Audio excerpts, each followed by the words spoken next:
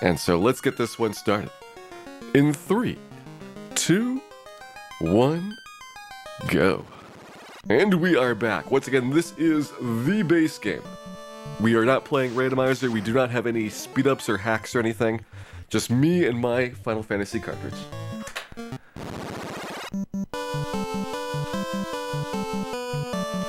I'll just probably find where the area around Crescent Lake is. It's somewhere here. There we go. Should be Giant up next. Giant is extremely punchable, right in his smug face. Am I trusting Dan to do something properly? Never. I would never trust Dan in the slightest, which is why he's in charge of this party. I mean, it works so well. With our fighter, our red mage, gotta be at least decent with a black belt. Hey there, Boza Cup, welcome in. Hope you're having a wonderful weekend here, and are ready for some Final Fantasy action. And I'm just skipping past Cobra Scorpion because it's a really bad matchup when you only have one character.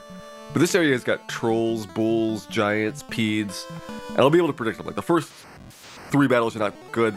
Next 4 battles all have monsters that we can beat. So you'll see me kind of go back and forth depending on what is spawning here. And since Final Fantasy, the way that the encounters work is that if you know how many steps you're taking and what zone you're standing in, you can predict the encounters that are going to happen. Allows me to kind of plan this all out. So like next up, we're going to have a troll fight. It's going to be 1 to 2 trolls. I don't know whether it's 1 or 2, but I know it's going to be trolls.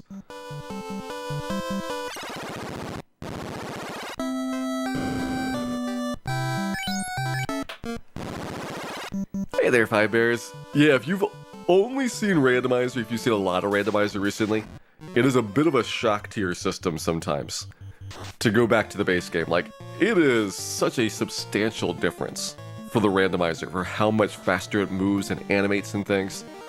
But I find like within 5 or 10 minutes, I can usually kind of readjust and get back into the swing of things again. Mainly it's the menus that I have to think about because there's a little bit of a rhythm. You can't just mash as fast as possible in Final Fantasy. Like, there's a lockout period. And so as a result, it is important that you're kind of not trying to outpace how fast the game wants you to go through the menus.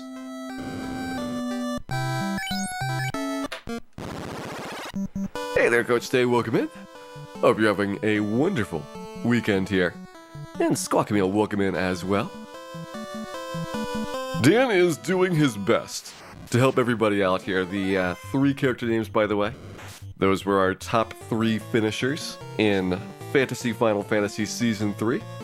So we had Pinnock, Neapolitan Afterglow, and Runic Magus for our black belt contributors here, assisting Dan in the important job of guarding the ground.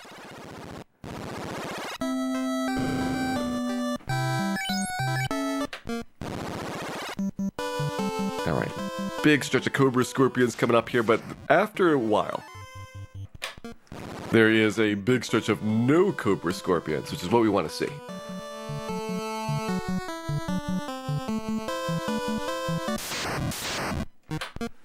Two more Cobras to go.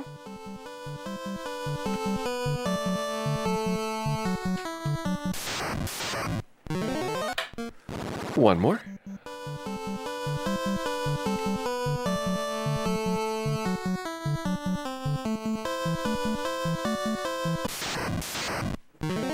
And Cobras are done. Finally got Final Fantasy 7 nice Skyrim Mage. That is a super fun game. And it really is what kicked a lot of the mainstream popularity of Final Fantasy off. The PlayStation release of Final Fantasy 7 was just an enormous influence to the overall history of Final Fantasy, as well as a lot of people's first exposure to it. And so definitely highly recommend it. Also very much looking forward to the remake of Final Fantasy VII.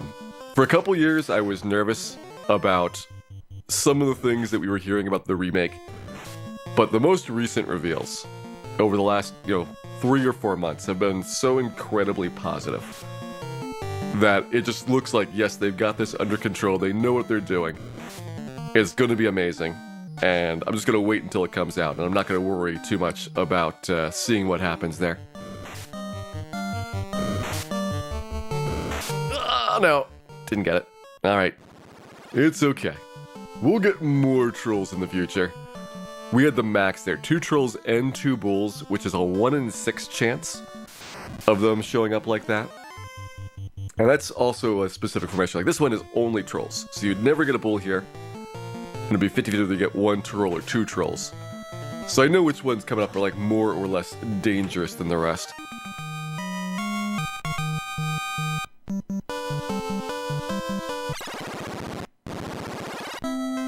Hey there, Gator. How's the punch magic run going? I would say we have done considerable amounts of punching. We're working a little bit on our kicking, and at some point, I hope that Dan also learns the headbutt skill. That would make my life complete. That and good peed fights here. Let's see how many peeds that we get. It is, 3 peeds. Could be a little bit dodgy, but I think we can manage to make 3 peeds work out here.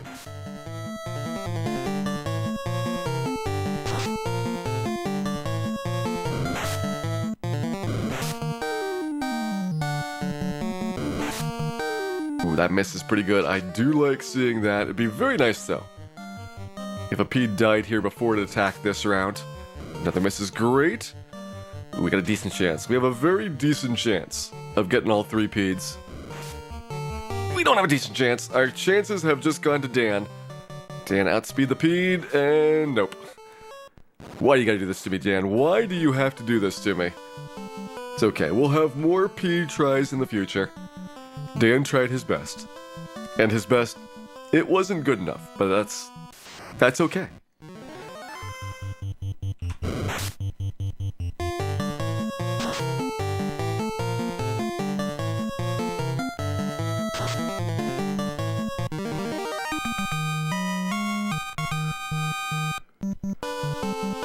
Don't remember which weapons and armors are better than others for Final Fantasy 1. Good news, if you like the black belt as a character class. That is a very simple problem because there are no good weapons or armor for the black belt. It's not true. We'll be able to get like 1 or 2 pieces of gear over the course of the adventure, but it is a very simplistic class in terms of understanding how the mechanics work, and more about the interesting part of the black belt is how do you actually get them to a point where they can level up. Because levels are everything for a black belt. If you've got levels, you're probably going to crush all the monsters. If you don't have levels, then you will be completely weak and ineffective. And that is where you have a lot of difficulty. With the solo black belt challenge is the opening of the game, where you're just outmatched and outmuscled by everything. It's extremely difficult to figure out how to get through. Let's just skip right to the giant fight. I can already see that troll bull fight not going well.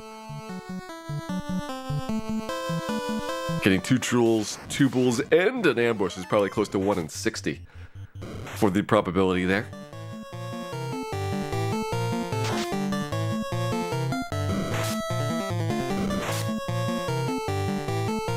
Hey there, Decker. Thank you very much for the good wishes, and Trent and Jill, welcome in as well. Hope you're having a wonderful weekend here. Your party is both twins, Rosa, Sid, and Rydia. Well, at least you got Rydia. Rosa's kinda good. Like, Rosa's actually very useful for the speedrun, in fact. There's a current route which has Rosa being your main character for attacking Zermus, because her ability to reflect magic means that you can bypass this trigger which resets Zermus's HP, and so basically you cut off half of the fight from that. However, unless you're using a glitch like that, Rosa is a tough character. Just does not have a lot of offense or defense to speak of.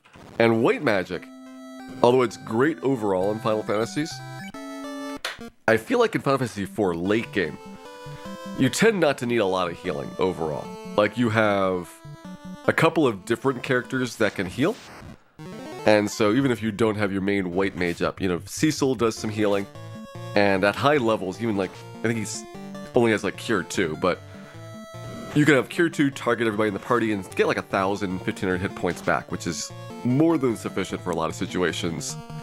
And Rydia's got some healing through her summons, which is another way to get, you know, that little bit extra of HP back. And so I think that having a main healer is not as critical.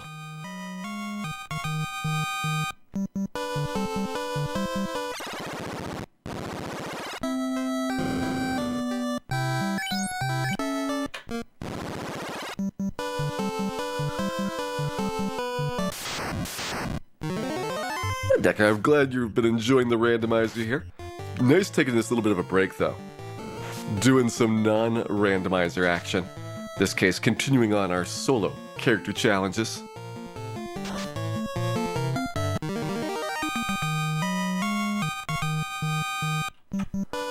I've been doing these in between Final Fantasy seasons, so I've got a chance to make updates to Final Fantasy. And this season, I got a big question to figure out, which is I would like to get back into single segment speedruns of Final Fantasy. And I'd also like to get Final Fantasy 1 randomizer into Awesome Games Done Quick. Those two things, if they're happening at the same time, makes it much tougher for me to operate Final Fantasy. And that's one of the things I've been kind of tossing over and struggling with, is how to make the ability to have a transition back and forth between two different game modes work during a season. And as of right now, I don't have a great answer to it. Like, I've got the ability to do multiple teams, and I've been working on that. But it's a little bit tough as somebody playing Final Fantasy to figure out, like, how do I talk about my random team versus my non-random team, and details like that that need to be still worked out. So we'll probably do a whole bunch of test matches once I feel like I've got an idea that is ready to go. And I'll ask you all for some feedback on whether we've got it right or not. Because alternatively, we could also make sure that we only do Final Fantasy with one game mode at a time, so it's a little bit less confusing.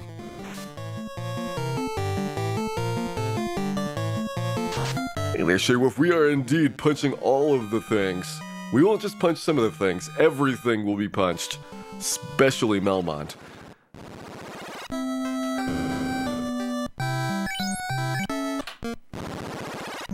Can you buy Cure 3s in vanilla? I'm pretty sure you can buy Cure 3s in the very late game. I mean, you can buy elixirs in vanilla Final Fantasy 4. They had a lot of items that were, I will say,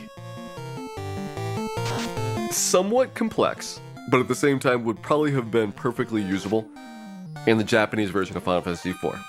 And they decided to simplify that tremendously for the US release, which is why a lot of things that came out later, like the emergency exits and the fangs and things, you can actually see a little bit in Final Fantasy 4 US version, like when Cecil attacks the Raven at the start of the game in the cutscene with a lightning bolt, that's like a fang item. And you can't find them normally in the US version, but you could find those in the Japanese release. But in exchange for removing a whole bunch of stuff, they also made some really high-end items purchasable. So, like, you don't need to have individual items for every status element. They made the universal status element cure a much cheaper thing. And those type of things allowed you to get, like, some significantly overpowered stuff overall.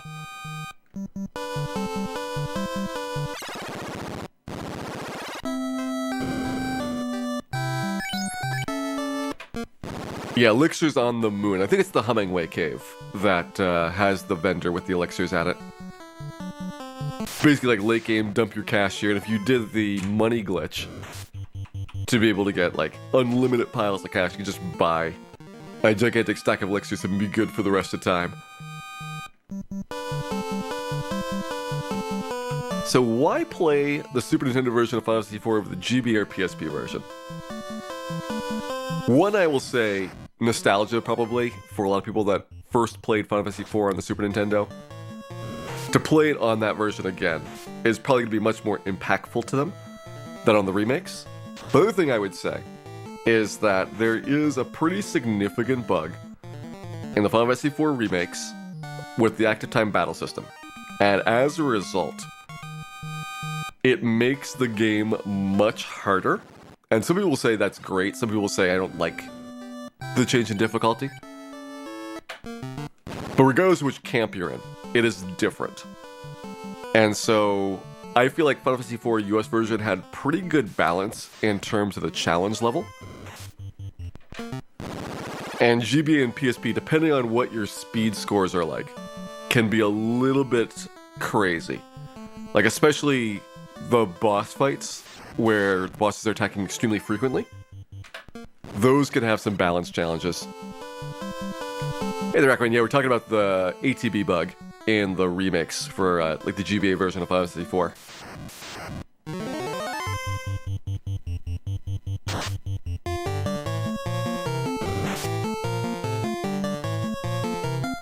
What nice, Shaylov. Glad you've been enjoying the Dragon Quest XI.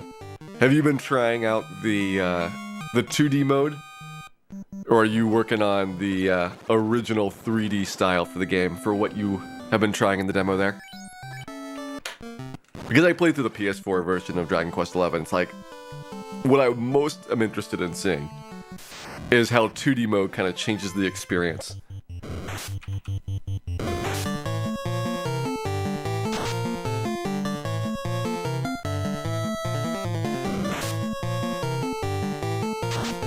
Oh yeah, Rackman, go ahead and link up any resources you think would be relevant for helping people understand. And there's actually more than one glitches with the active time battle system in Final Fantasy IV. It was the first game that had it. And so as a result, there's a bunch of weird things that happen. And this is true, like, a lot of weirdness in the Super Nintendo version as well. Like, everything is relative to Cecil's speed. And so if you've got a really fast Cecil, like let's say you level Cecil up more than the other characters, the bosses or the other monsters will get faster, but your party gets slower. And so it's a really weird system as a result, like if you don't know how this works. And conversely, if you make Cecil really slow, the monsters will get slow, but your other party members will become faster. And it was like, this is not quite like a sane system for turnover, but they were trying their best, just like Dan. And it mostly works. There are things that kind of break every now and then, and the remakes also kind of broke a lot of things with ATB. One way in GBA where it got like easier, and then PSP it got harder with the ATB systems.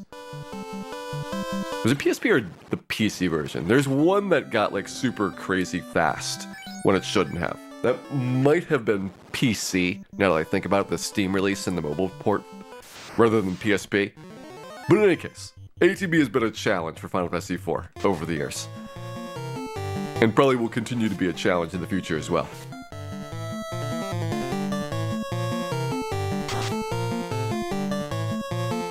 Hey there, Cluster. This is part 2 of Solo Black Belt. We've only been streaming for about 20 minutes so far today. 34 minutes, sorry. 34 minutes so far. You've not missed as much as you think.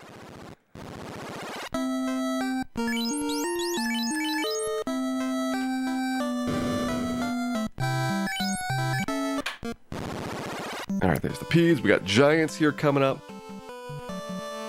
I'll be getting level 21 during this Crescent Lake grind. The reason being that level 21 is where the Black Belt gets 6 attacks per round, up from the current 4. So in addition to like the 1 or 2 extra points of damage per attack, just small but adds up over time, you'll get a 50% bonus on damage at level 21. And those are the types of jumps that make the Black Belt start off really bad, but get really crazy good over time. Like just the fact that you have double attacks per round and these big, giant, chunky growths in damage output means there's some very critical levels in terms of success for the Black Belt overall. And it looks like we have a whole bunch of Cobras coming up. 3 more Cobra battles. How many different grind spots will we use? Well, we started off with grinding the Imps, of course. It's really the only thing you had at the start. And then after we outgrew the imps, we did grinding at Provoca. And I went to Provoca probably a little bit sooner than I should. Maybe one more level at the imps would have been a better idea. But I just couldn't do like another 150 imps. It's like, give me at least a fight against creeps or something. And so that was the second grind. This is basically the third grind. Because even though we did a bunch of different things at Provoca, they're all in the Provoca area over time. After this one, we're going to do Earth Cave, we're going to do Ordeals, and probably Ice Cave all in one push. And then I'll think about grinding in Gurgly Volcano. Like doing an Agama grind for a bit. That seems reasonably attractive overall. So that'd probably be grind spot number 4. And I don't know if that's the last one. Like, normally in a lot of these parties, I would try to grind in Mirage Tower, Sky Castle, or places like that. But for the Black Belt, Agamas may be your best solution for getting from like level 30 to 50. I can maybe argue that Eyes would be better. If you can survive the trip through the Ice Cave, and you want to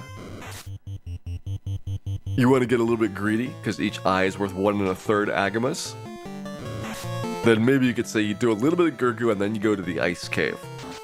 But I think that's pretty dangerous overall. Like, even manipulating it so that you don't get sorcerers or mages or things like that.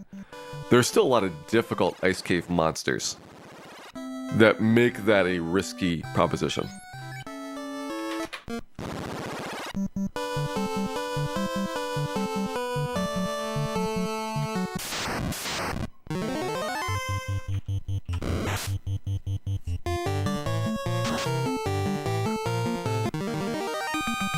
How much do I think we could take this next Pede battle? I think we got a pretty good chance, even if it's a lot of Pedes. Because Pedes are starting to get to a point where they're losing their morale checks against Dan. And a morale check is a monster's score versus your lead party member's level. Where the higher your level is, the more likely that they will run away. And Pedes being a somewhat cowardly monster type, I feel like they run away very easily.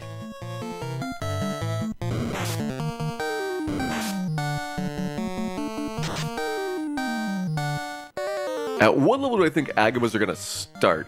I don't think we're going to get a ton of experience from level 21 until we are ready to do Gurgly Volcano.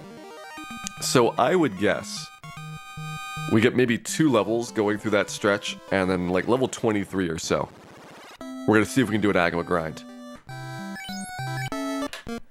An Agama grind will definitely be a couple different pieces to it, because I think at first... Question is, could we beat Carrie at level 23? I think we could. I think the trick will be that we actually go with our airship to grab the ribbon, the opal bracelet, and the pro ring so that we have a ton more defense. And if we had 43 defense, I bet we could take Carrie out at those levels. Like, Dan's damage is going to be okay-ish against Carrie in the 20s. It's not going to be exceptional. I don't think it's going to be a one-shot. But it should at least be pretty good. I want to kill Carrie first and then go back through Gurgu a second time to do the grind. And that way I don't have to worry about losing all my experience if we're not successfully able to beat the boss after doing our levels. You get Agama facts during the grind, no Agama facts. At least no automatic Agama facts, unless we're playing Fantasy Final Fantasy, but I will try and come up with a few Agama facts of my own, and you could all perhaps help the Agama Research Society out by proposing new Agama facts you have heard, Agama rumors on the street, that the Research Society can then go and maybe officially confirm later in the future.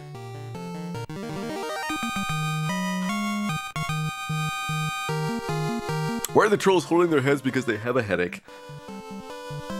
Dan, on the other hand, has 65% hit rate. Every 32%, you get a bonus attack per round, so he just crossed over the 64% threshold. Which means now he's got 3 attacks times 2, which is equal to 6 attacks. And that is enough for us to go ahead and try to get through the Earth Cave here. Have I already beaten Lich? No, we have not beaten Lich yet. We're about to go do that. This grind here was to get me to level 21, which is what I think that Earth Cave is going to require.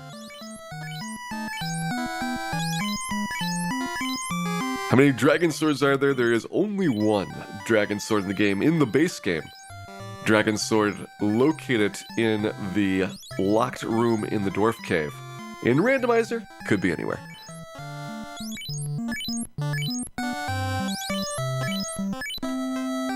Should be enough cabins for us right now. Also, because I've not beaten Lich, that means I can't get the canoe here. We'll be back later. But for right now, we gotta walk all the way around this outer perimeter. There's our peed fight, that's okay.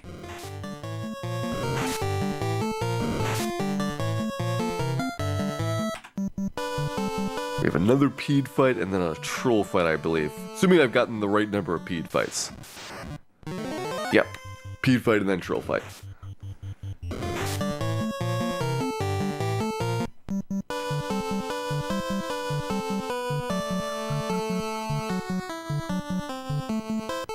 Into our boat and actually save up, because even though we're a lean, mean punching machine, Dan has Dan has several weaknesses. One of his weaknesses is that paralysis is really, really painful for us to deal with. And that'll be true of the entire game. There is never a spot at which status elements are not going to be trouble for a solo challenge. And as a result, if we ran across any Odd Eyes here, I'd be most sad. I don't know if Odd Eyes would be running at level 21. I feel like they should just run away, but I don't have to rely on that. Wait a minute, this is around Elfland. I don't need anything at Elfland. I just need to go to Melmond. I felt there's a reason I was avoiding going up there, and that is a perfectly good reason to avoid it.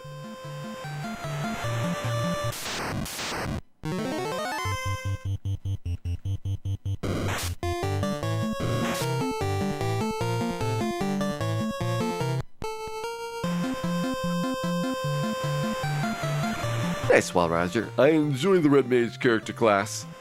Highly versatile. Stylish hats. They've got a lot of positives. Hey there, Box Type Beatnik. Welcome in. Hope you're having a wonderful weekend here. And are ready for some Final Fantasy.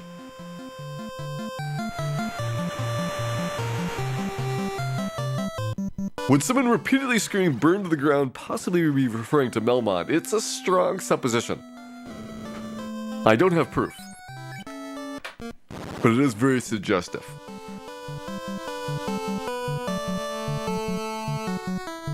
Refuse the steel armor. I have promised that by the end of this game, I will make sure that we have a steel armor and cat claw. We can't use them, but I will still have them just to show off in front of Chaos.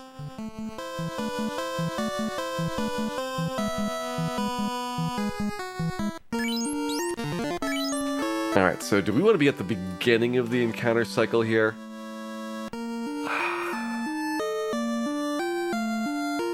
We can't get down too fast. I think this is okay. I think beginning of the encounter cycle is fine. We have cockatrices as a scary thing because of the petrification. We got a unpleasant Spectre Geist fight every now and then. But wizards actually shouldn't be that bad in general.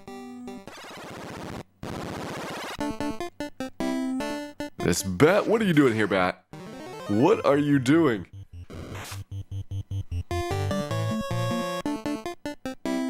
Gotta remember, there is now way more bats than in Randomizer. Randomizer actually removes a whole bunch and they still get in your way somehow. Down here, because we don't need the Coral Sword or its fellow items. I'm just leaving behind like everything. Like cash is irrelevant to this game for the solo black belt challenge, so it's not that we need to even collect things that the fighter or other character classes would use to sell. we're just good to go.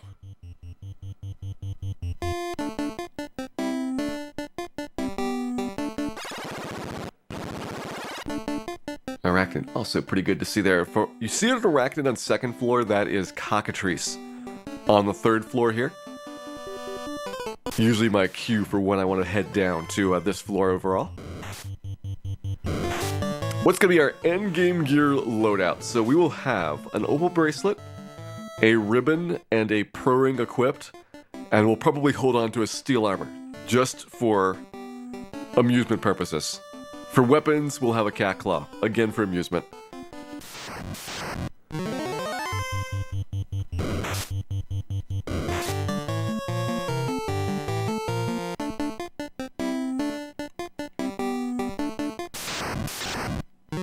Who's gonna learn the pure spell? I think Pinocchio will. We give Pinocchio the pure spell, maybe Neapolitan get the soft spell. We'll be fully covered in terms of all of our terrible things.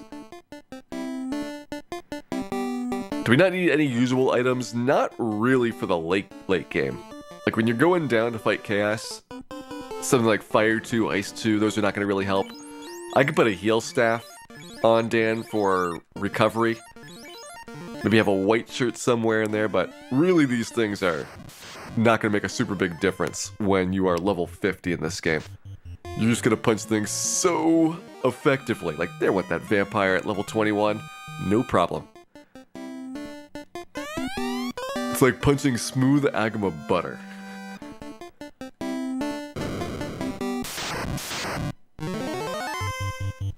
They get a mage staff for Grimaduses. No, most likely what we do on all of those encounters is just run away. The only unrunnables in Temple of Fiends Revisited, and I say only because there's a lot. Upstairs you've got the Purple Worm. You've got, well, Purple Worm should be the only one that you actually see upstairs. And then downstairs you got Earth Elemental, Fire Elemental, Water Elemental, Iron Golem. Who else is in that neighborhood? I don't think there's a lot of unrunnables overall. By the way, these wizards significantly scarier than I wanted to see. Dan is going to have a good round here. Dan, can you be the wizard? No, Dan does not make it. All right, try again. Try again.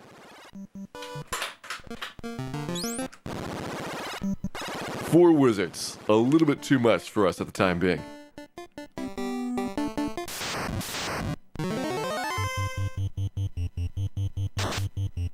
That's the question of, do I trust Dan with black magic? I don't trust Dan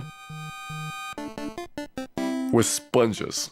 Like, you could give him the most inoffensive, unassuming materials, and he would manage to, if not set your house on fire, severely wound everyone in the neighborhood.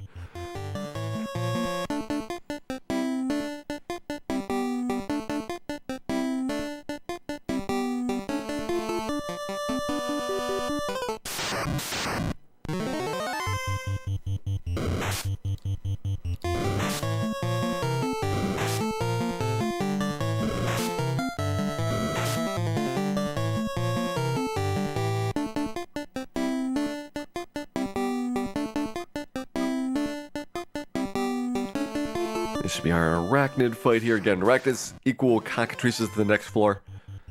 So the fact that we see arachnids here is very important for making the cockatrices not show up. In this case, because I'm just walking straight there, it's not like I could get to the third floor any faster with my current setup for it.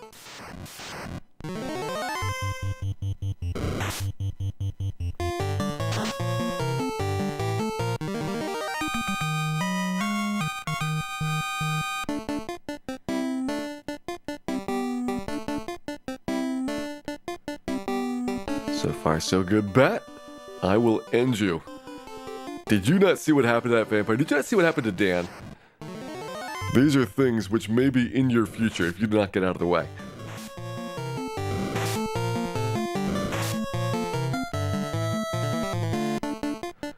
Punch magic! I feel like Dan eats very responsibly. Exercises, mostly his fists, sometimes his dying on a regular basis. I bet Dan is at least in decent shape.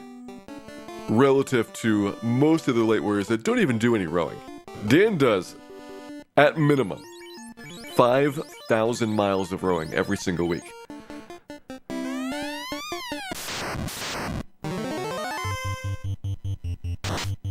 Okay, Dan did not get dazzled.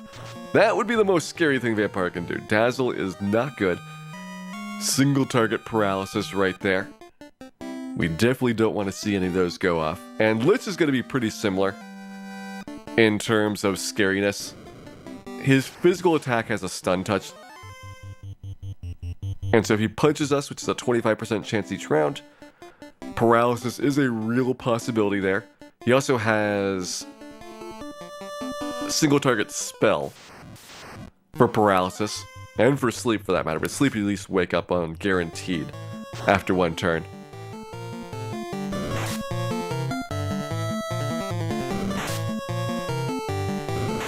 Dan is the black belt from the Airship picture. I thought the black belt in the Nintendo strategy guide looked rogue and dashing. Perhaps a little bit confused about what was going on, but nevertheless, enjoying it.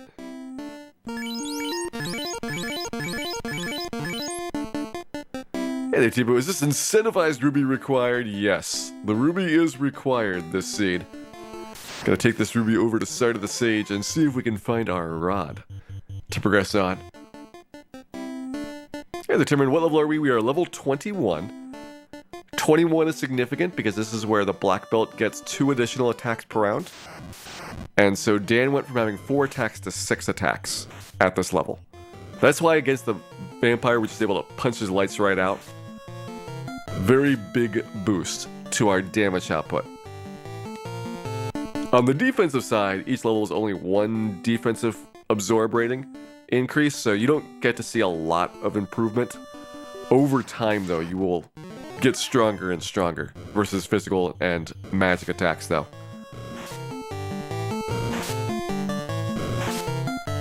Hey there, Combo Breaker. This is the continuation, part 2 of our solo black belt challenge. We did about 5.5 hours on Wednesday, which got me up through Astos and a little bit of grinding past him. Now we're doing hopefully the second half of the game. Like, I believe that things go decently well here. We could be beating Chaos tonight.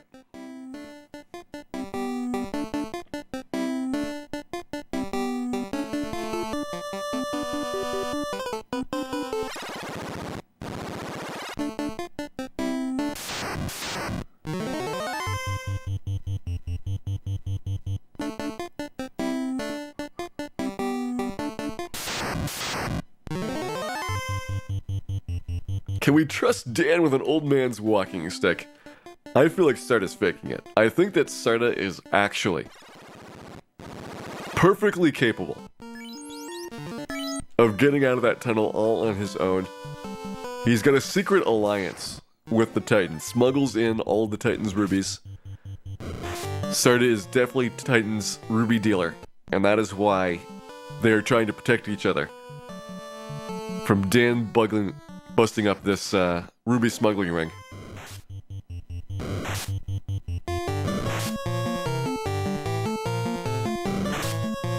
Nice combo breaker. I think it'll be a while. I'm not going to promise that you'll still be awake depending on how tired or awake you're feeling overall, but we have a decent chance, at least before I go to bed, of Dan finishing up this game.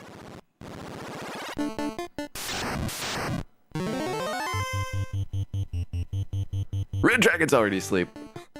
Already have the Red Dragon nap in there. For those of you that didn't see it earlier, there's 3 things that I worked on art-wise over the 2 days that I was off. The first is I made a new emote, which is a sleeping Red Dragon from Dragon Warrior 1. That is the NES Red Dragons that cast sleep. I updated the Dan emote, so Dan is now significantly more on fire than he was before. I always felt there was not enough fire when I redrew it to truly make me happy about having captured the essence of Dan. And the third one is that I did put together a 3-year subscriber badge, which will be a while before anybody has one of those, but I am really looking forward to checking those things out. That is probably my last subscriber badge. I could draw more potentially, but this one is so good that I'm not sure it can be topped.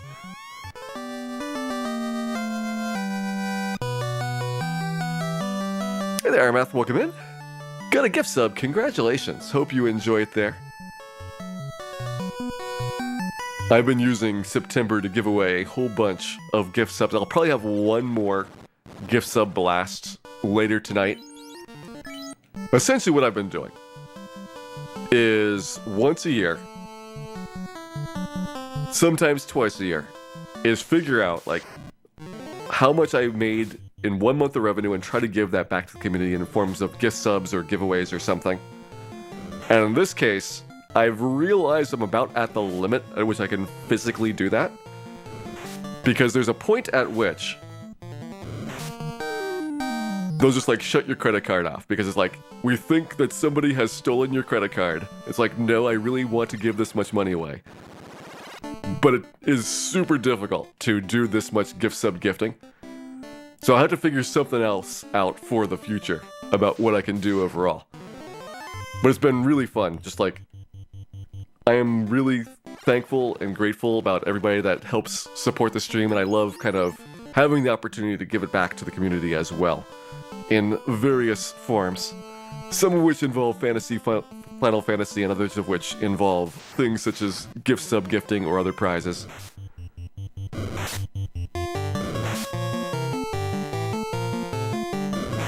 Oh yes, we do have our Final Fantasy Season 3 winners, both on screen as well as in the game here. Peanut having won with 201 points, captured Season 3. Rooting Mag is pretty close behind at 195, and Neapolitan Afterglow was our 3rd place contestant. Gonna try doing this from Power On again. I feel like we had a very good walk down there, at least for wizards. I'm not sure if we get a Spectergeist as well, though.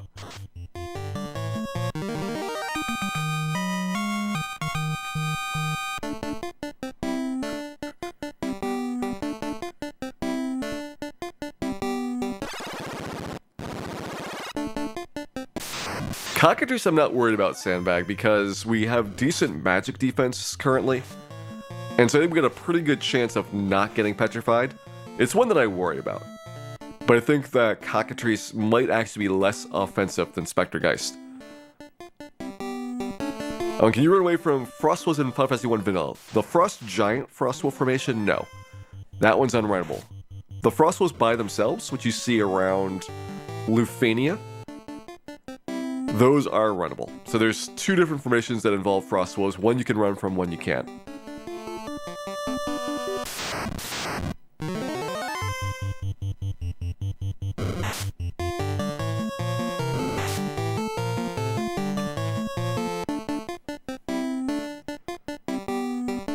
Bat, if you do not get out of my way, so help me, I will end you.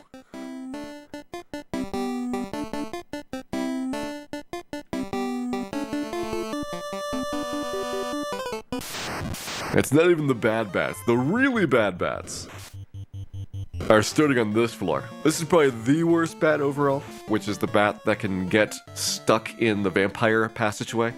It's a super long, 1-tile wide corridor. And what makes that bad is that bats can't go through the door at the other side, so they just hit there, and good luck ever getting them to come back out.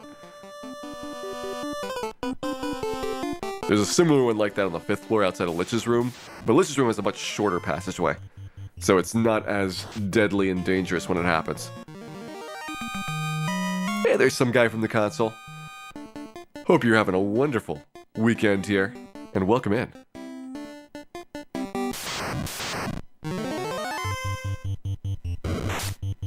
How does Solo Black Belt get past Astos? So, Astos has got 2 really big spells he opens up with that hurt you a lot. One is Rub, which you just reset if that lands because you're dead. The other which is Slow 2. And depending on how much damage you got lucky with before the slow 2 happens, you can decide to keep going or not.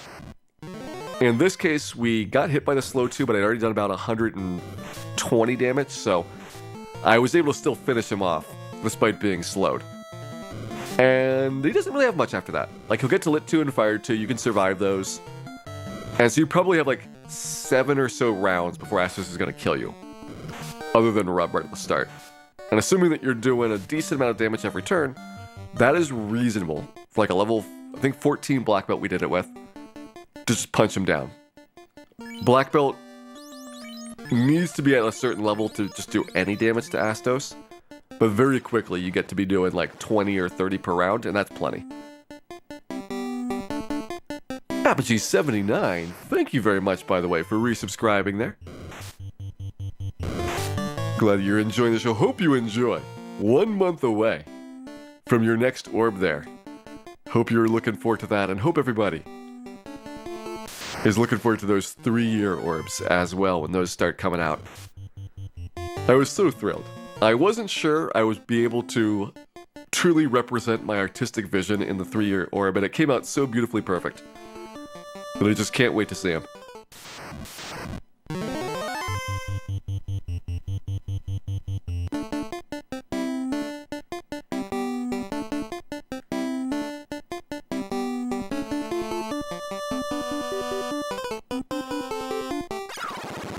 And in. Alright, so 5th floor here, Wizards are gone. We get Troll Bull, we have Ooze Arachnid, but nothing really super dangerous, I think, for Dan at level 21. The biggest problem we have here is going to be Lich. Like, that certainly is a very tough fight overall, and we'll see how the Lich battle goes.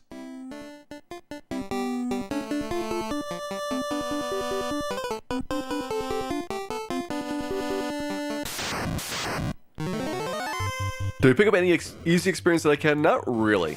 Most of the time if you see me kill something, it's because it is the same speed as running away.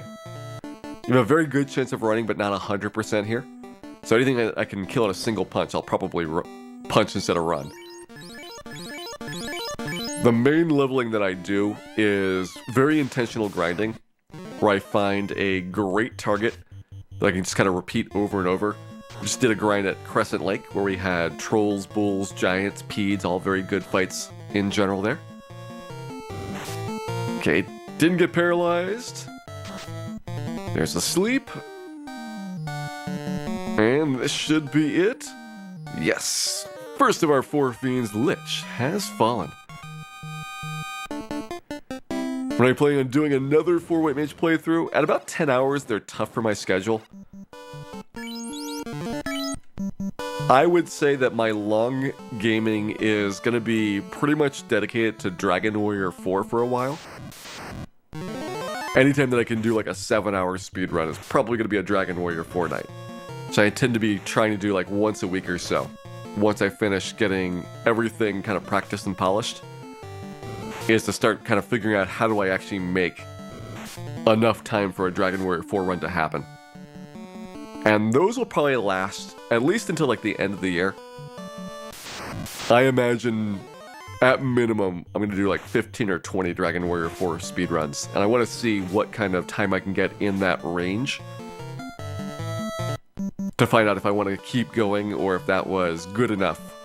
15 to 20 is about what I did for Dragon Warrior 1. Now Dragon Warrior 1 had a lot less preparation involved, so it was more like just jump right into it. But Dragon Warrior 4 has also been a lot of learning time, so I may want to have additional runs to be able to get some credit for that.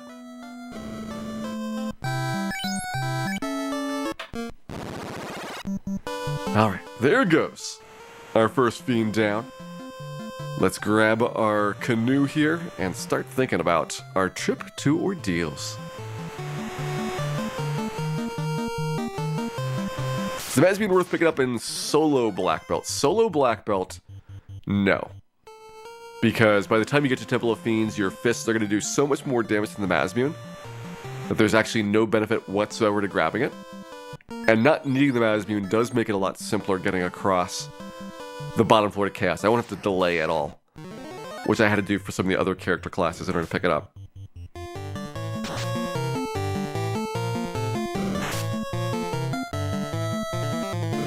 to think about how many 4-weight mage playthroughs I've done.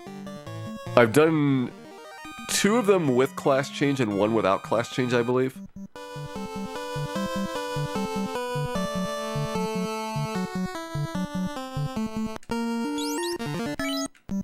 And at least on NES.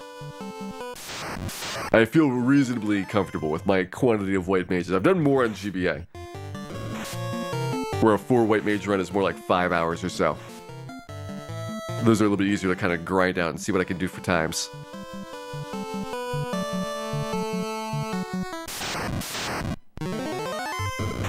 Hello, trolls. Do I stick around and try to punch them? I think I do. I think we try to punch the trolls. Punching trolls may have been a mistake. Mistakes may have been made by Dan. Solo Thief, that would be a lifestyle. That would be such a long amount of time into it. What I will probably do for White Mage, Black Mage, and Thief is, if I do all of those, do them with class change. And that'll significantly kind of speed things up. We can always decide later whether it's worthwhile doing it without class change as well. But I think between seasons 3 and 4, I'm not going to have enough time to do like an entire Solo Thief no class change playthrough. Even with class change, it'd probably be a bit of a stretch. But I'll think about what our next adventure is going to be like.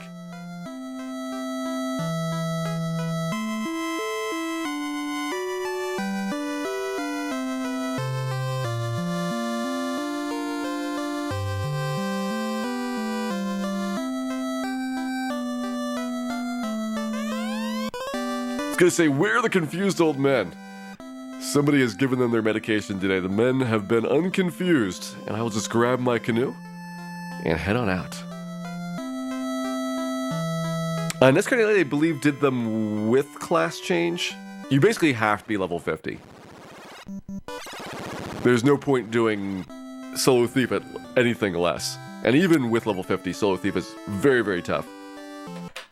Problem about Thief is that you have to get manipulations in all your level ups so that you get a strength vitality point every time. And that's a lot of work just doing the resets for it. And it means you have to be a lot more conscientious about your grinding as well.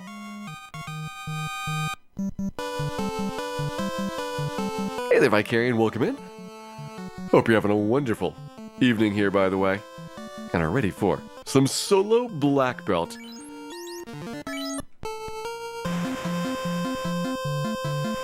Thief and a Black Mage.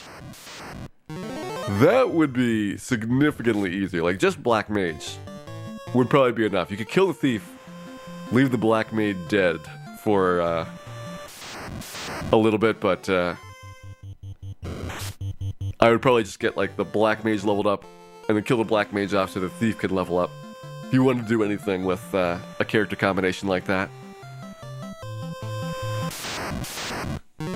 Punishment for winning, it's okay. I think that being the dead thief is probably the more advantageous position, so it's definitely a reward compared to anybody that has to actually play a thief.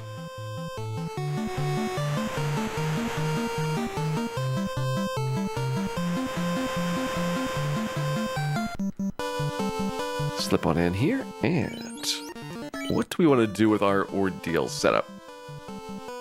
So the question is, how much do I want to play with the Medusa problem? We definitely don't want sorcerers. We definitely don't want man-cats. Medusas I could feel as something that you can make an argument for whether they were actually going to petrify you. Like, we'd also do an experiment just to see how bad they are. Because the normal setup is to go quite a few battles in past power on to get things situated for the ordeal strip. Oh, hey, Maelstrom, welcome in.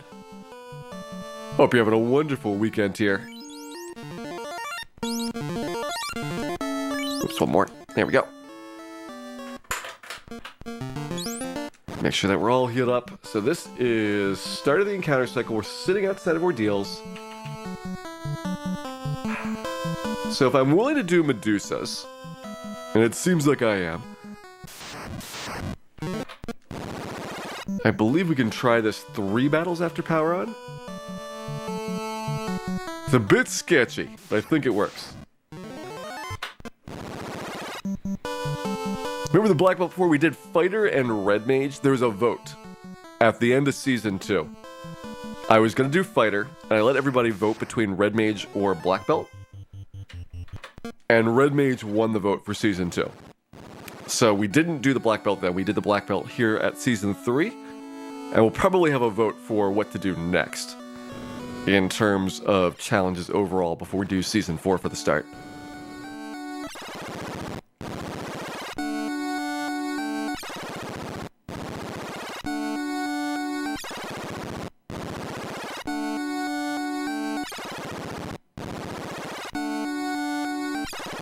Yes, we'll have Mummy Medusa here. This is my experiment to see how well the Medusa fights go. If we just get petrified right off the bat, then I'll have to rethink about where I enter into the encounter cycle for this one.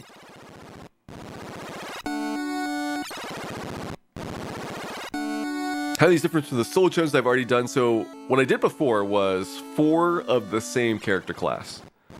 This is just one person of one character class, so significantly more difficult than our previous solo, not solo, but single character class challenges. We've gone from single character class to solo.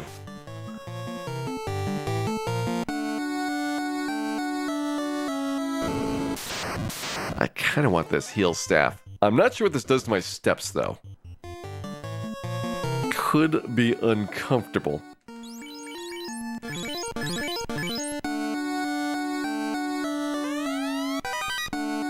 So we need one of those. Taking the safe path through here so that we will hopefully not see past the second Medusa fight. Is it this one? Nope, didn't need that. That's the one I wanted. Gold bracelet.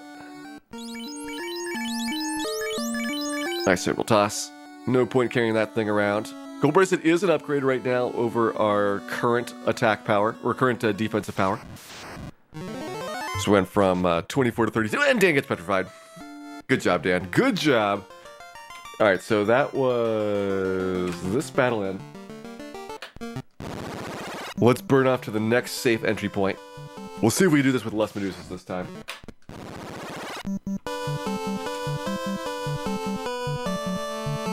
Okay, past all these Catman fights.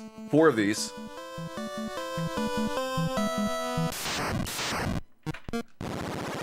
Three to go.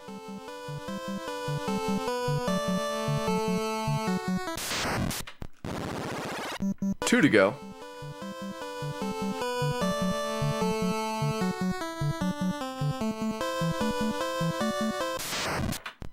One to go.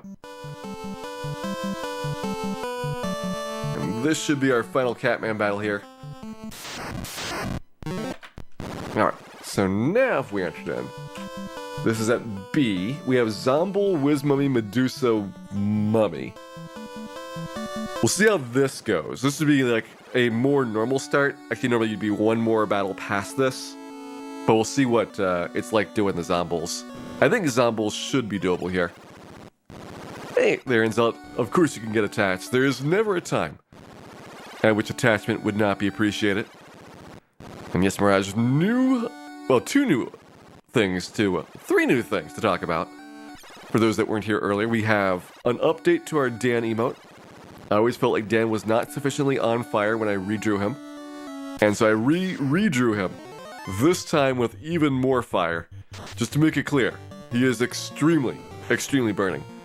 The second thing I did was draw a sleeping red dragon from Dragon Warrior 1. So that'll be our sleep emote there. And also we have our 3-year subscriber icon, which nobody has yet, but soon. Someday we will have those and they will be beautiful and glorious. Hey there, Cafe Time and Mr. Funballs, welcome in. Hope you're both having a wonderful weekend here. And Allison Chains 20, welcome in as well. Does Jerrybot have the 3 years subscription icon? Not yet. We are pretty far away from 3 years, but once we get there, then all will be glorious. And do I draw these? Yes. I've done all the artwork myself for the emotes and icons in general. I'm mostly good at pixel art, so the problem I have is I can do like the small size and the medium size, but I don't really have like the ability to do like vector graphics, which is what a lot of people that are actual good artists do for drawing Twitch emotes. And so as a result, I don't have like scalable sizes. I don't have the large, super zoomed ones. But I do my best with the two that I can make work overall.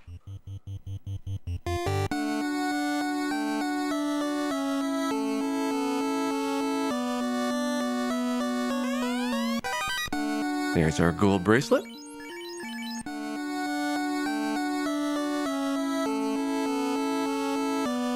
Here's our Medusas. 3 Medusas and ineffective. And out of there. Good job, Dan. Good job. Grab our Zeus Scarlet and let's see if this is enough to beat up some zombie Ds. I think it is. I think we can do this. Didn't get paralyzed, we're good. We should be good.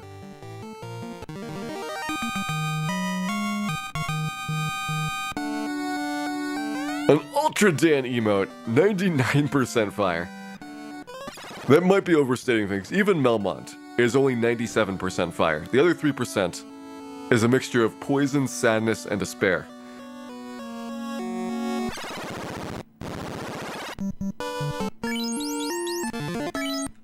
Also, I have no idea why I got the tail. It's just for fun.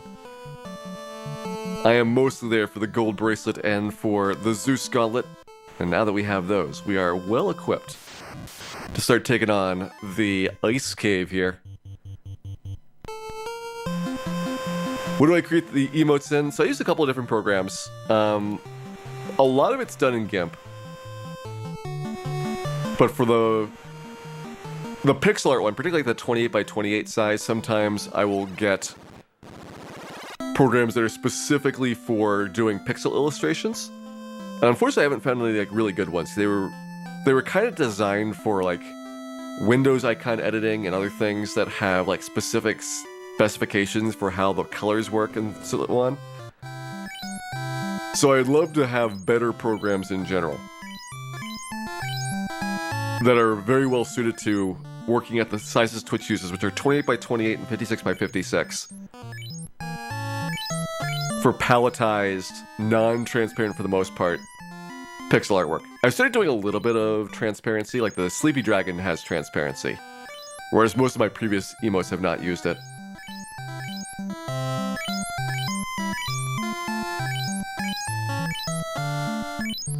Class change for the extra challenge. The idea is that this is a no class change run. But I'll still hold on to the tail, just because.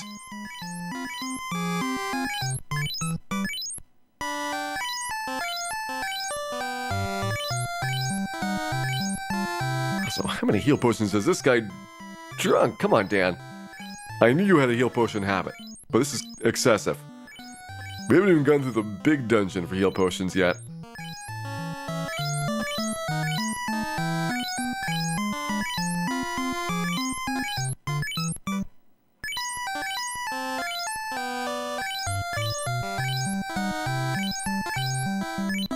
Alright.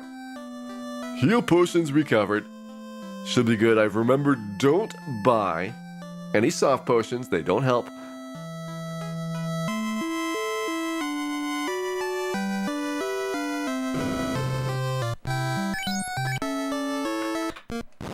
Get our game saved and let's go. Over to the ice cave here.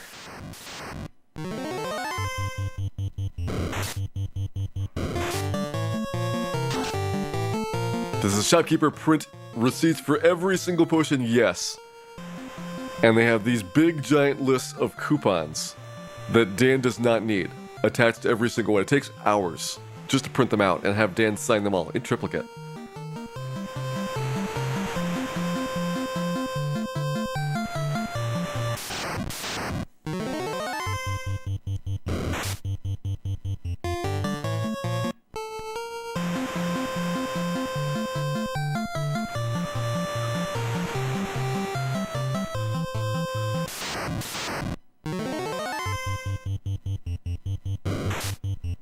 Ellie, we have finished ordeals. So far today, we have done Earth Cave and ordeals. We're going to work on the Ice Cave here next. I don't have a great strategy for Ice Cave pre-planned out because a lot of this is improvisation. But what my basic idea is to skip past the start of the encounter cycle so that we don't have the wizards right away. Wizards are... I mean, they're going to be a 2-round fight, so you just have to survive until you get that second Zeus Gauntlet off. It's not impossible to beat wizards, just very dangerous. And that's like the biggest challenge through here. I think I can sneak through the rest of the dungeon really quickly because we don't need to grab the money, we don't need to grab the flame sword. There's all kinds of stuff you'd be getting normally in the Ice Cave that we can just skip. All we want is the floater. We're going to go in, grab the floater, and get out.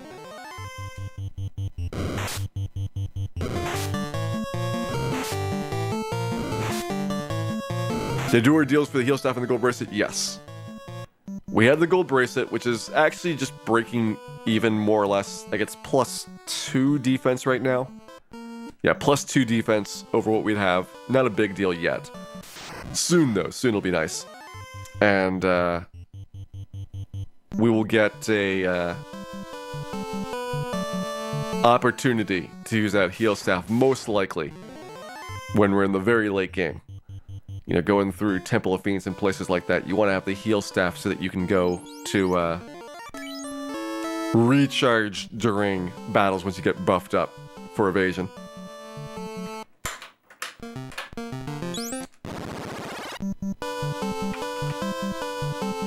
Alright, Ice Cave time.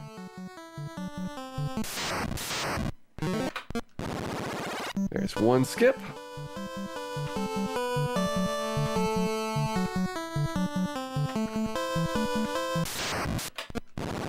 Two skips. I'm going to brave the cockatrice mummy here. Because it's at the beginning, I think it's not as big of a deal overall. Where's the first ribbon? The first ribbon's in the waterfall. So after we get the airship, I can get the purring purchased. I can get the ribbon out of the waterfall. And once I have enough money for the Oxiel, I can also get the opal bracelet out of the sea shrine.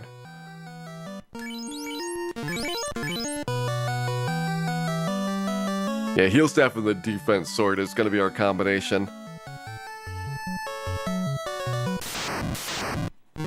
That is going to do a lot for us later on.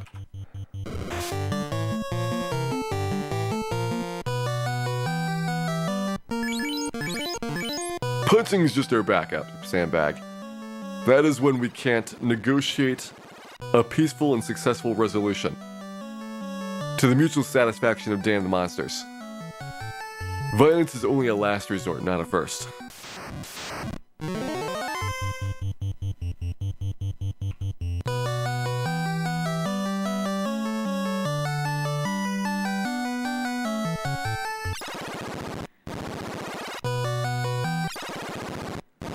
Maelstrom was tricked by the Ice Cave. It is nasty that way.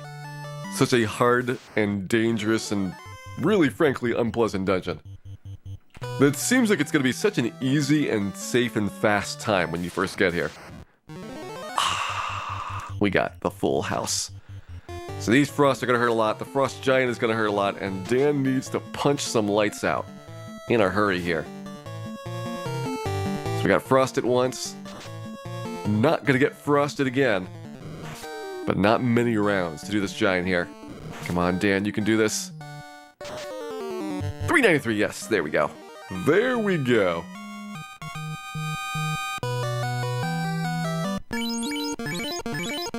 Even better, the tail has put my heal potions into a better spot for doing fast healing through here. They'll just flip back and forth between the game depending on where we are.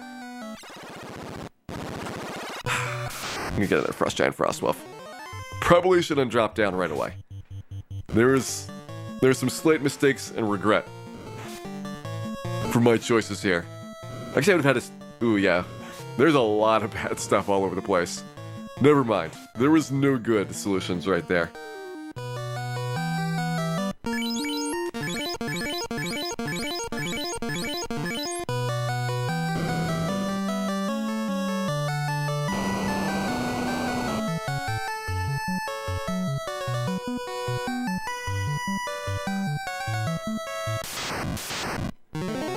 Okay, only one this time at least. There is no good in the ice cave. That's not true, Trenton. There is your one true friend, the Arbones. They would never harm you. Everything else in the ice cave is terrible, but Arbones, they're your friends.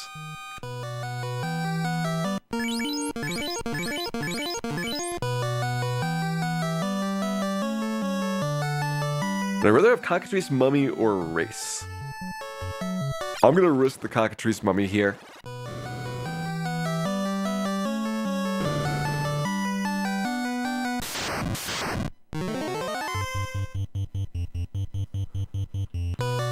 How do you avoid getting paralyzed or put to sleep? So you have your magic defense score as a black belt go up rather quickly.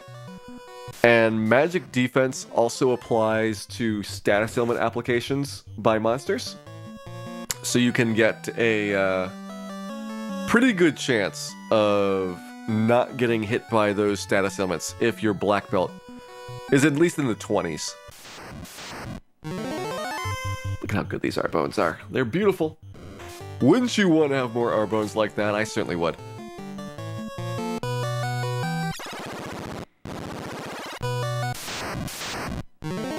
Was I skipping right there? That was going to be mages on this floor.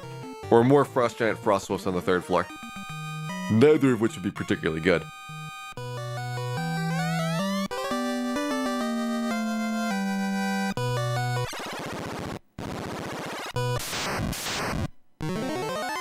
Oh, so much pain.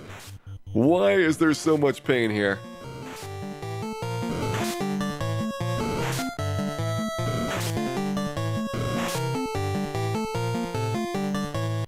We're through. We have Arbone and Greg the Pede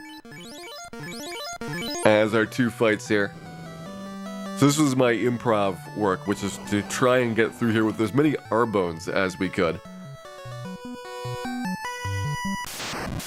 Oh, and Lovkin, thank you very much for resubscribing there.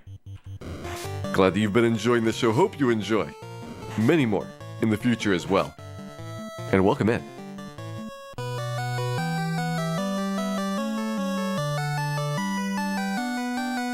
Rather have Greg, Pete, or Wraith? Well, this decreases my chance of getting Wizard, so I'm going to do this. Even though I'm not a huge fan of the Wraith encounter. I'm also not a huge fan of 7 Wizards.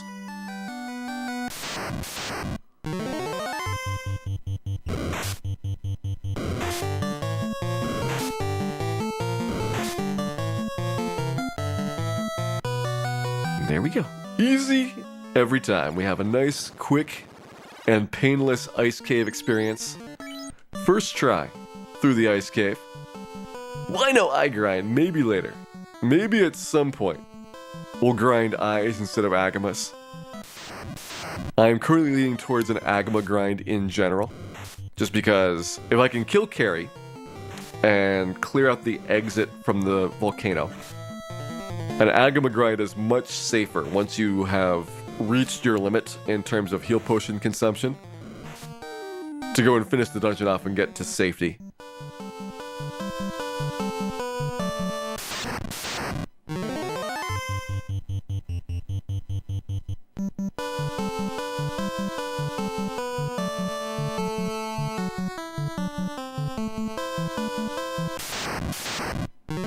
Yes, with the Zeus Gauntlet, the wizards got easier. You still have to survive 2 rounds, potentially, which is 14 worst-case wizard hits. That's a lot. Possibly more than Dan can withstand at the current time. But you'd at least have a chance that early in the 2nd round you get the Zeus Gauntlet off, and you'd only get like 8 or 9 wizard hits, and even that's a lot. But maybe Dan could do his best and clench it out.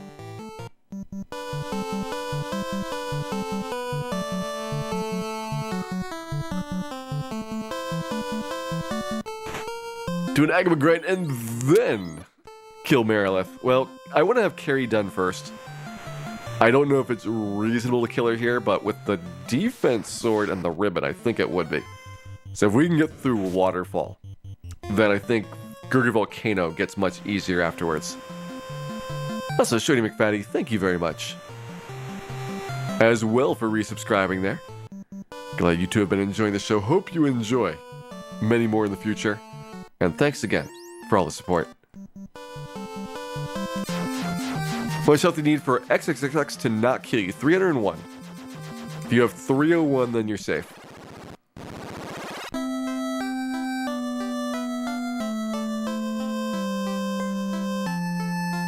Or if you have got death resistance, which I'm about to get right here from this pro, and you'd also be safe from XXXX. Now, the downside is that you do have some additional complications in that place. So, for example, there is the petrification, which is a little bit of a problem for the eye. You also have like wizards and other things roaming around that floor. Wizards and mages both are really, really nasty to see there. And so there's lots of ways that things go wrong when we're talking about going through there. I didn't realize I had enough cash for the bottle, otherwise I'd pick that up first. Instead, 2 trips to Gaia like a chump.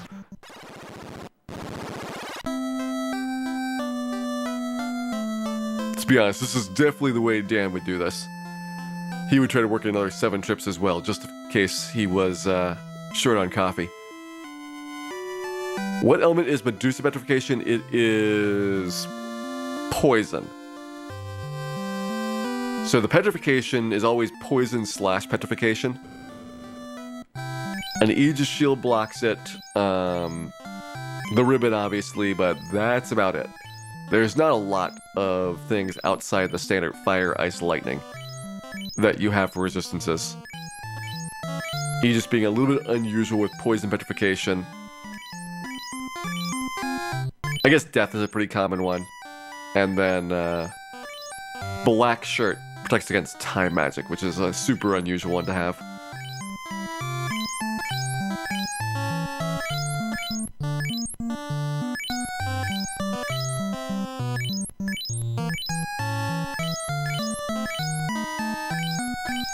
Alright, should be enough cabins for right now.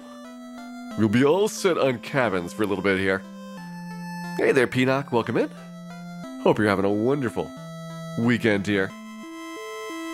And are ready for some fantasy Final Fantasy. Because someday Season 4 testing is gonna start. And I would like to see what you do to that. There's my bottle. Hey, the Irish Pub, welcome in. Hope you're enjoying the show here today. We're doing a little bit of an unusual thing for me, which is a challenge run. In this case, doing solo black belt through Final Fantasy. Solo black belt, no class change. We killed off the other light warriors at the very start of the game before our first battle was complete, and I've never had them back up ever again.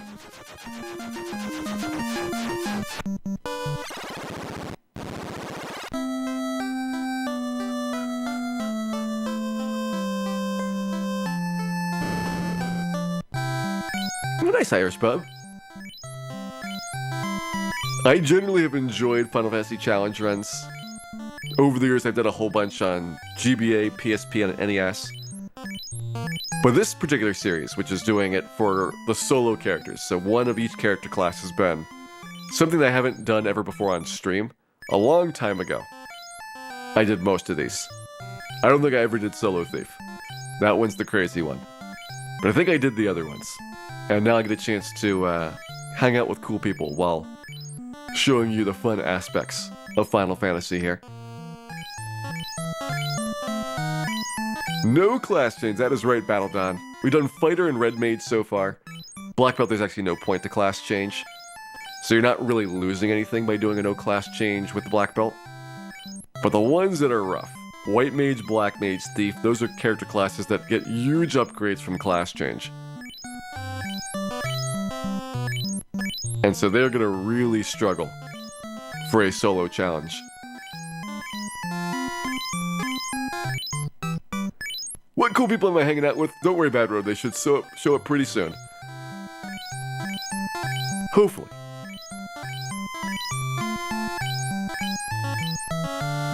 This is the spirit of the challenge to class change the Black Belt. I think that I want to just have like a no class change playthrough for everything, so it's not as confusing about why we did it. But I did pick up the tail.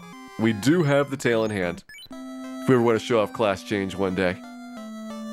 I mean, really, it's just a sprite upgrade. You could do it at level 50 if that makes people happy. What we can also do is give a crack to going through the waterfall here. We would like to get our ribbon and our defense sword out of this, to go eventually to get the cube no matter what. So let's find out if we are ready to take on this place yet. I think the big problem about waterfall is mostly going to be the mummies putting us to sleep. Perilous Death Touch shouldn't work. We have easy to run away from nightmares. We could probably kill the mud golems. Could probably kill the nightmares for that matter. I don't know if it's worth it though, given that they have a lot of evasion. But certainly mud golems could be pretty good. And we will not see any ghasties, because I'll make sure that we reset prior to going in there.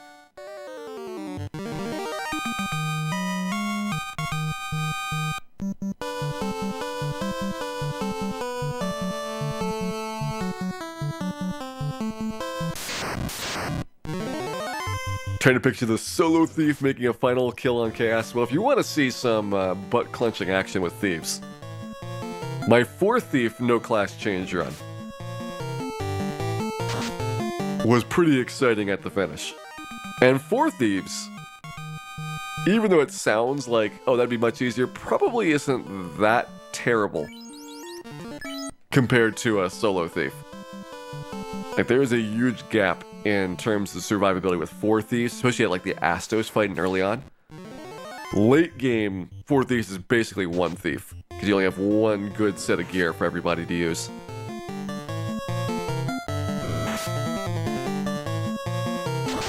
Ghasties would be hard now. In a couple levels, even gas dragons are going to be very doable with our black belt here. Okay, we do have our 32 defense on, making certain that we had the pro ring equipped. So we're all set and ready to go in here. And I don't think we even need to reset, because we haven't done that many fights since the last power cycle. And Ghasty's not going to show up until 128 battles after power on. So let's see if we can grab some Mudgull experience going across. There's our first one down. Yep, say what, we got past Lich and Ice Cave.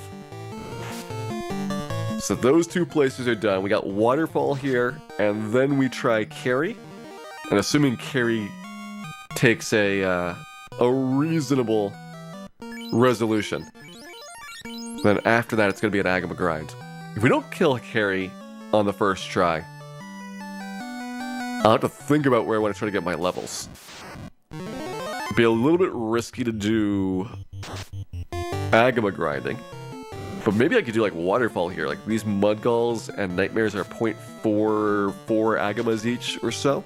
I think it's like 0.44 for the Mudgull, 0.45 for the Nightmare.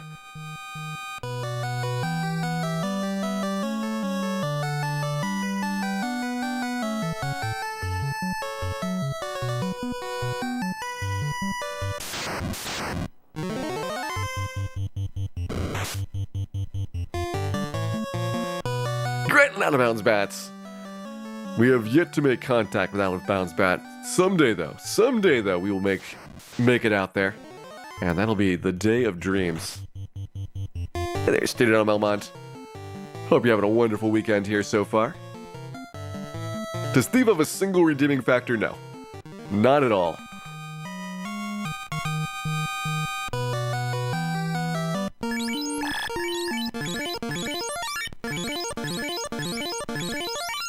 In fact, thieves will suck the redeemingness out of other nearby people, so don't stand too close to one.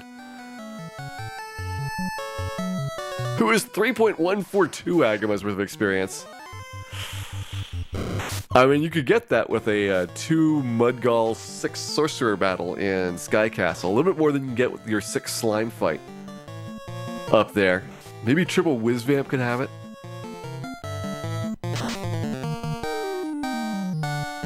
It is tough getting up to the 3 Agama territory. That is a lot of XP. The thief has a decent hairstyle. That is a tough argument. It may be true, but I'm not sure if I'm willing to commit to this.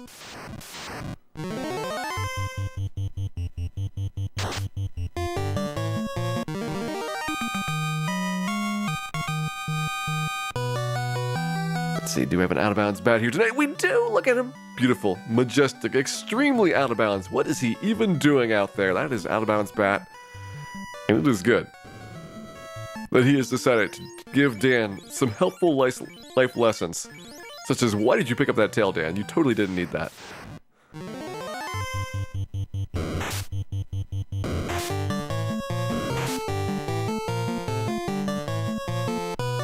Excellent, didn't die in the process. Already a good start to this room. And I don't remember where we need everything, but ribbon is here. Get some unnecessary cash. More unnecessary cash. Do I want the wizard staff? Now we got Carrie pretty much embarrassed as it is. Defense sword, our cube. And that is it for our waterfall acquisitions here. Ribbon's going on right now. We got defense sword, probably the more important usable item here. Yeah, I don't think we need the wizard staff. Wizard staff, not worth it. One battle. The battle versus Carrie, you could make use of it. And I would rather just get more defenses and more punches in than try to get Carrie confused. Go ahead and make a bonus door. And let's get out of here. Very nice waterfall trip so far.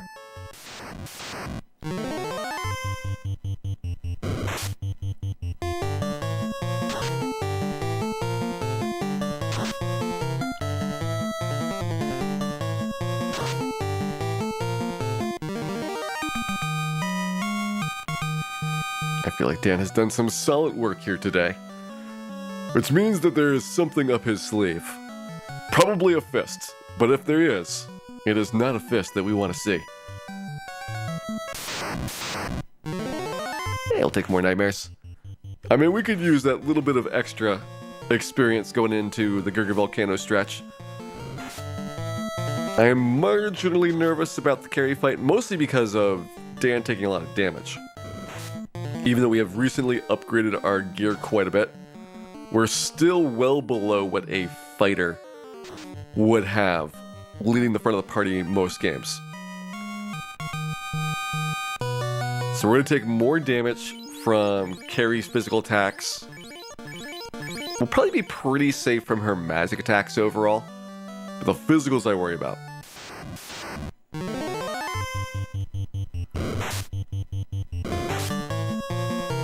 Does the black belt get any bonuses from not having armor equipped? Yes.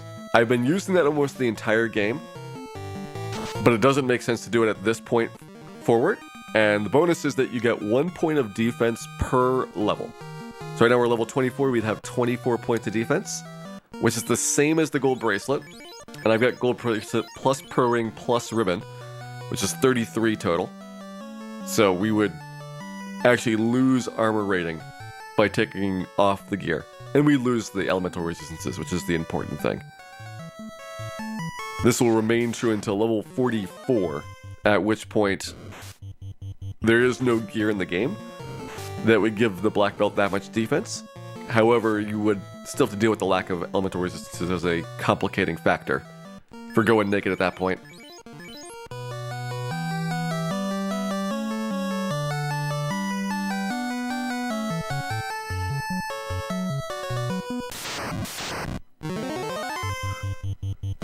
Just gonna pick up the opal bracelet? Yes. I'm actually gonna do that right now, because I want to have the defensive upgrade for the carry battle. And it'll give me plus 10 more defense over what I have currently. That's why I bought the bottle and got the Oxyel prior to coming here.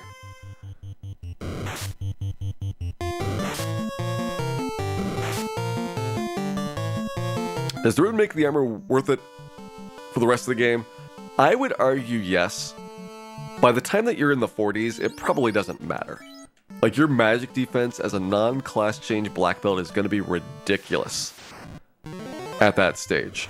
And so you could probably do whatever you want and be fine. Except for fight frost skaters. Those are dangerous. Don't fight the frost skaters.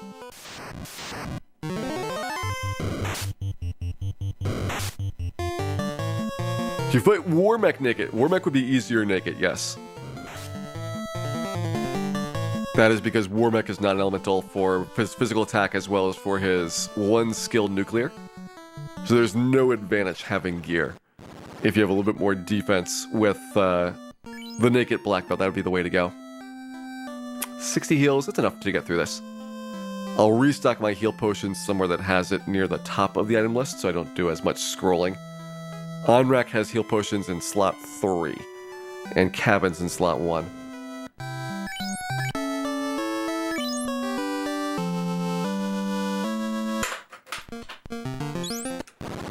Alright, back to the beginning of the encounter cycle. Let's see how many battles we want to skip. So I would like to miss the first 3 battles here after power on, it looks like. This gets rid of 2 Wizhag fights and a ghost fight.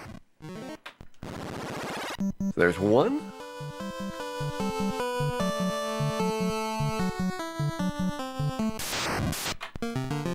Two.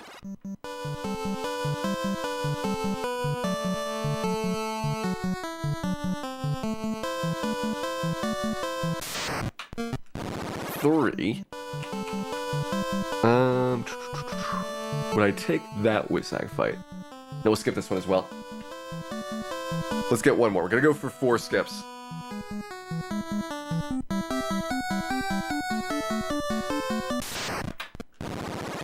Alright, let's try this. We should open up with Sea Snake as the first fight.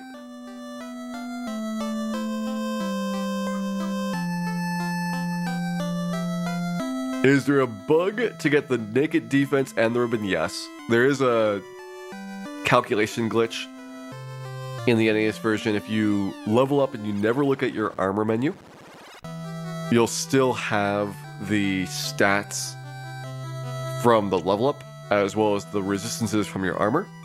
I don't intend to use that here, and I'll make sure that I flip it open just to make sure that it doesn't happen when doing travels throughout here. Now that we're actually getting a little bit of separation between our armor score and our defense score, all you have to do is go to the menu here. That'll recalculate everything, and you do that every time you level up once. Then you're good to go.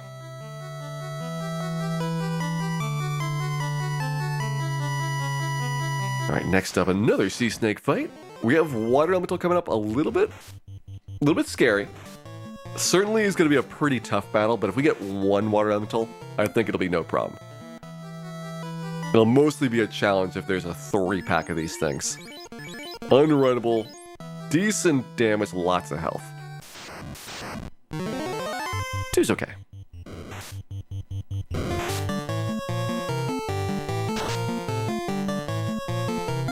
We're gonna get the slab, yes. We do need the slab to be able to finish the game. I don't see a reason not to pick it up now. The question is, do I get the maid staff while going through here? And it depends a little bit on what I see for the encounters. I think that I will. It will require that I get a Wizhag fight at some point during this. But it should be fine. There's my opal bracelet. There's all kinds of other good stuff here in the Sea Shrine. I'm just skipping it because solo black belt really is very, very minimalistic on gear. And we don't need cash, so there's no reason to pick up a lot of things just to sell it.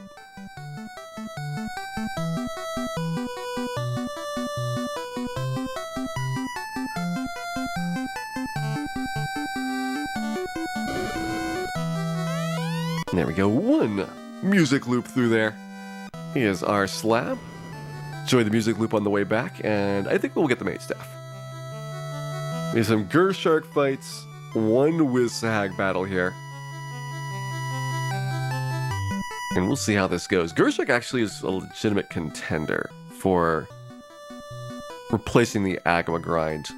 But I think the Agamas are just more consistent, and so are probably preferable assuming that Carrie will die with our current setup.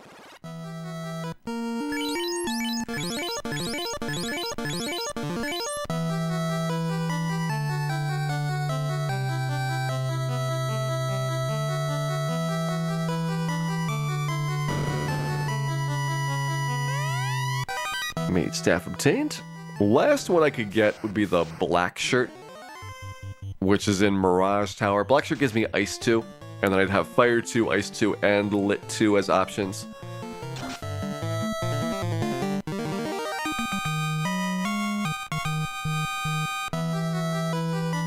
I think for the most part I don't really need all the elements. It's just kind of a neat thing to be able to get your hands on. That and the Bane Sword. Bane Sword would give you a little bit of poison-based instant death to try out as well.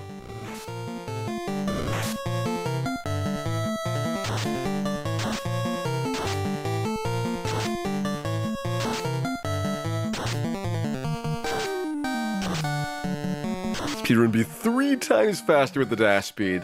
It would be not quite 3 times faster, but probably twice as fast if you had all of the niceties of the randomizer or the later remakes in terms of speed-ups. Definitely makes a very significant difference in combat for the randomizer. But if you just had dash, I would guess that'd be like about 30 or so minutes that you would save. Maybe another 5 minutes from buy 10. And probably 30 to 45 minutes with faster combat animations.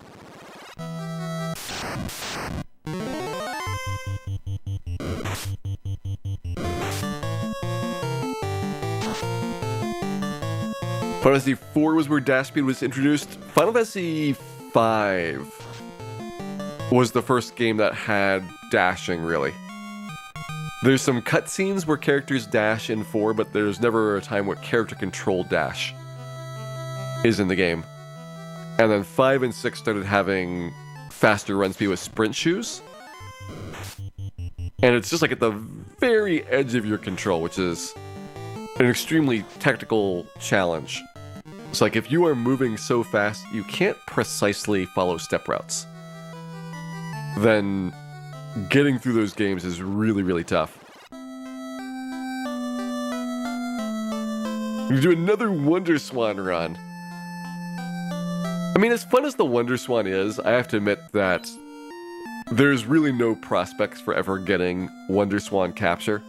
So you're pretty much stuck forever with emulation on it. Which is a shame. Wonder Swan's got a couple of really nice games that never came out on other platforms. And a whole bunch of really cool ports, like the Wonder Swan versions of 1, 2, and 4. Those are the basis for which the GBA, PlayStation, and later versions of the games came out. So that's really like where the origins of a lot of the redesign of the Final Fantasy series happened. Is there a fan translation for Final Fantasy 1 Wonder Swan? I don't know if there's a fan translation. I've only just played it on my Wonder Swan or in an emulator. But I'd be shocked if there wasn't, just because there's like a translation for everything at this point.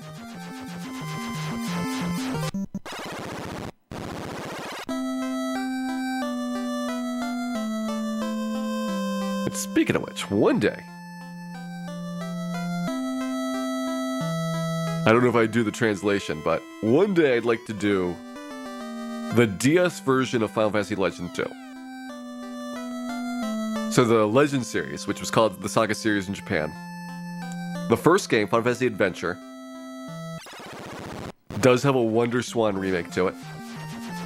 And then 2 and 3, Legend 2, 1 and Legend 2, Legend 2 and Legend 3, those came out on the DS Japanese exclusives. And I love to just play them because, first of all, the series are really fun, but also because they play so different, and yet it just captures the essence really, really well of the original ones.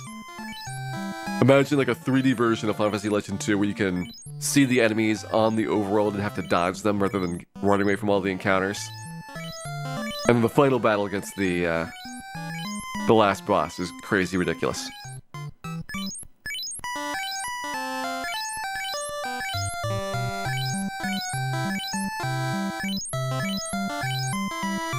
Hey there, Gravity Queen, welcome in. Hope you're having a wonderful weekend here.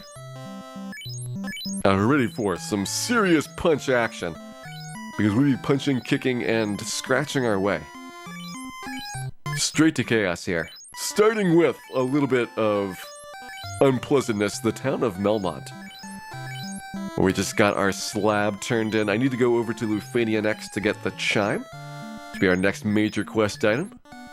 And we need to think about when we want to do our foray into the Gurgur Volcano section.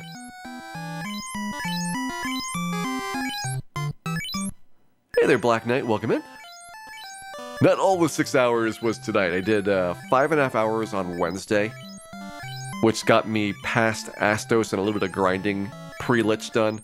Tonight's been Lich, Ice Cave, and Waterfall so far. And I guess half a Sea Shrine. We're working on knocking out as much as I can to get items, which helps the black belt quite a lot, and then figuring out how do we do our big level grind to get to level 50.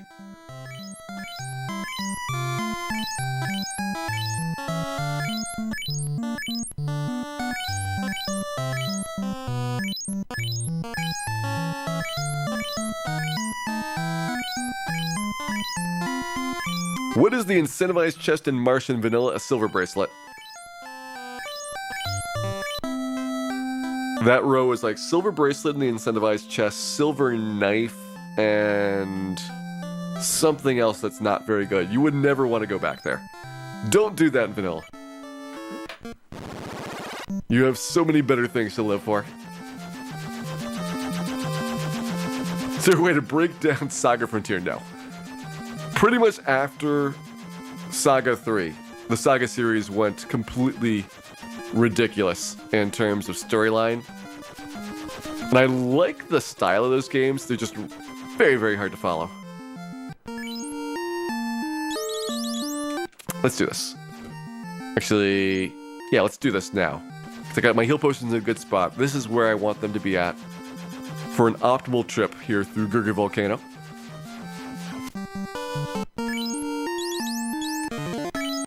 Bottom left-hand corner heals, we're going in. See, that's not going yet. Let's do one more thing, which is to skip one battle here. That'll improve our walk through there. Alright, now we should be good. Skipping the first battle just gets rid of Argoyles here at the beginning. And their fire too, even though we got a ribbon, it's still going to be a lot of damage.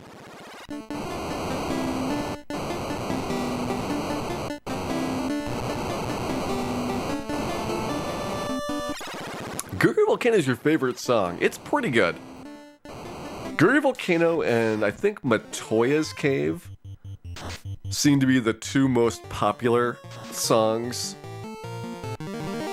that they have reused in later Final Fantasies.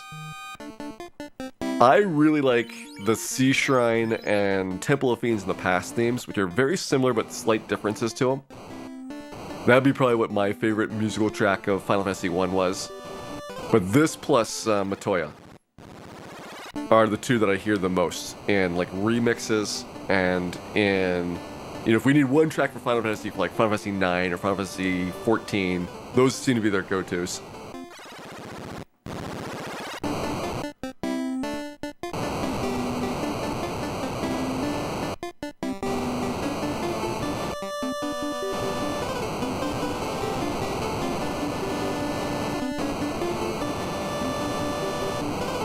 Melmont has the best music. Too bad it was all stolen thousands of years ago, never to be heard again.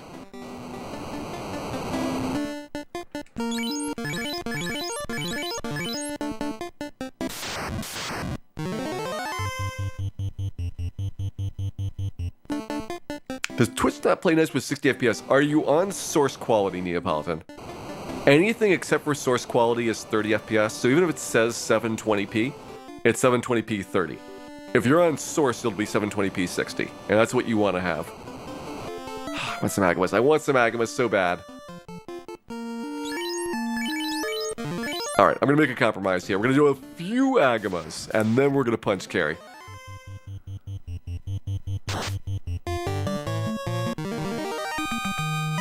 I am Bloodshed. Thank you very much, by the way, for resubscribing there. Glad that you've been enjoying the show and hope you enjoy. Many more in the future as well. Thanks again.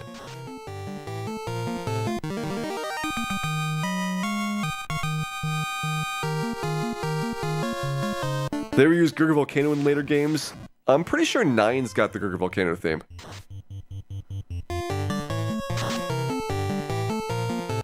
And I want to say it's in Theater Rhythm as well. Do I need an Agama intervention? I can quit these Agamas anytime that I want. Except for right now, because I want to do more.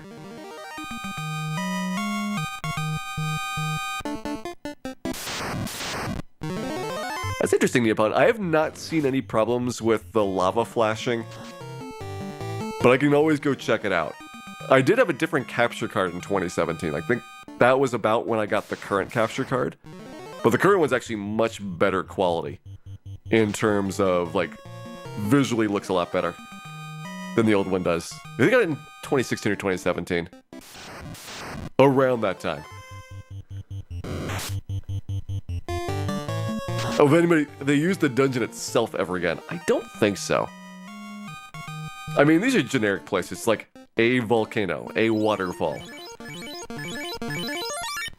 It's not like they're big, descriptively stylistic dungeons, because the insides, nobody's ever going to copy like the layout of these dungeons ever again. They're just very, very bare bones basic for the 80s. Lots of false passageways that go nowhere. And if you can see like a mini-map of where you're going, you would never get fooled by these.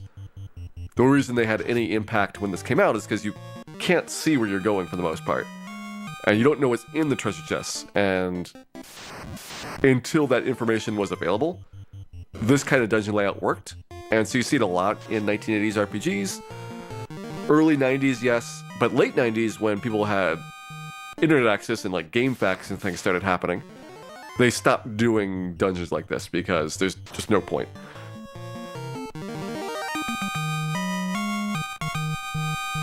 Am I going to class change this run? No. Class change actually is a decrease for the black belt because you lose the rate at which you grow magic defense. Currently it's +4 per level, and with masters it's only +1. So you'd never class change for all black belts here. I did pick up the tail, just because I went through ordeals to get the gold bracelet and Zeus Gauntlet, but I would never turn the tail in.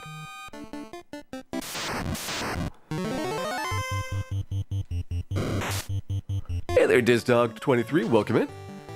Hope you're having a wonderful weekend here, and are ready to watch Dan punch a whole bunch of Agamas. Don't worry, they probably deserved it.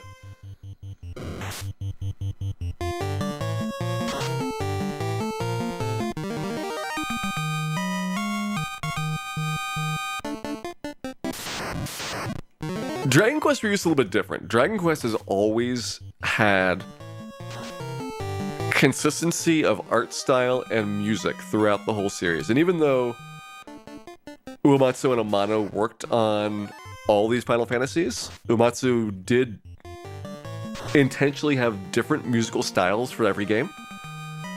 Or at least for blocks of games. Like, there was a desire to not make them too much similar to one another.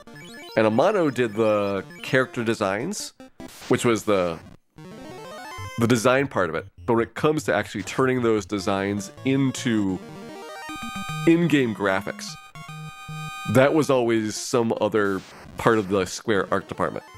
And they had very different interpretations of what the Amano designs would look like when rendered as sprites or as polygons and things. So they don't have nearly consistency as the Dragon Warriors series does in that regard.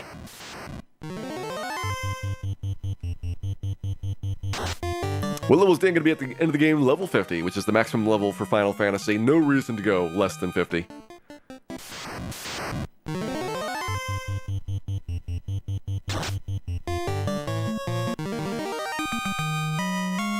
Dog, you need to be working at 5:30 in the morning. That sounds painful, I'm sorry.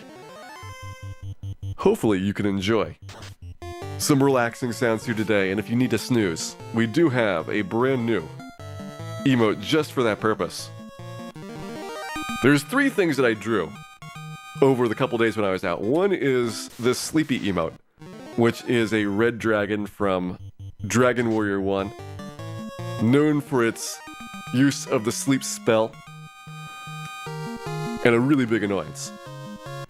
The other was I redid Dan to be slightly more on fire, just to convey the fact that, yes, if there is fire, and there is, there would be a lot of it in Dan's vicinity. And third, I did draw the 3-year subscription icon, which is still a ways away. But once we finally have our first 3-year subscribers, we'll be able to marvel in its glorious beauties.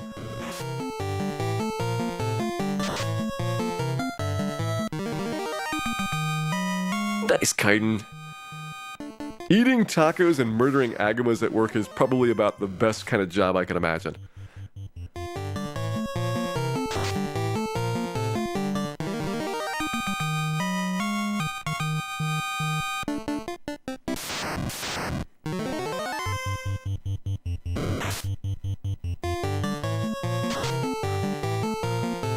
How many years have I been streaming? 2013 is the first year I streamed on Twitch. And before that, I just didn't have a good enough internet connection. So, like, when I was doing speedrunning before that, I never could stream. Even at 2013, it was pretty dodgy for a while. But, like, early days of speedrunning was mostly about either creating demo files. Like, if you're doing speedruns of id Software games, like Doom and Quake, there was a way to record your inputs so that you could share those with other people, and the recorded files were very small. So it was possible to record a demo and send it to somebody. That's how speedrunning first got started, was on that particular system. And then in like the late 90s is when video recording happened. Like, people would make VHS tapes of things and send those around. I never wanted to like do that because, one, it was a gigantic pain to do your gaming and have like recording going, because the tapes last for like an hour and a half and you have to flip the tapes over or keep cycling tapes. It was a nightmare. And then also you had like SDA, like the only site that published these videos, was super picky about like the quality of the video, and it was very, very hard to get something that would meet the quality standards at the time. Now it's much easier for somebody to just go in and be like, I'm gonna stream some games on Twitch, and it takes like an hour to get them set up and going, and then they can do whatever they want. And it's really cool that anybody can just jump in and be immediately like putting stuff out there.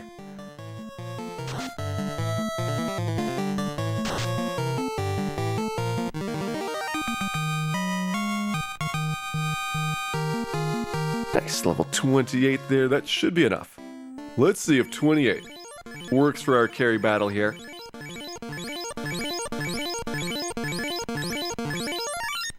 Alright, one more Agama, and then we'll go fight carry.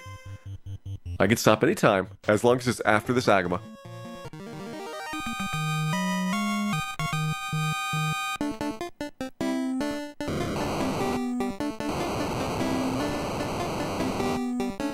Down and around we go. We are almost to the boss of your volcano here. Oh, fires, yes. One more thing that I can punch. See how much damage Dan is doing. It's ridiculous. We got our 6 attacks still. We will eventually get 8 attacks per round. And our attack power just keeps going up and up and up as we level up. So it gets to be crazy high over time. Let's go and flash that to make sure that we have our defensive scores reset. I want to make sure I'm not inadvertently using the black belt defense glitch, which right now would be a downgrade by a little bit. I go down from 34 to 28 defense.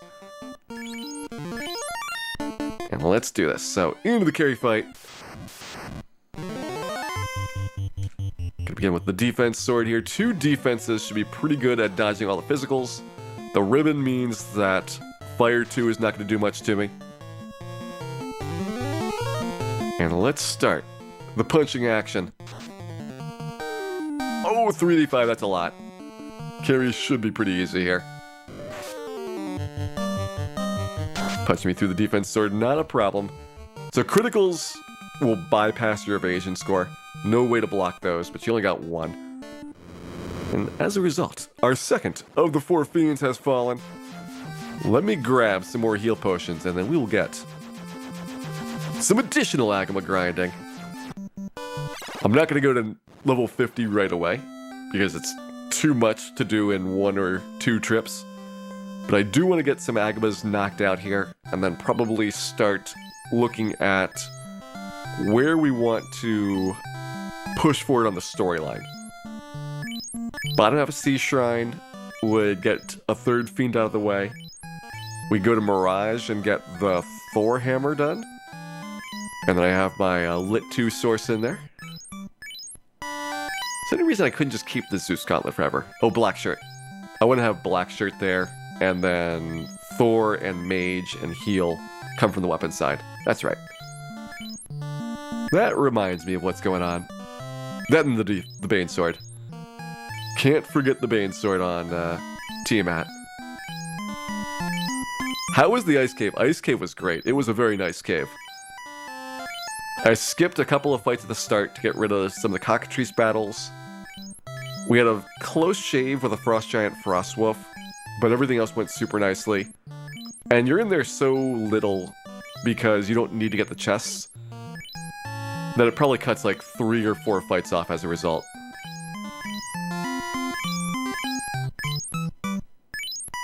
We're gonna class change? No. Class change actually makes the black belt worse, so there's no point in doing that. I grabbed the tail just because I was through ordeals, but there's no reason to ever use it. And for heal staff, what you do is if you're running low on heal potions in Temple of Fiends, revisit it. You get into a fight, knock off everything but one monster, defense until it can't hit you, and then heal staff back up to full health. And that way you can avoid using as many heal potions as you would otherwise. Really depends on how much damage the Lich does with his nuke. If he does 400, then we'll probably need to save heal potions a little bit. If he does 100, he doesn't nuke us at all, then maybe we could get away. We're skipping it. That's like 10 to 13 heal potions we'd save.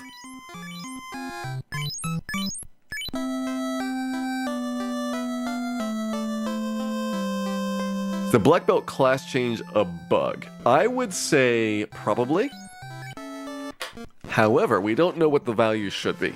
In the remakes, they changed it to be +2 for the black belt and +3 for the master, which means they changed both of them. And they changed how magic defense works for a lot of other character classes as well, so like they totally rebalanced it. So we don't know what specifically was supposed to be the values for black belt in Final Fantasy.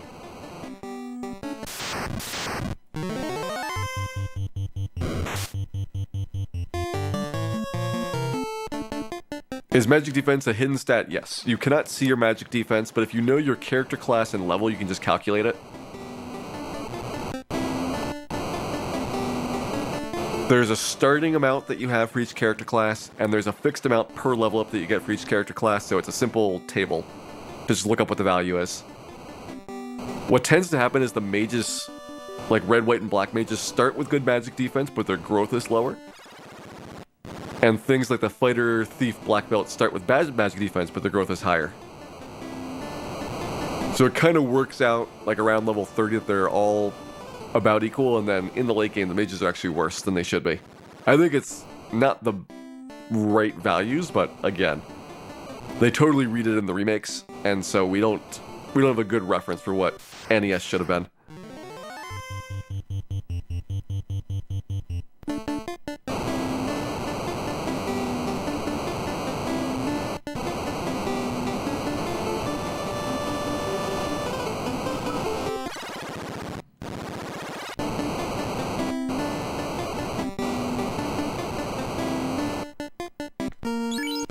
Also, I don't know if you can hear this outside, but there is a heck of a lightning storm going on in my area. Hopefully we don't lose the connection at any point, but if I mysteriously vanish, it's probably because the Melmondians have captured me. Send help. Also possibly lightning.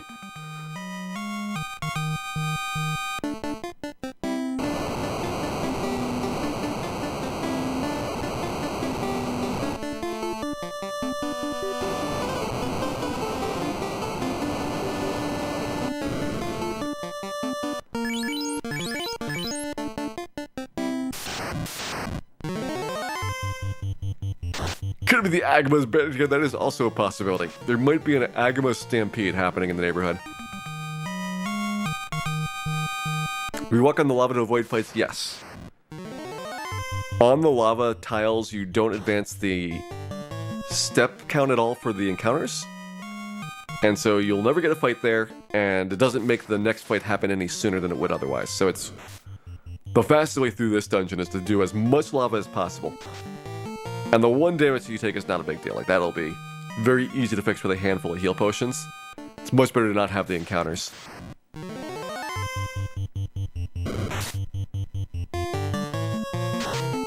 Melmond is known for fresh breezes in a field of yellow and green. If you mean clouds of poisonous fumes. And stacks of dead bodies, I could agree with that. That might be the Melmond that you're thinking of.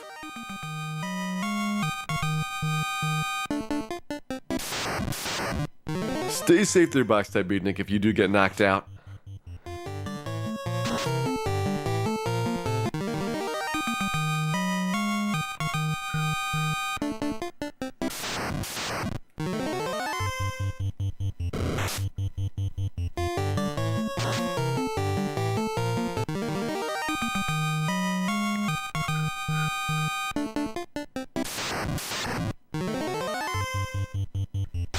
You were advised not to walk in lava out of it, clearly.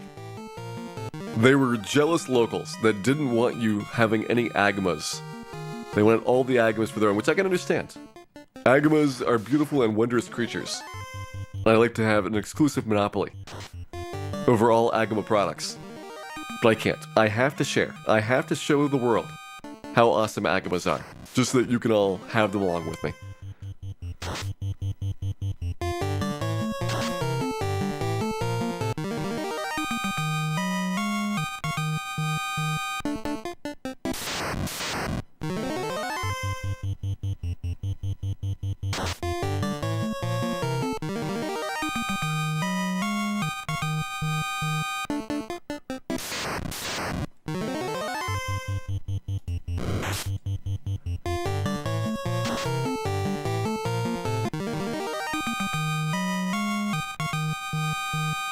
Why hasn't Dr. Oon fixed Melmond? That is a high thing that you're asking for, Bosa Cup.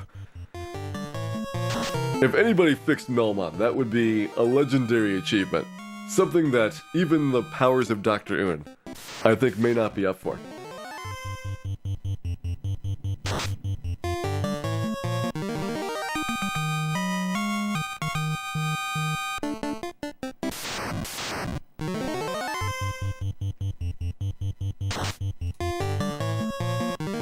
Why do Agamas give so much experience? So we have, right now, just a really good setup for him. Because we have fire resistance, we can do a lot of damage. We're getting ridiculous rewards for a very, very safe fight. I can understand that when you're going through here in the normal game intended order, which is do Guri Volcano before Ice Cave Ordeals, you're going to have a much harder time because you'll take a lot of damage from their heat skill. You'll probably be struggling to kill them. And so I think they were kind of balanced for the order at which you do the dungeons. And because we do them out of orders for speedruns, and for the solo challenge I did a pretty similar thing, which is do Ordeals in Ice Cave before Gurgu, that you get so much stronger so quickly. The Agama gives you a great reward, but isn't nearly as dangerous anymore. So I think it's just kind of like the timing aspect to it. Hey there, Captain Vittles, welcome in. Hope you're having a wonderful weekend here.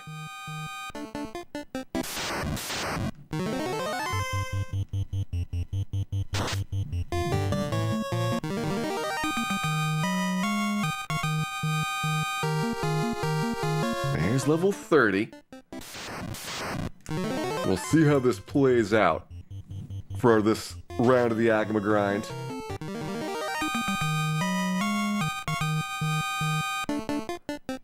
So far, though, looking pretty good. What level are we going to? Well, eventually level 50. I'm not going to do level 50 in one go because we don't have that many heal potions to make it work out. Or really, like, want to gamble going that long when you could get jumped by something unpleasant on the way out the door. But probably somewhere into the low 30s right now. Think about doing a little bit of Mirage or go after Kraken at that point. Do a little more Agama grinding, do whatever one I didn't do before.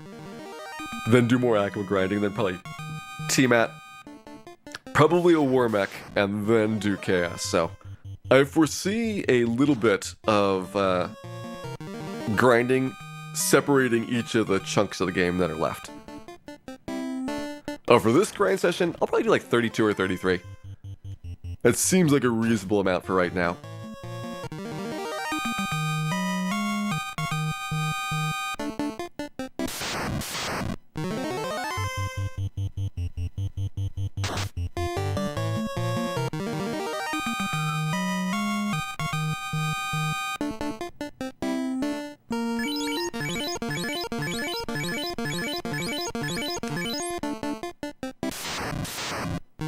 What level is 8 hits?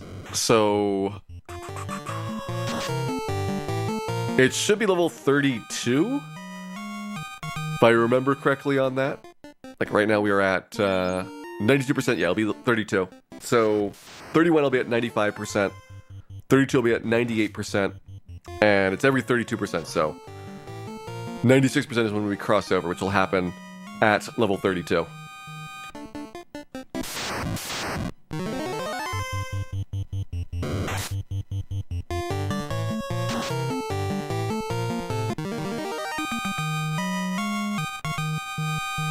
The hit calculation is actually the same for all characters. You have 32% accuracy will give you an additional hit per round.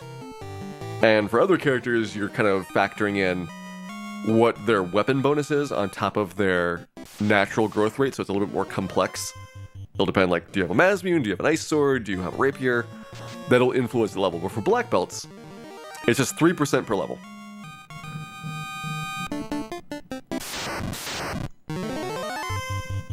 Hey there, Day Sleeper X, welcome in.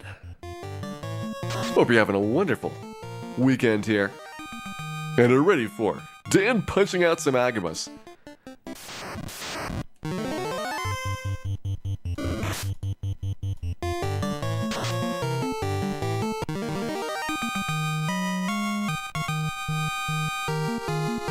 Level 31, pretty nice there.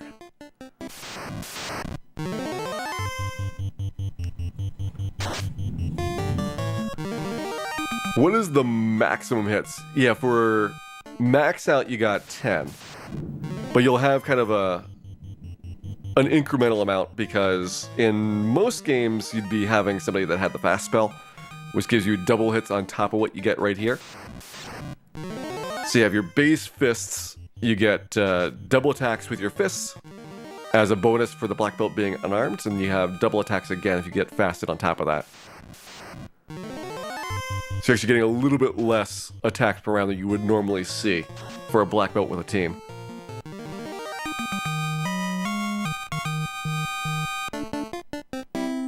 Alright, Mission Dakar, have a good night. I will try to build a pretty comprehensive supply of Agama and Agama meats so that we can all enjoy those later on.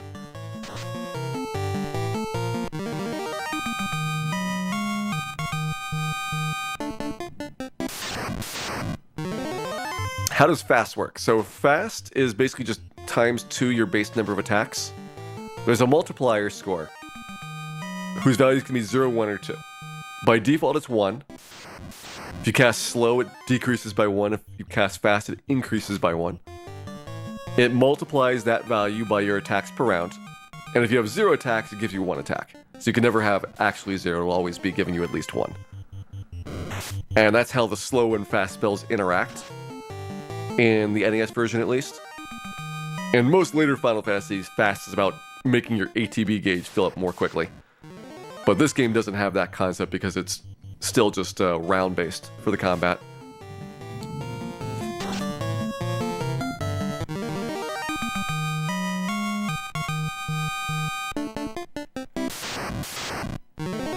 Dan is getting very good at health, in fact, Tanzalai.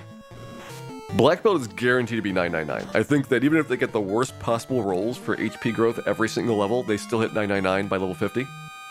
The only character class to have that property. Fighter with worst possible rolls would be under 999, but for average rolls, you should be able to get 999 for the most part.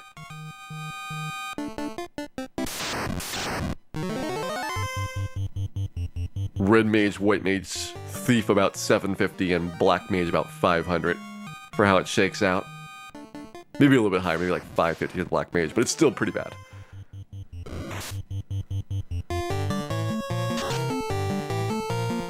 Surprised the HP doesn't overflow? They did.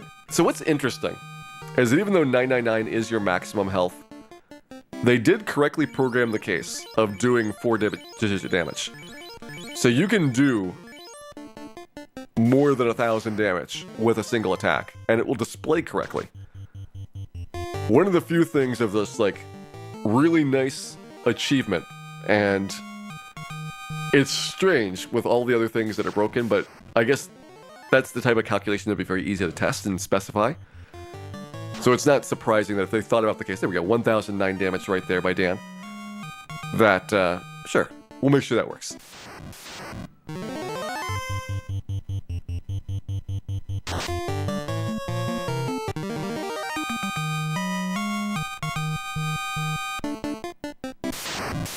How many bytes for hit points? I believe that they didn't store it in any special format, so it's just 2 bytes. And there's nothing for space savings for the rest of the bits in the storage of your HP. Sometimes when you have unused bits in a value, like 10 bits would be enough for your health here. 12 bits for like the monster health. You'd use some of those bits for other purposes, but I don't think that they did that for either the battle status or for the character status. There's 2 copies of everything because when you go into combat, it copies your stats to a separate bit of memory so that it can update things for like buffs and things. But I think both of them have the same format of 2 bytes.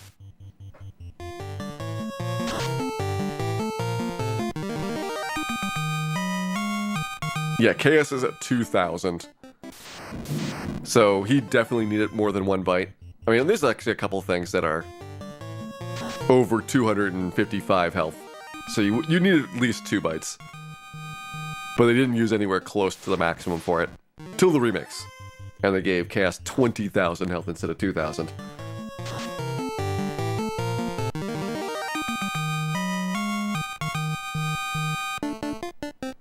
So yeah, we're doing overall. So level 32, 6775. I'm gonna grab this level, and then I'll go out, save my game, restock on heal potions, and probably check out the Sea Shrine. What is coming to see the flags? Exclamation point, bingo. That does not require fantasy to be running, so you can do that right now.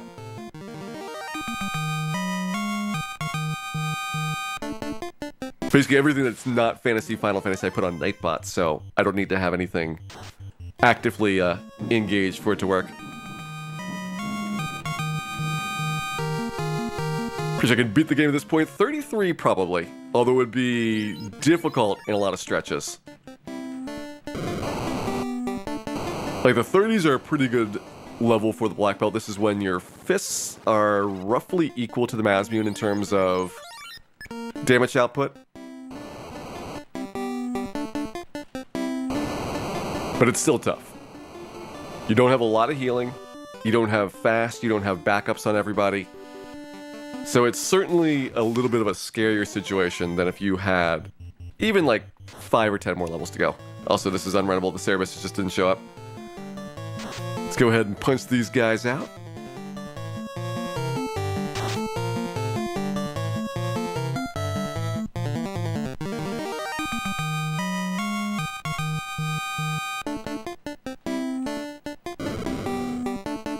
And hit on to a safe spot here.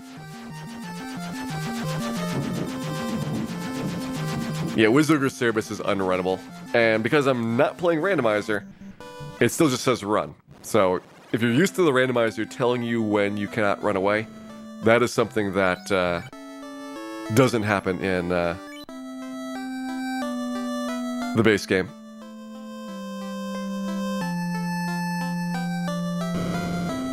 I think 2 Wizogres is runnable? Let me think about that. Is there a 2 Wizogre Cerebus version? Or is it only 1 Wizogre for the Cerebus battle?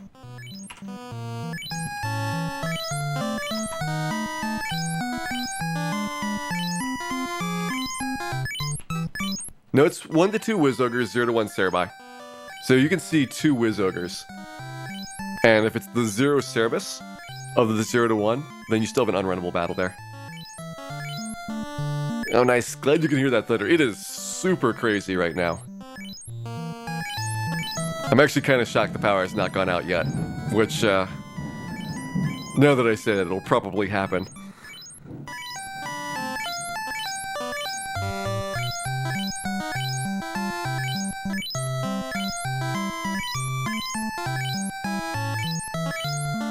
Oh, don't worry, we'll be doing plenty of saves here.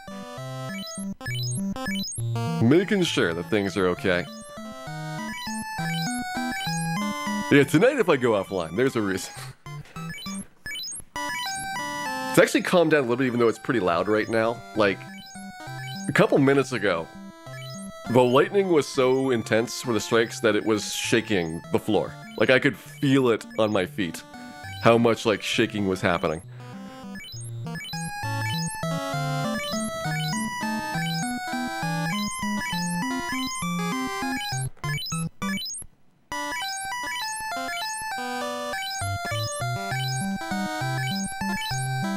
Alright, done with the heal potion shopping.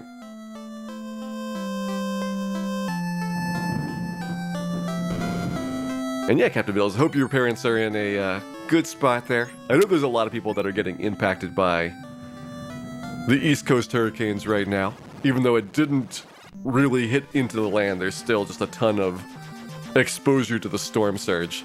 All up and down the coast, as well as a lot of inland storms happening.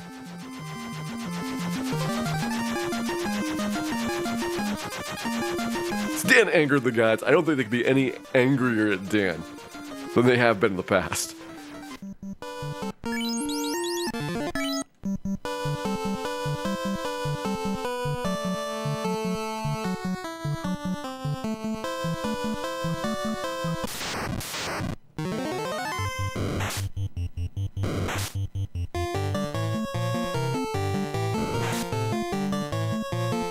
How many fairies did I buy? We only bought 1. We're gonna save our money to be able to buy steel armor and cat claws here. Don't worry. I didn't forget the promise. I will make sure that this party is fully equipped for our battle in the endgame. I will not go to chaos with at least 1 steel armor and 1 cat claw on the team.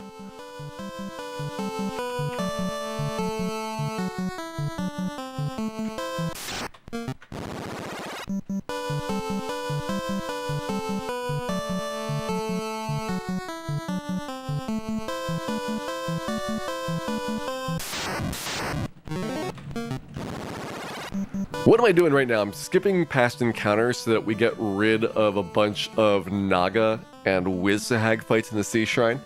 So I'm skipping 4 encounters in total. That should be it right there.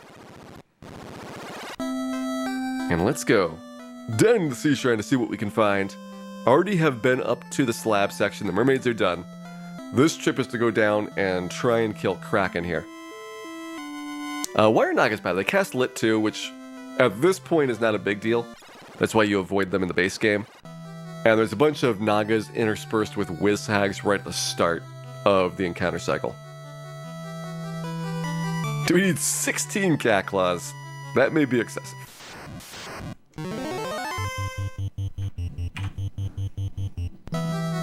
I think if you try to purchase that many cat claws, you'll be on some kind of government watch list.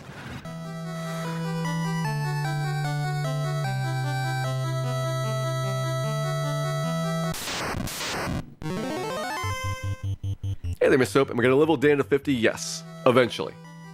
I'm going to do like a little bit of leveling interspersed with doing the rest of the content that's remaining.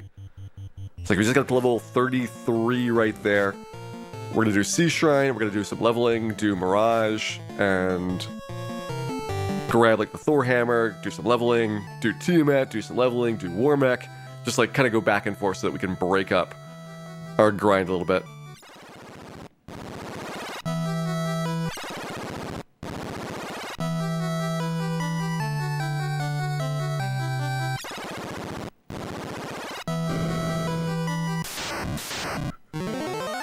Hello, Mr. Gershark. You're just in time for a quick punching. 0.9 Agamas worth of experience right there. Seems like a decent amount. Roy Grand post Tiamat. I'm gonna just do Agamas throughout. Because solo Black Belt doesn't have any really good AoEs to use, I think that you're not getting a ton of benefit from a lot of the formations of Mirage and Sky.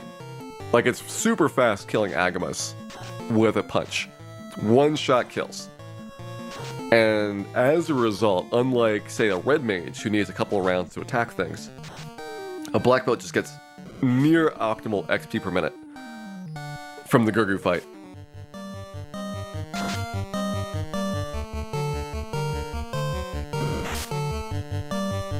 Why not Peninsula Power? So Peninsula Power, there are some formations that are better than Agamas, like the 4 Zombo formation, but they are interspersed with lots of other things that are not as good fights.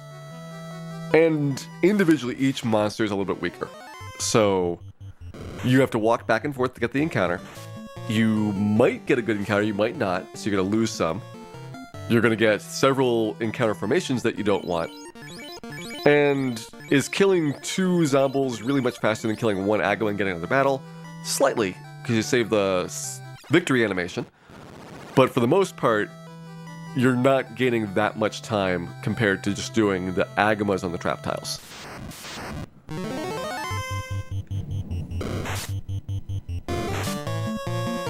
At a higher level, how does I compare to Agama? So I is 1 1/3 Agama's worth of experience. It is more experience overall, but the ice cave is more dangerous. Requires more setup to get there, requires more work to exit out of it. And so it's a higher risk doing an I grind compared to an Agama grind. Is Dan gonna kill Warmech? Yes. Dan will kill Warmech. We've killed Warmech with solo fighter and solo red mage so far. Solo red mage was tough. Solo fighter was not too bad, but solo red mage was very, very hard. Solo black belt should be easy, and that's probably the last of the ones that can kill Warmech solo. I don't think solo white mage or solo black mage would win ever. I mean, no, I just don't think they would win. Like, I was starting to think, even if you rolled perfect on your nuke every single time, it's only 400 per round, and maybe you could survive. I guess if you could dodge things. You have to get super lucky on those rolls. White mage be down to 320 damage per round, it's even worse. And solo thief it's a thief. Just a thief.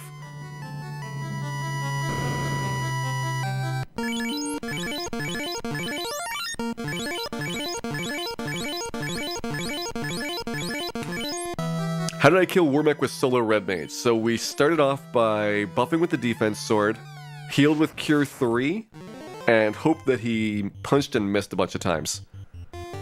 Speaking of which, I should probably start with the defense sword here. It'll be okay. It'll be fine. Dan will slap this octopus around and not look back. There we go. Level 33, we had no problems with the damage output.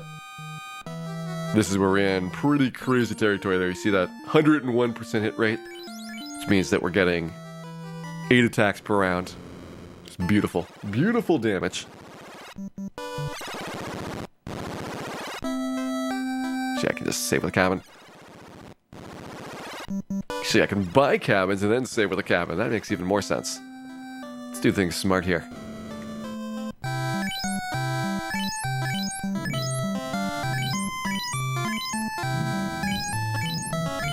Would White Mage with a Mazmoon be able to murder Warmech? Level 50 White Mage with a Mazmoon really doesn't do that much damage.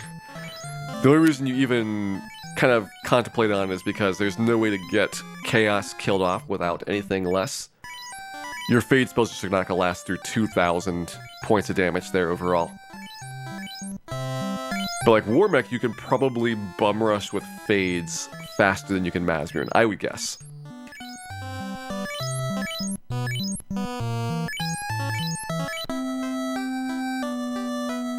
How much would the black belt do with the iron nunchucks at this level? I would guess, maybe about a third of an Agama, quarter Agama, somewhere in that range worth of damage.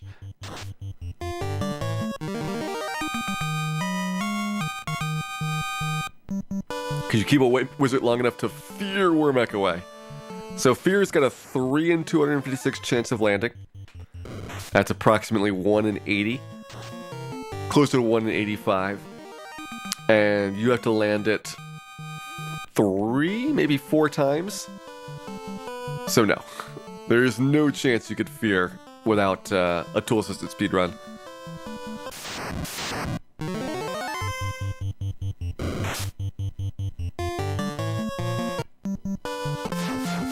Here we go. Back to our airship.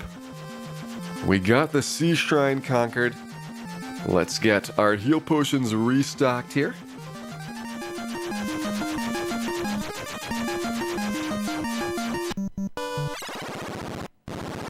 And get back on the Aqua grind. I'll probably go to level 40 in this stretch. See, 7 levels is a lot. You need a decent number of Agamas per level when you're in this range. It is usually about like 15 Agamas per level up. And so maybe we'll get like 38, 39. That'll be like 75 to 90 Agamas in total. Let's call it 75 because we're actually into this level a little bit. I got some sharks and some krakens worth of XP to count in there.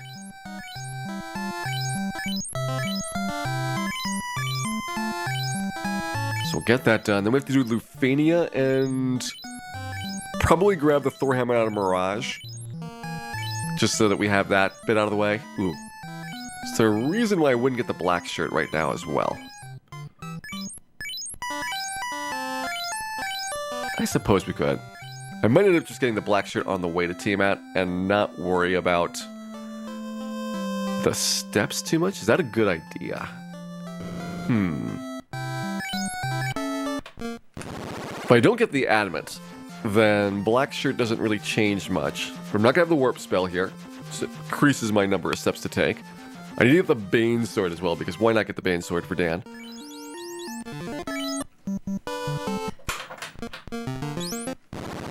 Here's what I'm thinking.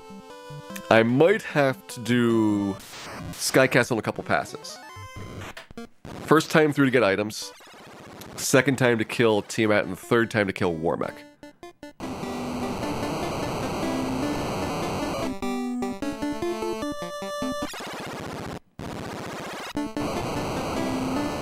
But we'll play it by ear, depending on what our character looks like by that point.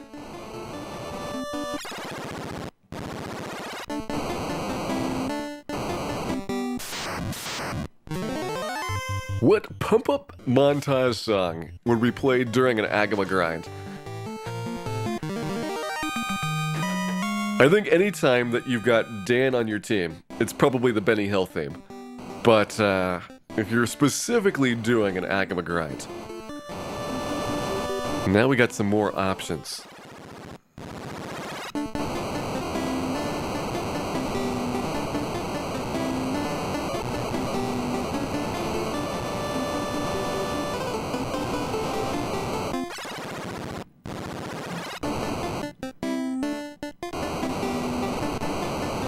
Hey there, Mix Saddles. This is not a randomizer, that is correct. We're doing a solo black belt challenge. I'm playing this on a regular Final Fantasy cartridge on a regular Nintendo. Nothing special or fancy going on. We have no way to speed up the game or get any convenience or anything like that. And even still, you have a pretty straightforward time, at least with the black belt I've found. After you get past, like, Provoca. Getting past Provoca is super difficult, like getting through the Marsh Cave at Astos, but after that, this has gotten to be very, very straightforward overall. And I like that I was basically correct in the prediction that we would start off super slow, but get so incredibly powerful that it just blows away Solo Fighter and Solo Red Mage.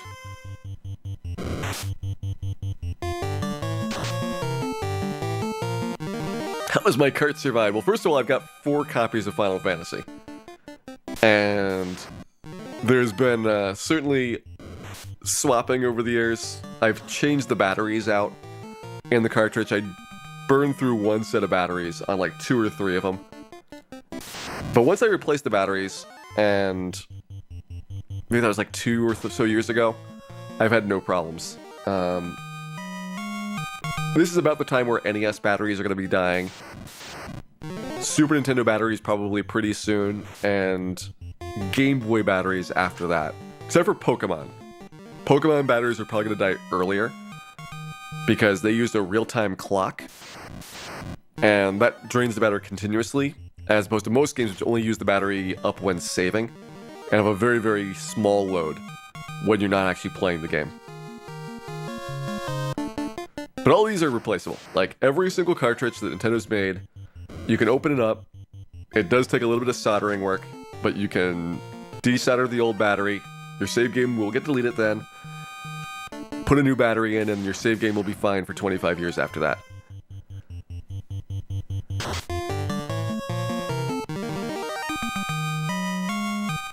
Pokemon Gen 1, I think the Pokemon ones that have a real-time clock are the Game Boy Color ones. So that'd be like Silver, Gold, Crystal era, for the most part. I want to say GBA ones have a real-time clock as well, but they've got a different way of saving the game. And so I think you don't lose your save game when the battery runs out, you just don't have the real-time clock anymore. GBA era was when they were moving away from the old-style batteries to having non-volatile RAM. And the neat thing about the non-volatile RAM is that it doesn't need power to maintain its state. So they didn't need a battery-backed cartridge. It saves some money, it saves some manufacturing costs, and those will last probably like 40 or 50 years before they have problems.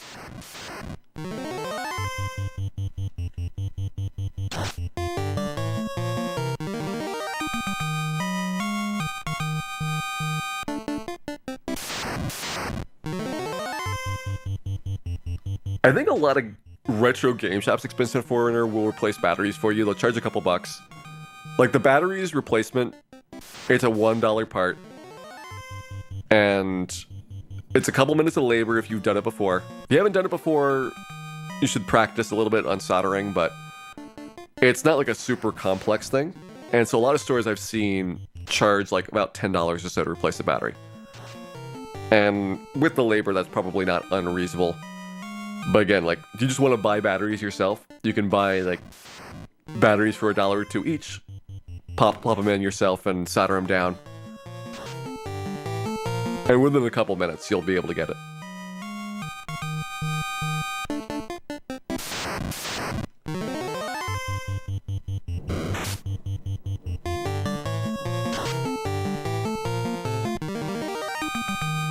Can't be worse than the NES connectors. The connectors in the console, those are not soldered down. You just have to like disassemble a whole bunch of screws and then pull them off. That's something that also probably is getting close to its lifespan in a lot of systems. The console connector on the front loader, the original model NES, relies on bending the connector to make a good fit, and over time it'll bend out of shape and games won't be able to read anymore. The top loader actually switched to a different cartridge connector format, and those are pretty much good forever. But the front loader eventually gets like mangled to the point where it doesn't work quite right. And you can either straighten those out, which I've heard people have success doing it, although I've not done them myself, or you can just get replacements. There's cheap replacement ones you can get for like 10 or 15 bucks, or you can get something like the Blinking Light Win, which replaces the front loader cartridge connector with a style like the top loader cartridge connector, so it'll be good for a long time. Reads games super reliably, but you're paying more money for the replacement because they have like 3D printed cartridge slot in there and the backing plate for it and all that, so it costs more for the part.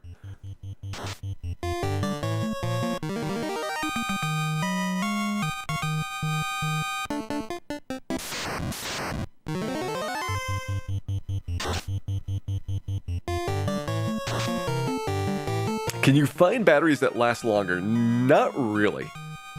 So the battery that they use, the CR2032 or the CR2020, those are things which have basically been standardized technology for 40 years, which is great because you can still get the identical part, same dimensions, same capacity and all that, as they used when they made these things brand new.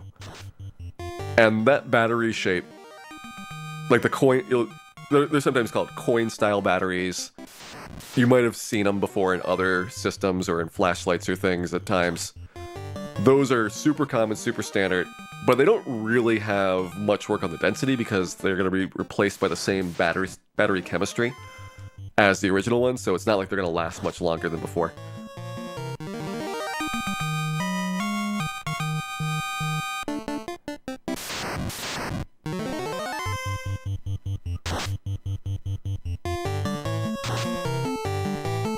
Yeah, a little bit expensive for it. Like, once you have like a defined part that everybody knows how it works, like this is the voltage when the battery is new, this is how the voltage decreases over time as the battery gets older. Those are things that you don't really want to change because newer battery technology, even though the batteries last longer, like the voltage ranges are different, which is why like sometimes rechargeable batteries don't work in certain devices that need a specific high voltage because they're different than the old like nickel cadmium batteries that used to be there, whatever battery chemistry that was used before. And these are like little fiddly changes that you wouldn't think would make a difference, but they wouldn't have tested the systems with those different technologies, and so they didn't plan for what happens if somebody 20 years in the future comes up with a new kind of battery.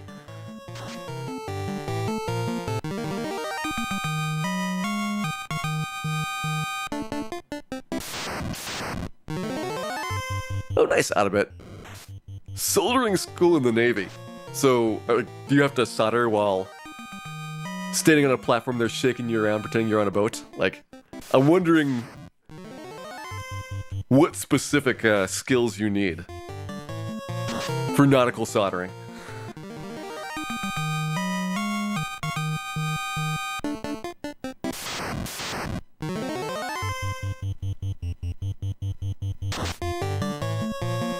No, that's too bad. You should definitely have asked for that. I would have requested the extra shaking.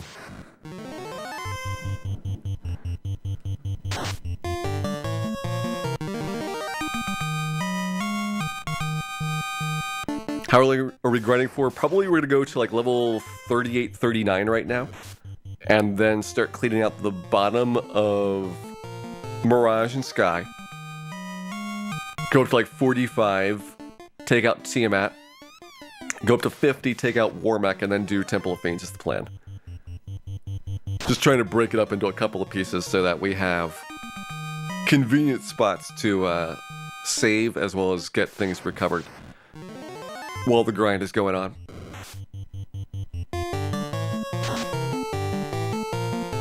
Hey, the true hero. We're pretty far in. I would guess that this is going to be somewhere between 10 and 11 hours total. We're pretty close here to the end overall. We're gonna punch or bane Tiamat. Certainly punching would be faster, but way less fun than using the bane sword.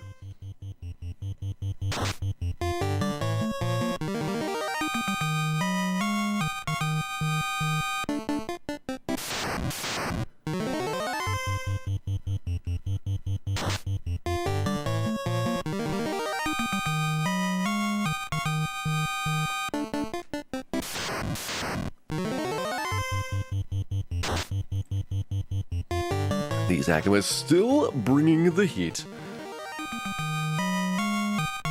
Because we got ribbon before we even came here. It was pretty easy dealing with the Akima grind. I definitely think this was a good choice in terms of grind spots overall.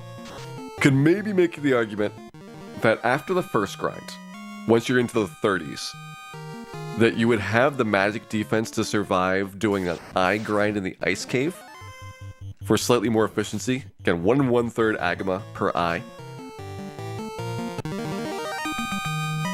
Either way, it's a 1-round fight, which is not true for Fighter and Red Mage. Fighter and Red Mage both need it, at least when they start at 2 attacks. Well, Fighter needed 2 attacks, Red Mage needed like 3. So they would have saved more time on the eye, who is weaker and has less HP. But for Black Belt, you're doing these so fast that I don't think the eye would have made a big difference.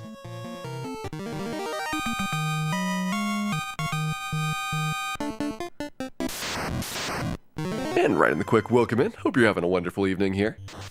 Currently doing a solo Black Belt challenge here for Final Fantasy.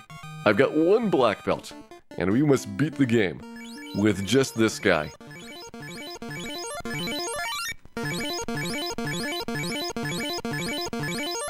That's good enough for right now.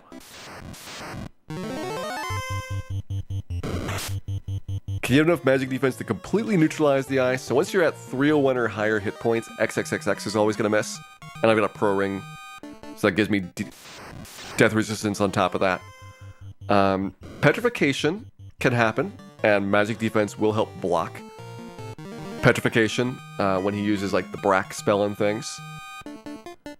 You've got to deal with the monsters in the ice cave, so paralysis at this point probably would be very uncommon. I would think that Sorcerer Death Touch would still be a little bit of a thing. Once you're in the 40s, it probably goes away, but in the 30s, it might still be an issue. So you have to make sure that you're not spending too long in there. Every step you take, 1 step off away from the eye is going to advance you 1 step towards the next encounter. Then you go to the eye, you don't take a step there, go off, go on, go off, go on, back and forth, and so eventually you're going to get encounters on your off-tile step. So there's a limit to how long you could stay in the ice cave before you'd be worried about a sorcerer or a mage or other bad monsters showing up.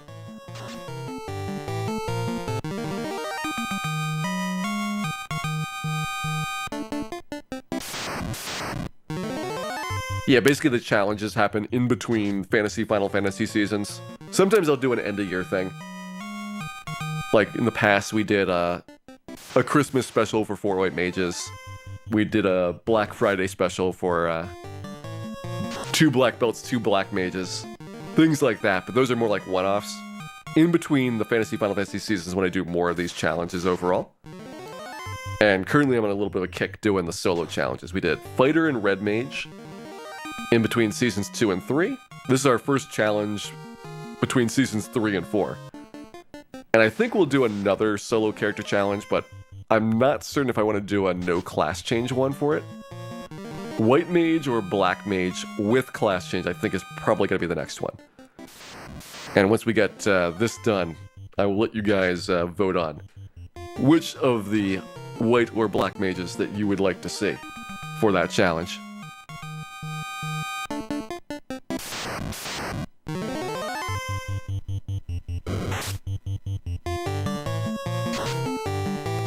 Hey there, MG Weirdo. I do enjoy the Black Belt theme lyrics. It's definitely very true as well, that there is a lot of punching. And with Dan, there's also a lot of broken bones.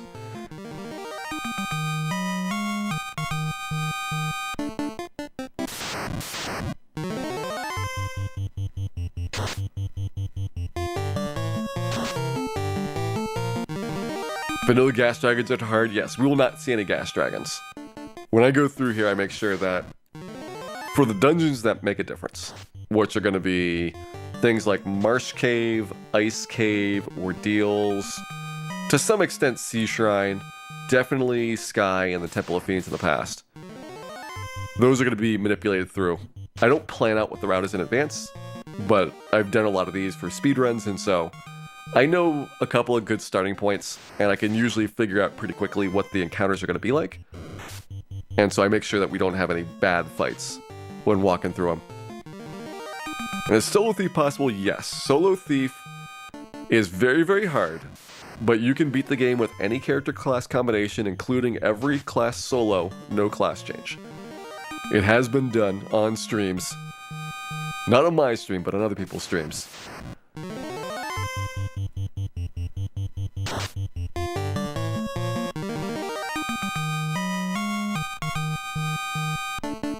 Would a no grinding run be possible?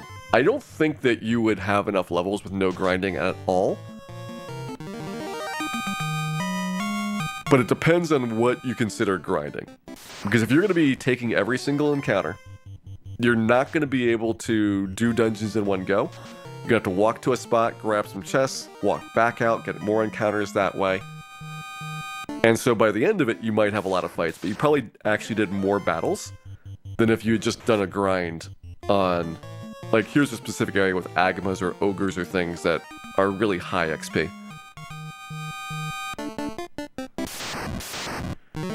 Thief is the worst class. Thief is the worst class by a lot. It is so terrible compared to everybody else. Even an upgraded Thief, the Ninja, is still really bad. Like, I would say a Ninja might beat out 4 of the non-upgraded character classes. Doesn't beat out Black Belt, obviously. I don't think a Ninja beats out a Fighter. Because Fighter could get Sun Sword, Flame Mail, Ice Shield, Ribbon. Versus Ninja's Katana, Flame Mail, Ice Shield, Ribbon.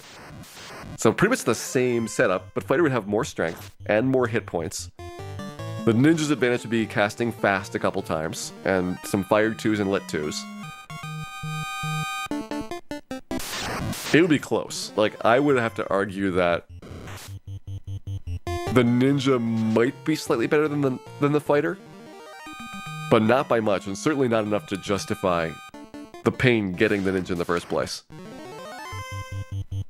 Red Mage I could make more of a case for, because Red Mage does not have a lot in terms of equipment. Still have the Sun Sword, but your armor is kind of weak there. Oh, the Fireman, thank you very much for subscribing there. Glad you've been enjoying the show. Hope you enjoy many more in the future as well, and hope you enjoy those emotes arriving shortly. Nothing redeeming at all about the Thief. I suppose the Thief is better than Melmont, if you have to pin me down on it.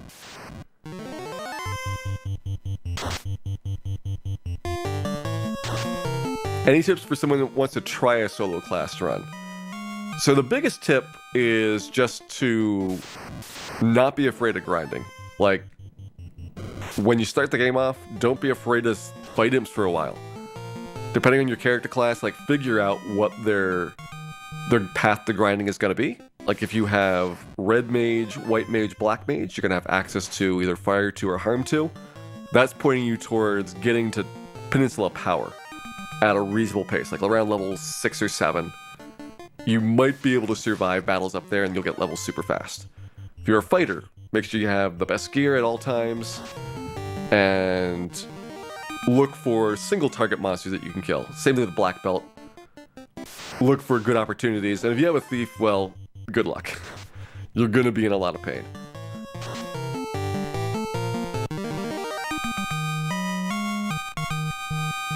Opal Bracelet, yes, I do have Opal Bracelet. We have everything we're going to get for armor, which is Opal Bracelet, Pro Ring, and Ribbon right now. There's no more improvements left to get for a Black Belt. Ooh, nice level 40 there. In fact, I will show it off here. This is our inventory currently. Gold Bracelet I'm just going to sell, because I want to buy these guys some Steel Armor and Cat Claws by popular request. I have Defense, Heal, Mage. I'm going to get the Thor Hammer. I'll probably get the Black Shirt, and then throw away the Zeus at that time. That'll be the rest of the gear that we get for the game. Oh, and then the Bane Sword. We'll get the Bane Sword, because why not?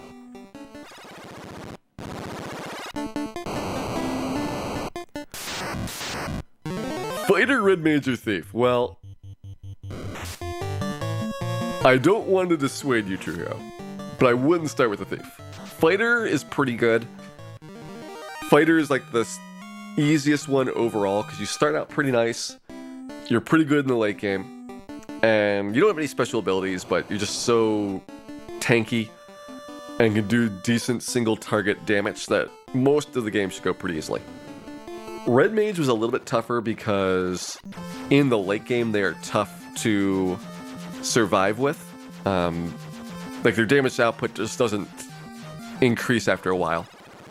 And so the late game bosses like the Fiend refights or Chaos are going to be much more difficult as a result.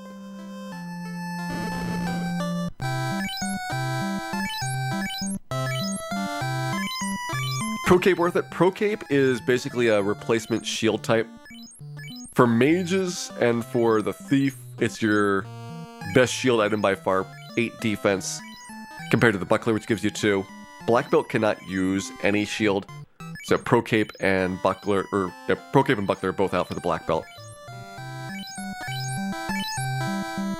Think of it as a shield with a funny name.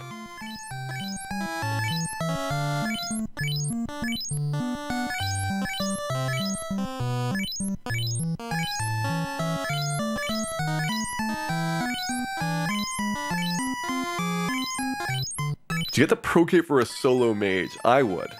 I think that you do need the defense because the Opal Bracelet is a couple points weaker than what you have for like a fighter or a ninja gear. So you're not going to get the big males. And as a result, you're going to take a lot more damage from physical attacks. Black Belt doesn't really care because the Black Belt has so much more health. And so they can eat that damage. But the mages are less able to do that. So them having more defense generally helps. Oh, in Final Fantasy, we got a link there by Nooster. It is a mini game that I play where we have organized seasons of basically fantasy sports with Final Fantasy. And we'll be starting up Season 4 of Final Fantasy in a couple weeks here. As we get closer, I'll have more announcements about Season 4.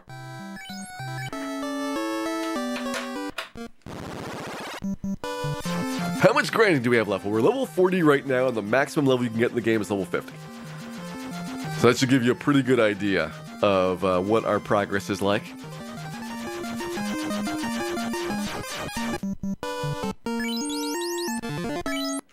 Will Dan donate his gold to the Melmon Really Fun? Dan will buy steel armor and Cackle, don't worry.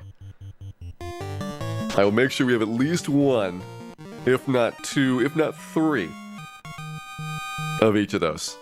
Just so that the rest of the team doesn't feel left out for this adventure.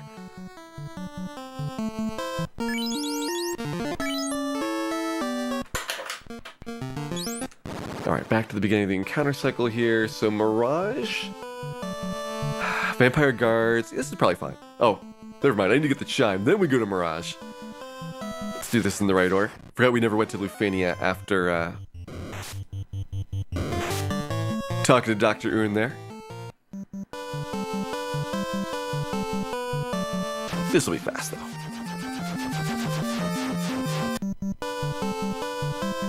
Can we pick on the provoke enemies? It's okay. We are bigger than them. We also punch a lot harder than they do. I feel like I got most of my Provoker revenge out of the way once we hit level 10 and got the additional attack per round and started just crushing the ogres, doing a classical ogre grind and getting ready for Astos that way. That was very therapeutic after what difficulties we suffered going through the pirate stretch of that. For those of you that were not around at the early part of this one, killing Garland's not bad. You know, you get a couple levels off of imps. It's really slow, but not impossible. And then you kill Garland, and then it's really hard to level up at that point, because you need hundreds of imps per level. And the pirates, until you're like level 8 or 9, are very, very difficult. You just take too much damage every single round to survive it. But the monsters around Provoca are also pretty difficult. So you have a choice between hundreds of imps, just like mind-numbing amounts of imps, or super dangerous fights, like you are dying like 3 out of 4 times, if not more often. It was tough, but we did eventually get through it. And then you hit a level where things start getting okay. Like it goes from really bad to like, I feel like I could win more than half the time. And then you hit level 10 and it's like, I can crush everything. And it feels so good.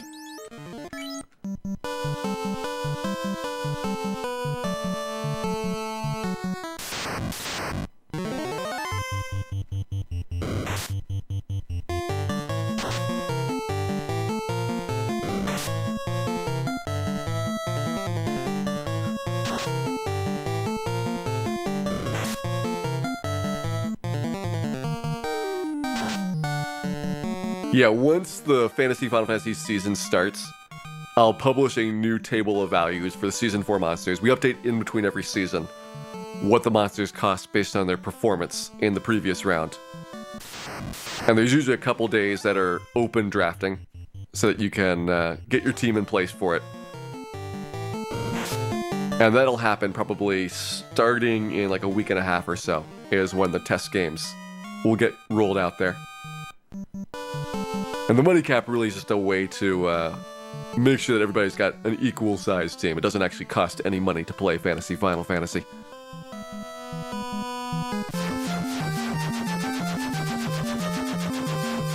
No, Dan, don't crash in the mountains. Gonna have a separate table for fantasy teams. The idea for Season 4 is to do single segment and randomizer, with everybody having more than one team at a time. So you get combined points for your season scores. In fact, even for the night, you might have combined points.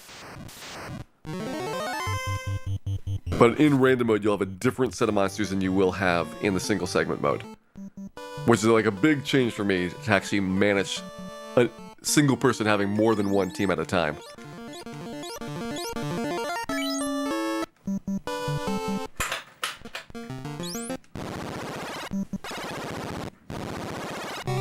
Alright, we're in. We need the Thor Hammer and the Bane Sword and probably the black shirt here as well. Blue D is actually going to be pretty easy. Like, he is going to go down so fast. It is going to be just stunning how easy the black belt makes this look.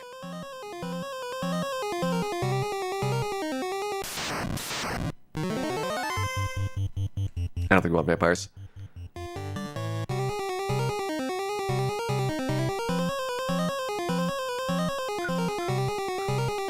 It's like, maybe we could fight some things in here. It's like, nah, we probably don't need to.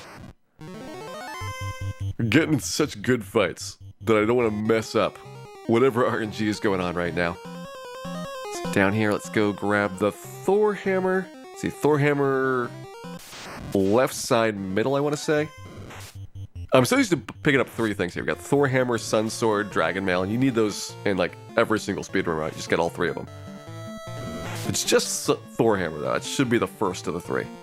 Because I want to say Thor Hammer, middle left, Sun Sword. What was it? Dragon Mail or Sun Sword, right side bottom. I think those are the two on the right side though. So this should be Thor. Got our full complement there. At this point, the Zeus Gauntlet could get sold off. Not worried about that thing anymore. And that gives me room to have the black shirt on Dan. Then we have Fire, Ice, Lightning, Evasion, and Healing. And I can swap out the Heal Staff for the Bane Sword when it makes sense for that. Let's do this. 2 Agmas worth of punching. I can't help it. I can't help it. Dragon Mail's bottom, Sun Sword's middle. Yeah, that's what I thought. I always say Thor Hammer, Sun Sword, Dragon Mail, but it's really Thor Hammer, Dragon Mail, Sun Sword for the pickup order.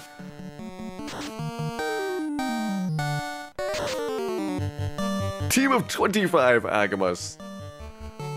Thankfully, the Agama Preservation Society has strict limits to conserve the Agama population. Only one Agama may be on a fantasy team at a time.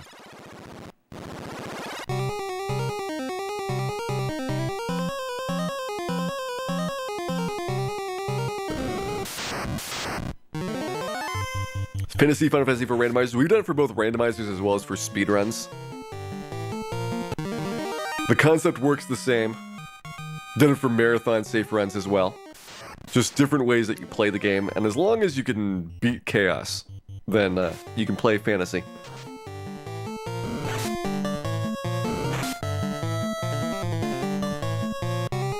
Alright, a little bit of vampire damage there, but we're fine.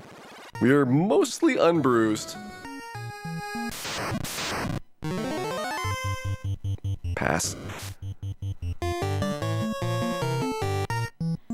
mean, a lot of these fights are an agma and a half, 2 agmas. It's a question of, though, do I want to stick around? Potentially have to deal with rebuying a whole bunch of heal potions or not? Or do I go in and out very surgically, grab my items, and then plan my trip up to Tiamat? I think I want to do surgical.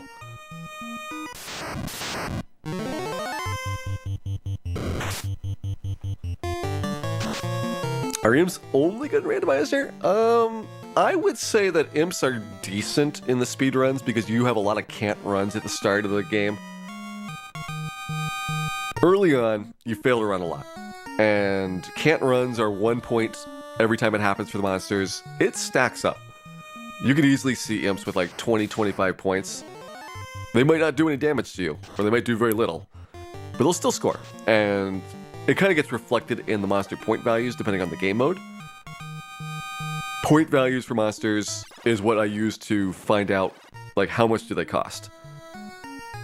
And I try to balance it as closely as I can, although I think this season Pinnock really went to town trying to figure out which monsters were under or overvalued relative to their costs, and did a great job coming up with a very nice set of team picks.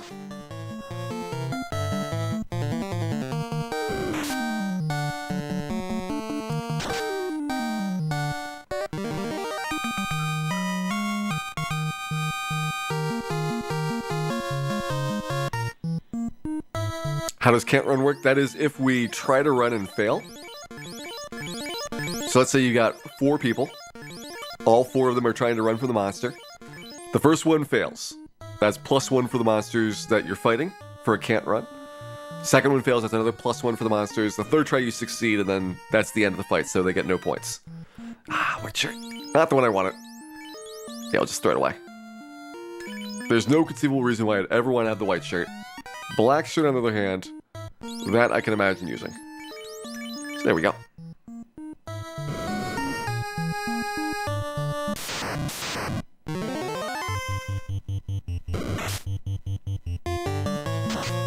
One per monster type. It is 1 per monster type.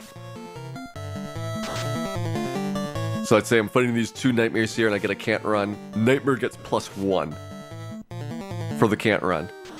Evil Man technically would get a +1 here, even though he was dead, just because at the start of the battle, it was a Nightmare Evil Man formation, and the bot doesn't update the monsters that are on the screen. It only uses what was there at the start of the fight. But it wouldn't matter how many there were, just that there was 1 monster of that type that's now scoring points for that action.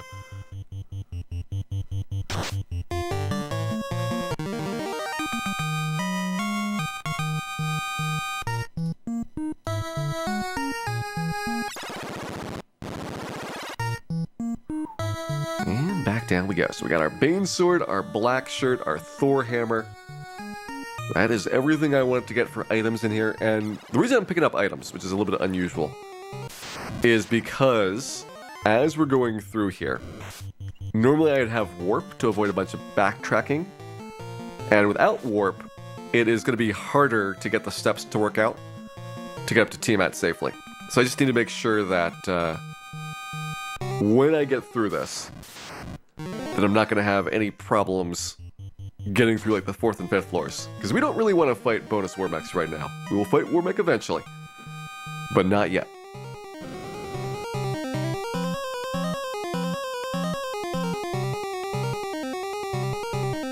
Hey there, Melmondan, welcome in. Hope you're having a good evening here tonight.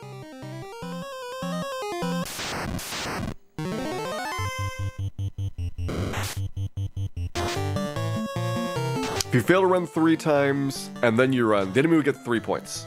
The points happen immediately when the actions take place. So in real time, they would get +1, +1, +1. And then at the end of the fight, whoever ran would get an MVP point, which is only useful for the tiebreakers, but that'll be a bonus for the Lightwear that successfully ran at the end.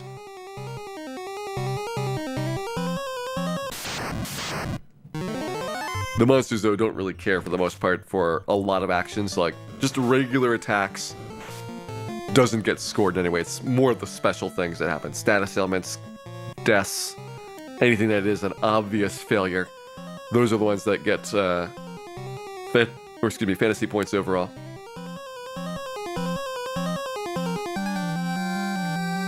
Hey there, Papa John. This is more of a challenge. I do these to have fun and also improve my knowledge of Final Fantasy. Trying out different restrictions. In this case, solo black belt. We have kind of crested past the difficult part. You know, we made it out of the early game, got through the really tough bosses and even the really tough regular encounters at the start. And now we're just enjoying how hard the black belt can punch things. Turns out a lot. The black belt can punch a lot.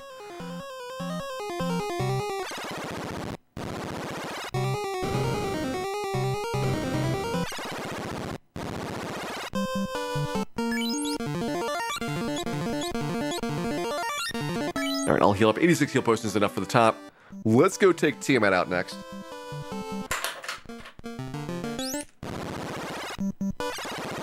I think at these levels we shouldn't have too much of a problem doing that. This time though, I'm going to be keeping an eye on where we are in the encounter cycle so that I can skip through any dangerous fights upstairs.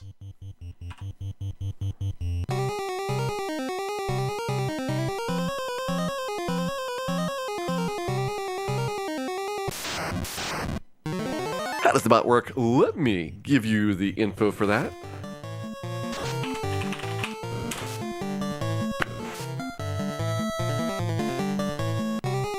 But the basic idea is, it is watching the video recording and then using that to figure out what is going on in the game whenever we're doing Final Fantasy. It's got a pretty good accuracy by this point.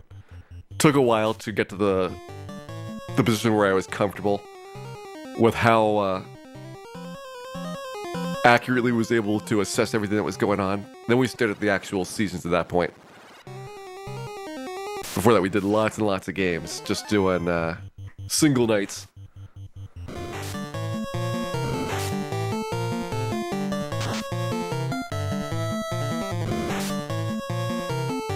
When did the bot go live? Oh, let me think about that. It was towards the end of the marathon safe runs, so that would be before I did the Final Fantasy run at Awesome Games Done Quick.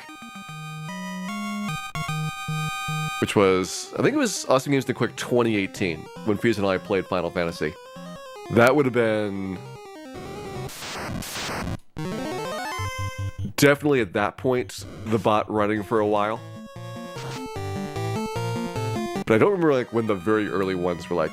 I'm pretty sure like as early as like late 2016, we were doing Final Fantasy overall. And we were like 100 or 200 games in by the time that we started seasons.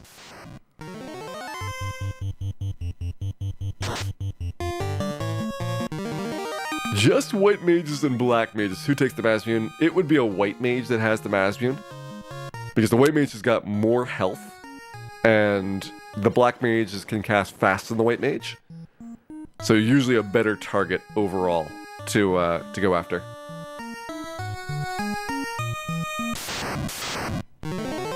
Alright, our pal the Eye is here. Let me see where we are in the encounter cycle. I kind of lost track at some point. Alright, we're at least there.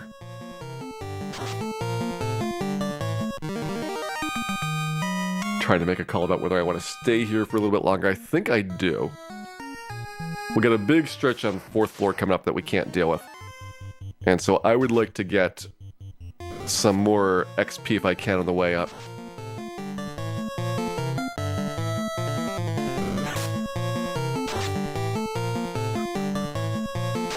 I've been playing Final Fantasy on Twitch for a long time, Combo Break. I did, before the Awesome Games Done Quick run, the very first Limit Break, which was 2015. I ran Final Fantasy 1 there as well. I ran Final Fantasy 1 and also Dragon Warrior 1 at the first Limit Break. And so we were doing Marathon Safe Final Fantasy for like a year before that.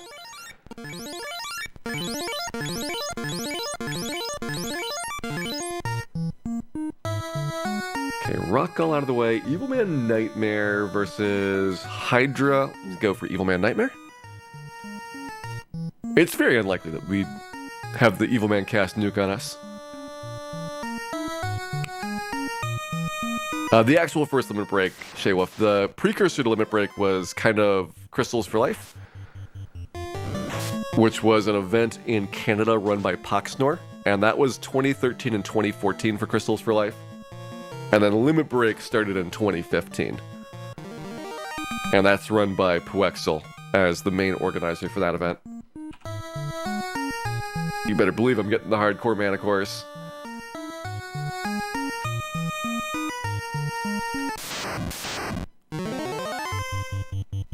It's another 2 items with experience, and Stinger's really fast, but you only have 1 character.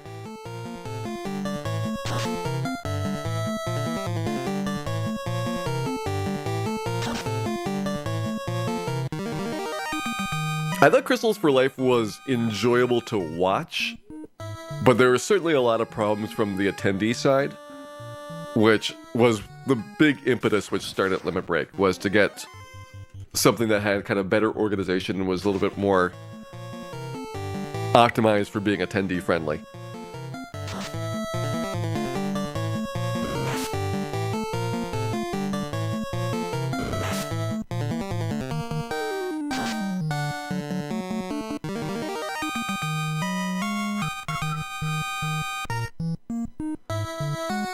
Well, 3 games a night, that was Randomizer. Randomizer is a lot shorter than the speedruns. Like, the marathon, say, speedrun at the fastest end of it was 3.5 hours.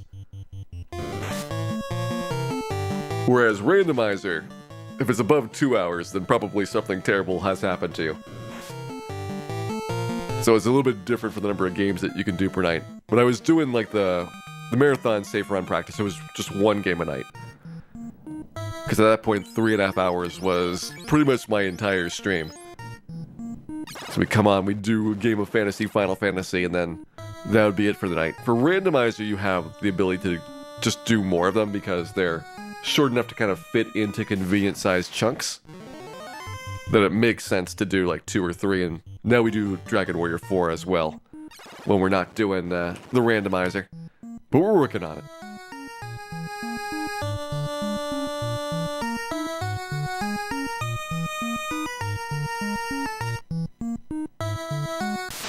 Yeah, the Hundreds was just doing regular speedruns. This was way before Randomizer existed.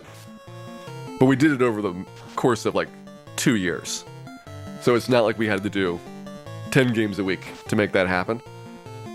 It's basically 3, maybe 4 games a week for a long time. And eventually you just kind of grind through it over the years. Do I want to go up now? I think I want to delay for this fight. And by doing this, 2 encounters upstairs disappear. This is where we would be coming up to TMAT in most of the speedrun categories for any percent and for the marathon safe category. Not gonna take that Gurnaga with 2 airs. Might take the nachos. I could use a nacho platter right now.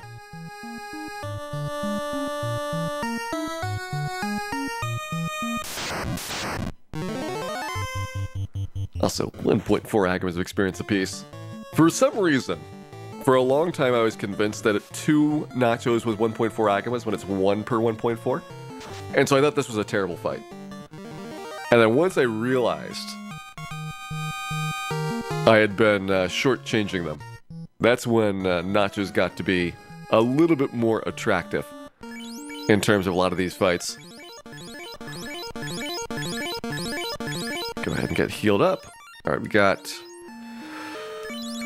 Defense Sword and a Bane Sword. I'm going to try to Bane TMAT, but if it looks like it's not working, then our backup strategy is to punch her really, really hard.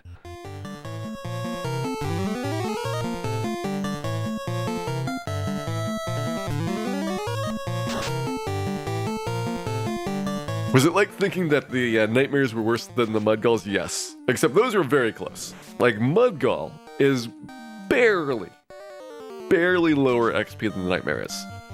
Second track. Easy every time. There goes T-Mat. Our fiends are done. All 4 fiends have fallen there. But we need to get a war mech to really convince ourselves that the black belt is ready for business. And to take out war mech, I will need to be most likely level 50. I would certainly highly recommend it. How long did single red mage take? Red mage was 3 days, so at least 12 hours.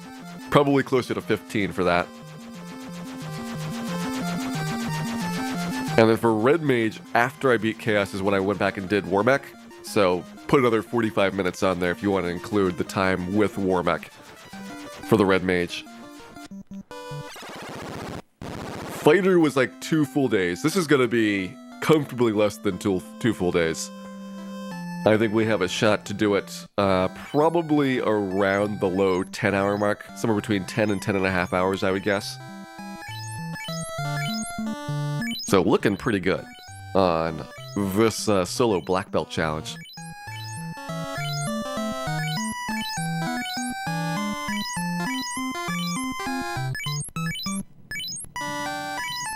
Black belt's problems get a level 10. Yeah, that is a big factor in it. The black belt just starts off so badly, but then gets so amazing that it makes up the time difference.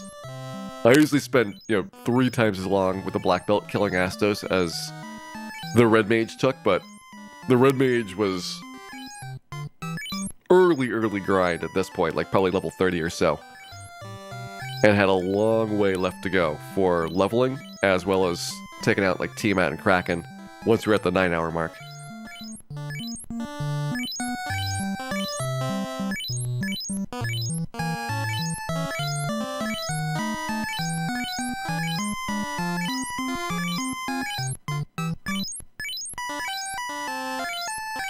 That's right, I'm buying all the heal potions. Just give me all the heal potions in your shop. Why does he have to make this so difficult? One day we'll have buy 10.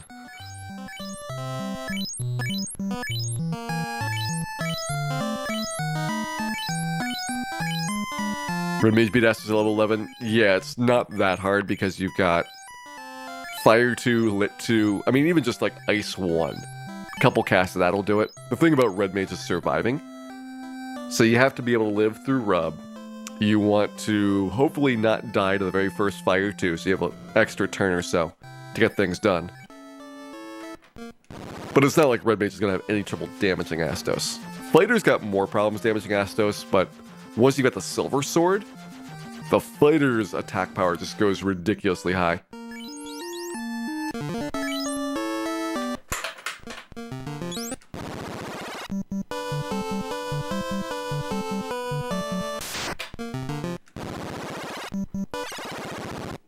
One ogre, 32.5 imps, thank you. 32.5 on the dot. Assuming you got one character. If you got multiple characters, it gets a little bit weird. Because when it divides the experience, it'll round down. And so I don't know how the ogre conversion would work if you had like a 3 or 4 character party. But with one character, 32.5. That is the number to remember.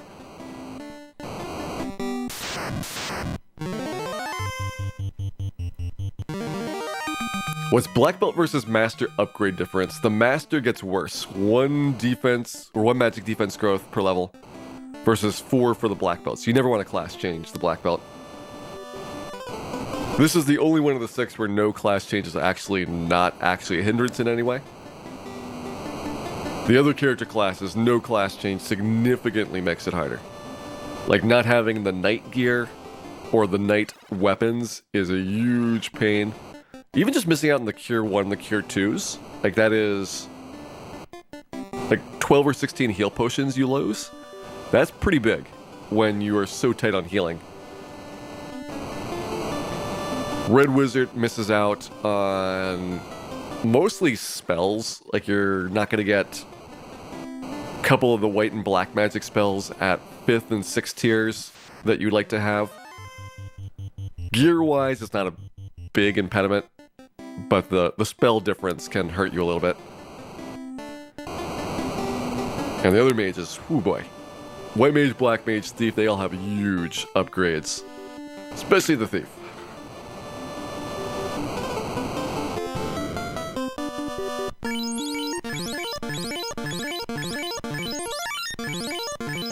All healed up and let's go. Final Agma grind time. We're gonna go to level 50 here. Once we're at level 50, we'll kill Warmech, and then we will go to Temple of Fiends. Is Black Belt defense growth a bug?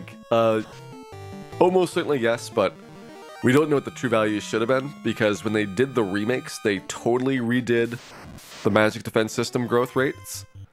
So everybody else has changed as well. So we can't just copy them to the NES version. And as a result, the randomizer does not try to fix the Black Belt magic defense. Like, randomizer fixes things which are clear bugs that have a known correct answer, because, like, there's a document that says Temper should do this when you cast it. In the base game, Temper doesn't do that. Let's change it so it works. Those are things which are kind of very obvious and clear cut. But when there's no information about what the value should be, you can't really make changes without just saying you're making things up.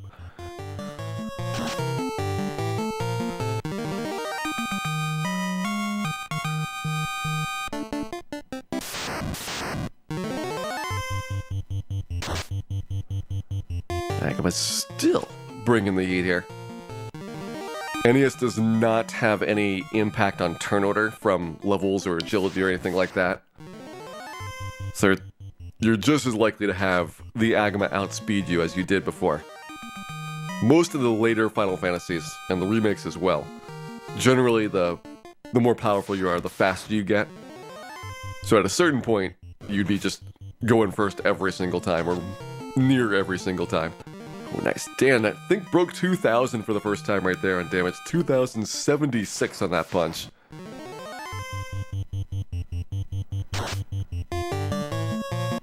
Someday he'll be able to punch out chaos like that.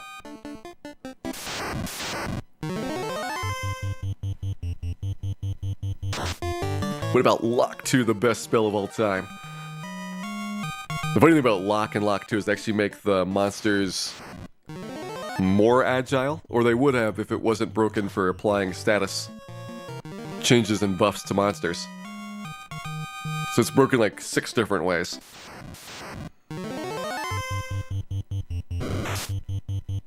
Welcome back, expensive foreigner. Hopefully your part of the world is not as stormy as mine was. I would not have wanted to have been outside for the last hour and a half. It sounded extremely dangerous out there. It was mostly calmed down, but it was a pretty dicey evening.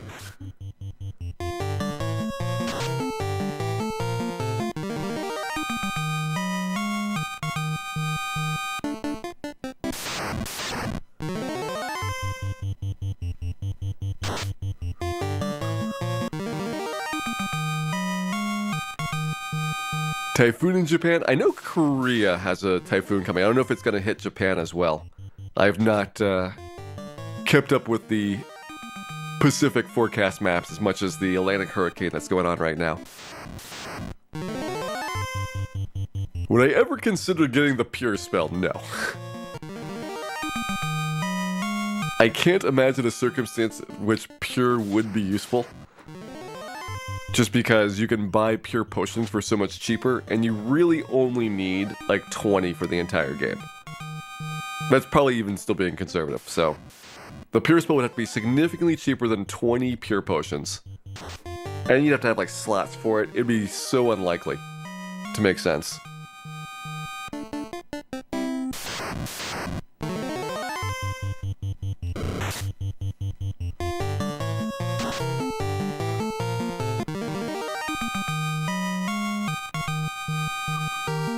Dan, level 45. Look at how burly he is. Dan getting close to that 999 HP mark, which is your cap. He's at 904 right now. 95 HP and 5 levels should be no problem. The Black Belt gets just ridiculous HP growth over levels, so I think he'll hit that probably like level 48, I would guess.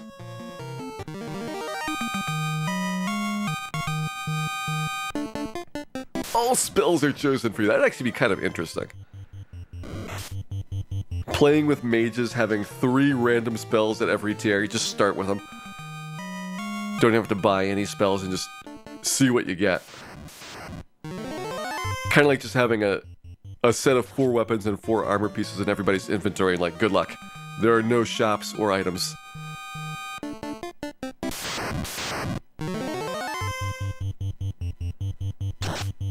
Does dark work in vanilla? No. Vanilla does not have a functioning dark spell. So Final Fantasy 1 dark is broken, Final Fantasy 6 dark is broken. I think it might work in 2. I forget if they fixed it between 1 and 2, but they've had more than one Final Fantasy where dark does not work. And Packers, yes, we have the solo black belt going right now. We've killed the fiends. We're getting leveled up so I can punch out Warmech here, and then we go after Chaos. So I think that it's probably just over 10 hours, but we'll see what the final time turns into. I'd be shocked if it's less than 10, because you have roughly half an hour in Temple of Fiends, and that's assuming that I don't need to grind out a whole bunch of heal stats in a fight. Is that true? Maybe 25 minutes. Could maybe happen.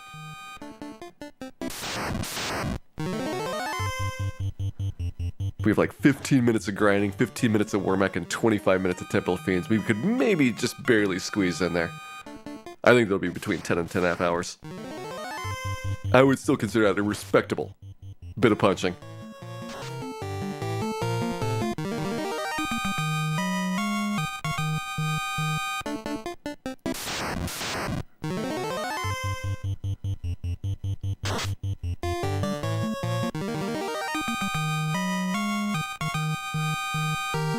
Level 46, 4 levels to go.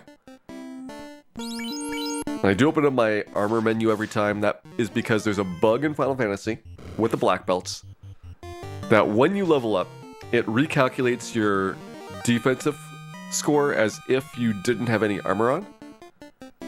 And until you open up that menu, it'll have the wrong value.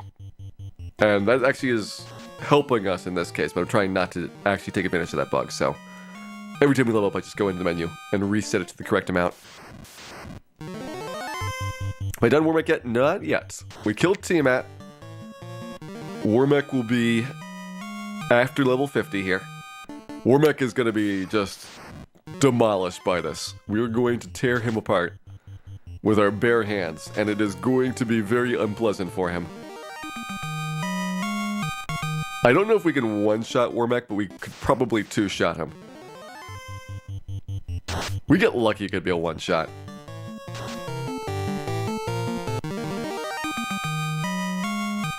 We're unlikely to go much up in damage from this. And Warmech does have a lot more defense than an Agama does. But it depends on what our criticals are like. Like, sometimes Dan gets like 2,400 on these hits. There's 2,180 right there. That type of a hit probably could one-shot Warmech. If he's on the low end, then he'll probably only do like 700 damage to him.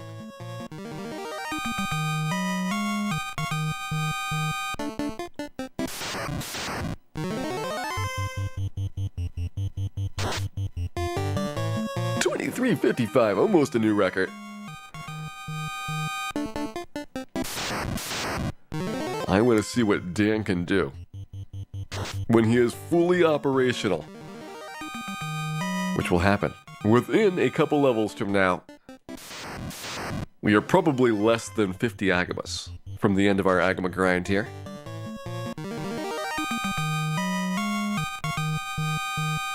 It'll be a sad day when the Agamas are done, but at the same time, it'll be a happy experience having hung out with them. I'd say Dan's mostly doing well, yeah. I mean, yesterday he had some struggles. He certainly had a rough time fighting imps and around Provoca, but I think that once he got his bearings, Once he started putting those ball bearings on his fists and punching people with them, that's when things got a lot better.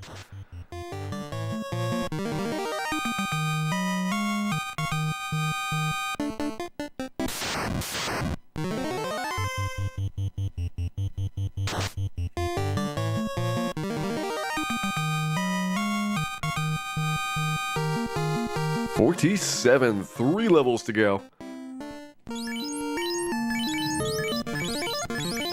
Again, that's approximately 45 Agamas left that we have here.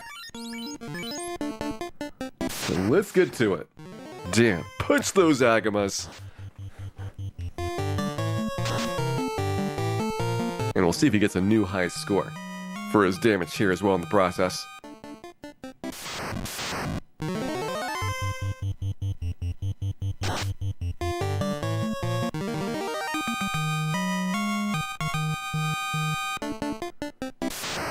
Will I class change before chaos? No, we're doing this as no class change for all of these character classes. Or at least we're trying to do no class change first. When I get to the remaining ones, White Mage, Black Mage, Thief, I will probably break down and class change for them. But Fighter we did no class change, Red Mage we did no class change, Black Belt we're going to do no class change. I think White Mage, Black Mage may be the first where I have to admit that I'm going to not want to get perfect level ups all the way through, and would rather class change instead to make it easier.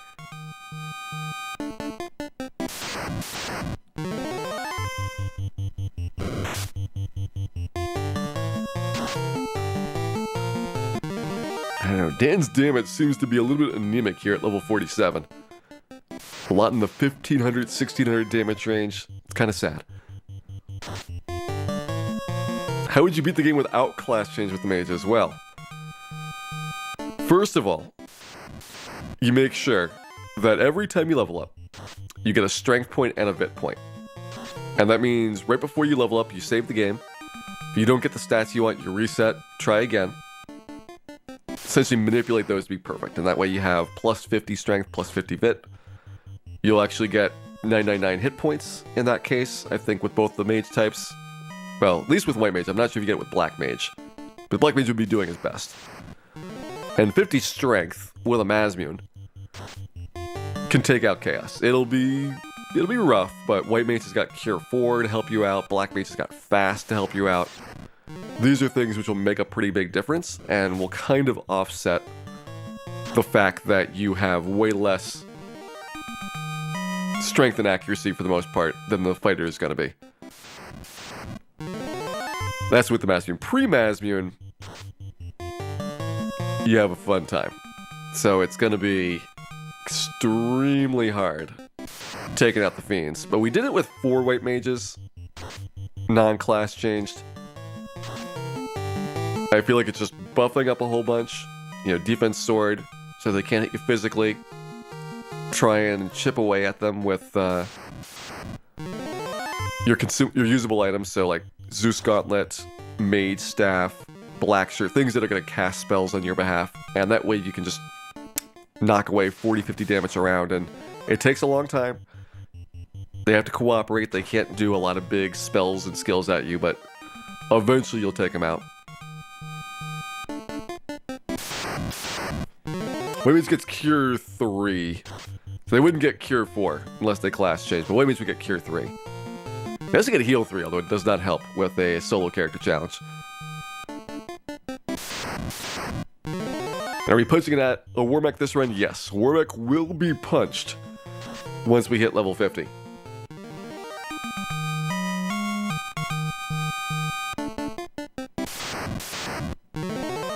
We're getting level 50 here. We're going to go to the Sky Castle. We're going to punch a Warmech. Then we'll go to Temple of Fiends and take out Chaos and Friends. And this will be by far the easiest Temple of Fiends. Like, of the 6 character classes, the Black Belt is going to be the ruiner of worlds when it comes to damage output.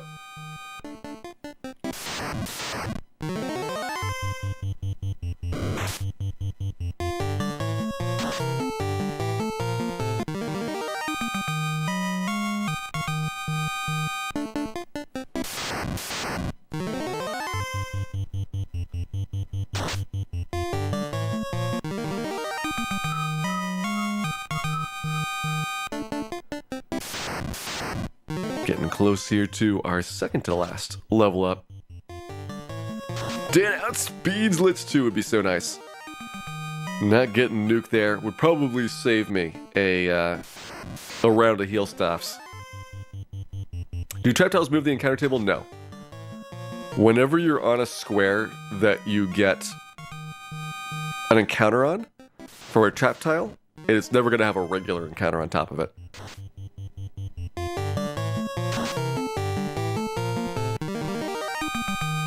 How many potions is Nuke? If you get hit on the high end of Nuke, it is 14 potions. The minimum Nuke is 4 potions. But if you get hit with the critical, it can go up to 400 damage, and each potion is 30 recovery. So I have 99 potions, that is essentially 2,970 damage that I can take on the way down there. And it sounds like a lot. But there's a lot of battles where you're going to take 100, 200 damage pretty easily. Alright, there is level 49. We have one more level to go. That is 15 Agamas left in this grind. So by 9:10, we should be getting into position for our Warmech trip. Certainly by 9:25 on the clock, we will have Warmech down and ready to head to Temple of Fiends, so I think we can do this sub 10. I think it might be tight at the end for how long Temple of Fiends takes, but this is looking more and more like 9 hours and 50 minutes. Will be our rough time for it.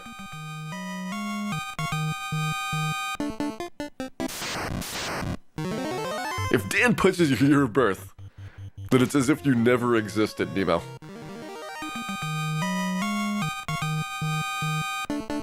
It's as if you have never been born. The year is just gone.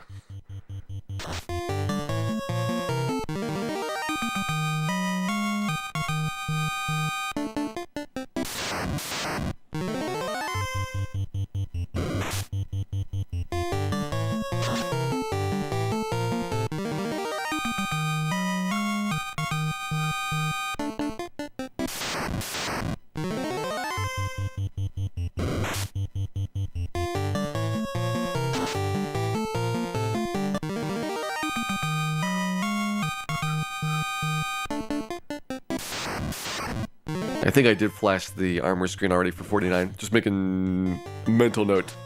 Now when we hit 50, we need to do that there. Ooh, 2418. Is that our new high score? I don't remember one over 2400 before.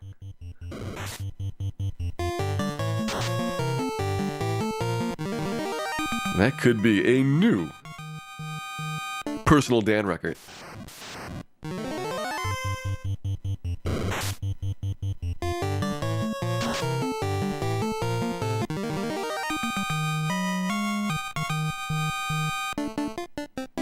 So far, 2401, I think, is the highest that I've seen.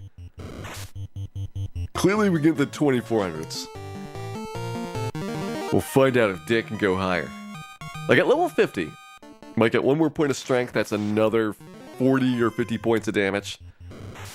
It is crazy how fast the black belt scales at this point. Duo playthrough with Thief and somebody else. Who would be the partner? Probably black belt. And that way you could just punch the Thief really, really hard and then finish the game without him. Level 50, there we go. Dan has reached the level cap of Final Fantasy here. We are done with your paltry leveling and ready to go on. To battle a Warmech. Well, we'll punch this fire because we have to. But after that, we'll battle Warmech. Oh yeah, armor screen. There we go. Armor has been reset, otherwise we'd have 50 defense plus resistances. Now we only have 43 defense again. So we're not taking advantage of the armor bug for the black belt here. Do we class change with that? I couldn't say a no class change, man, unfortunately. Unfortunately. I do want to be able to say no class change for as many of these classes as I can.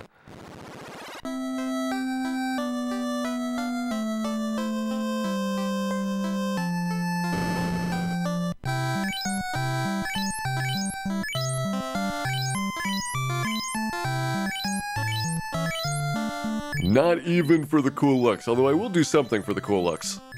Give me a second here once I finish up with buying these heal potions. And then we will make sure that we are outfitted in style.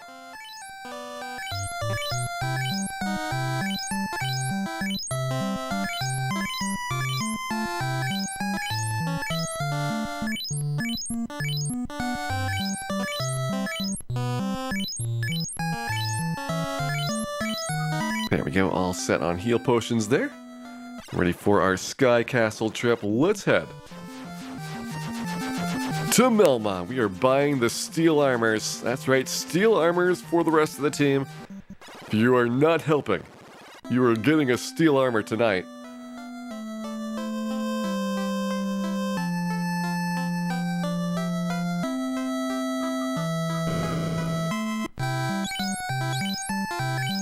These are things that we don't need anymore, never going to use those. And steel armor for Neapolitan, steel armor. For Pinnock and steel armor. For Runic Magus, and then more steel armors. That's right, we are not done yet. We are going to keep buying steel armors. 6 steel armors. 7. 8. 9 and 10 steel armors for this team. We are going to be the best armored black belts in the history of the world.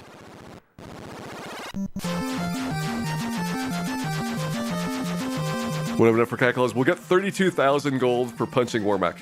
So I should be able to buy a cat claw after Warmech is dead. I didn't forget about that.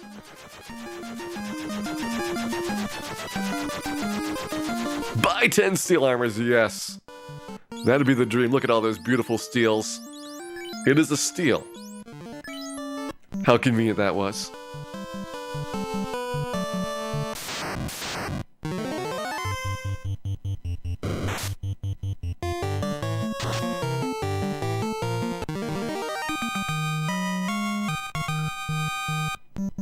Why do we need all those steel armor so that Dan can lift? He's gotta pump some iron, or some steel in this case. Alright, heal potions are in the bottom left-hand corner, which is where I want them. I'm gonna reset here. Now, if I'm going to fight Warmech, do I just go in early and go for the earlier Warmech time? I think we can with the black belt. This will probably not be a problem.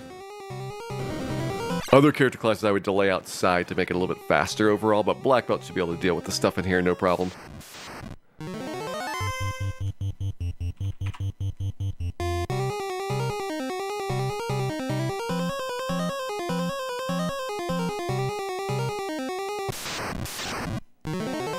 Would you like some more steel armors, Runic Magus? I can probably move it down from Neapolitan. If you would like to have 4 instead of 3, I can make this happen.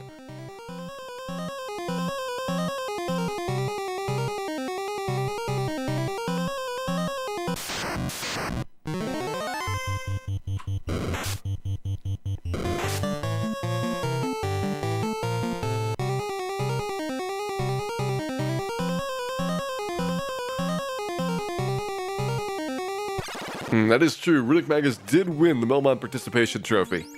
So I guess you are in first in line to get the last steel armor there. There you go.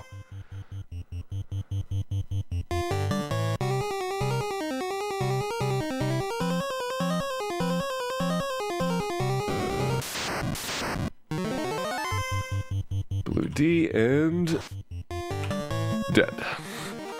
Nice fight. Nice fight, Blue Dragon. Now, going up here, we obviously can't get the very first Warmech on the order coming up. But how quickly can we get up there?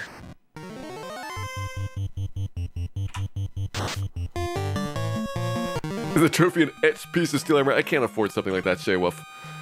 We are going to have a much cheaper trophy for the Melmon Participation Award.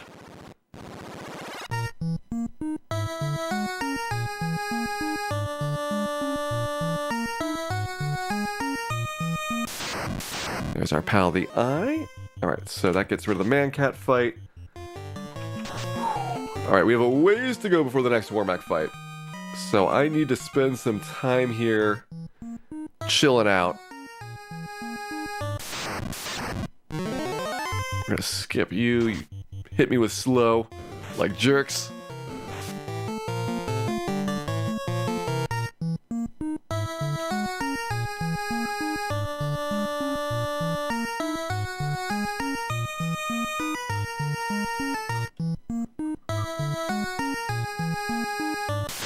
Evil Man Nightmare next. Hey, first strike, see you later. We get the mana cores. I have 4 more battles here to skip, it looks like. And then I'll get up to 4th floor. And roughly the same spot in the encounter cycle as I would in the speedruns. Yeah, the exact same encounter spot. I just head up to the bridge and go off there 2 extra fights. That'll be where our Warmac is located.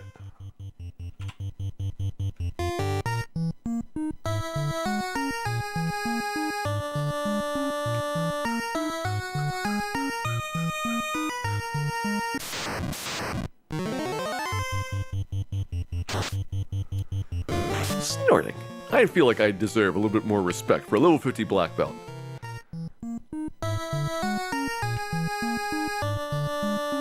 I guess we can actually go up to this one, get the guard sentry there instead of the Gurnaga Air. Not like I'm gonna fight anything. Yes, Specimen, we're setting ourselves up for Warmac right here. We have killed all the fiends. Warmac is the only threat left to go. And given that this is the regular version of Final Fantasy, not randomized or anything like that, we don't have a convenient Warmac just wandering around. So instead, we're gonna do this the old-fashioned way.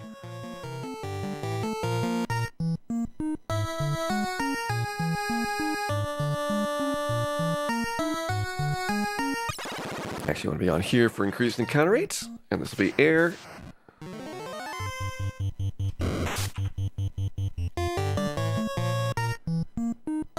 More air, maybe a Gurnaga.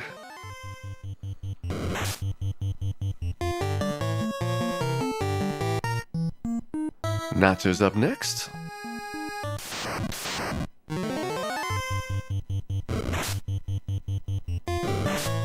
Adorable. Hitting me for 2 damage. Air Elemental after that.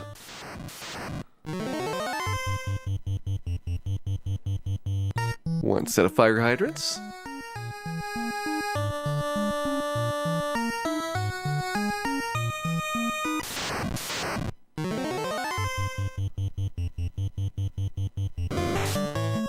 Dan terrifies fire hydrants. Repressed childhood memories probably led to that. Our Gurnaga Air, and then, next up, we have our Warmac battle. Let's see how this goes. I think it'll be by far the easiest of the 6 character classes, just like Temple of Fiends should be by far the easiest with the black belt here. But who's to say that Warmac will want to cooperate?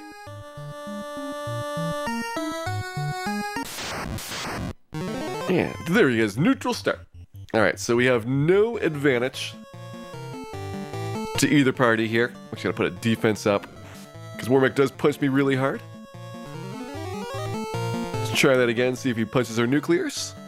At this point, punches are gonna do way less damage overall. There we go. And Dan versus Warmac. Punches for 1,399.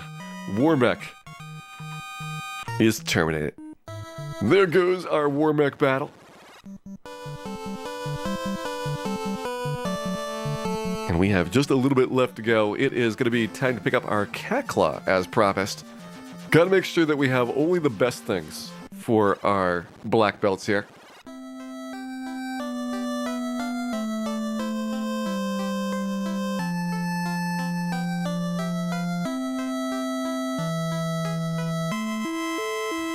Dan is amazing. Words that have probably never been previously spoken. Cat Claw. Let's give this to Runic Magus as well. Actually, you know what? Runic got the Melmond Participation Trophy, aka the 4th Steel Armor. Cat Claw is going to go to Peanut as our season champion, and Neapolitan can hold on to the Bane Sword.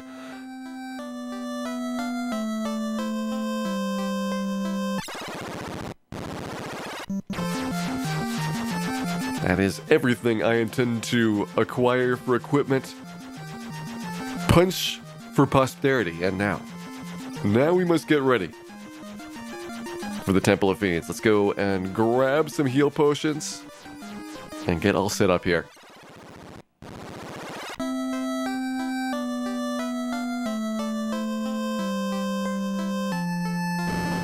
What is a Cat Claw? It's supposed to be the best weapon in the game for black wizards, but it turns out to be really, really bad. Comes up in a lot of Final Fantasies, like Yang in Final Fantasy IV used claws, so he would have like Fire Claw, Ice Claw, and Cat Claw was a poisoned claw that he could get as well. I'm trying to think about other Final Fantasies that have a Cat Claw in them. Be surprised if 9 didn't. I'd also be surprised if like 14 didn't have a Cat Claw of some kind.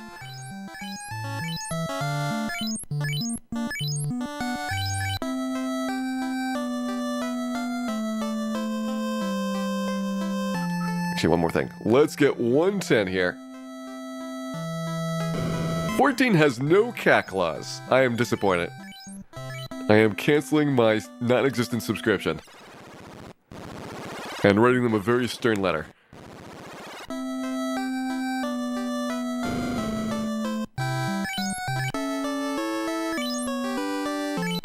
Eight does not. 7 probably does. Like I would expect Kate Sith has a Cat Claw.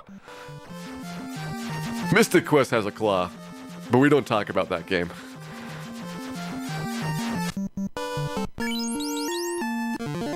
Tenta?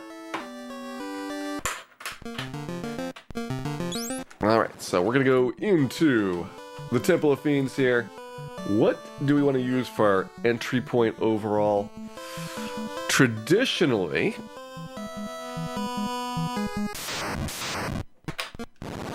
we did this.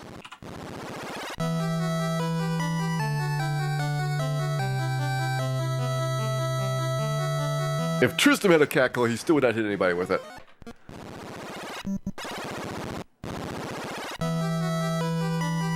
And Mystic Quest is not that bad. It might be slightly subpar in some aspects, but it's pretty amusing. I've done Mystic Quest speedruns in the past. It is a somewhat random speedrun. It is certainly very difficult to get good times in it, not because the game is necessarily hard, but because the game is very, very unpredictable.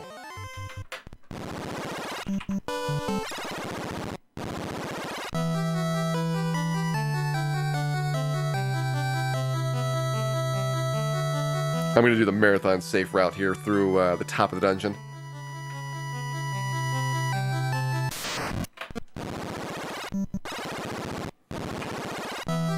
This is why I'm doing these skips right now.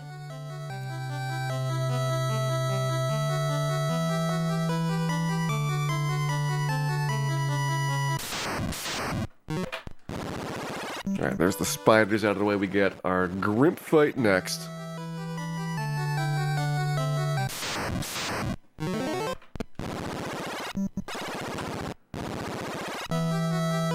Then we have the creeps.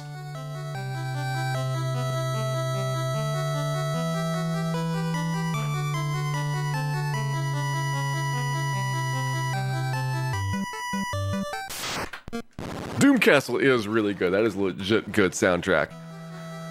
And now we are going to the left, to the right.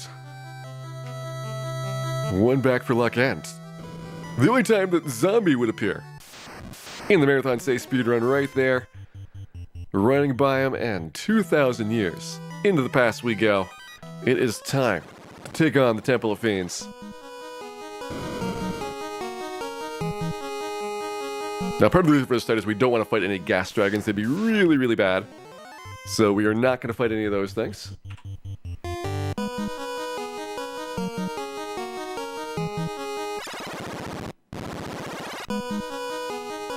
Means I do have to delay right here. Here's our Chimera fight.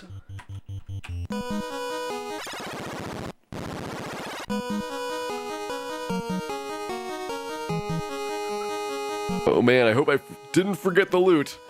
It would be certainly tragic if we forgot that.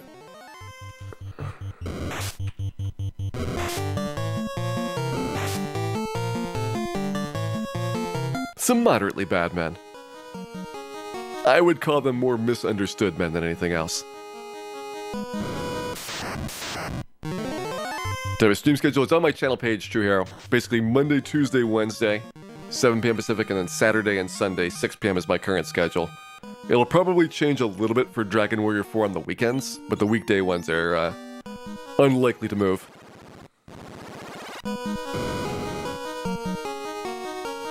Biggest thing for Dragon Warrior 4 is it's going to be probably about an 8-hour block of time I need. And so I can do that on Saturday if I start a little bit earlier. But it makes it tough to do both Saturday and Sunday, when Saturday's already an all-day streaming affair. That'll be something I figure out probably in late September, early October for how that changes.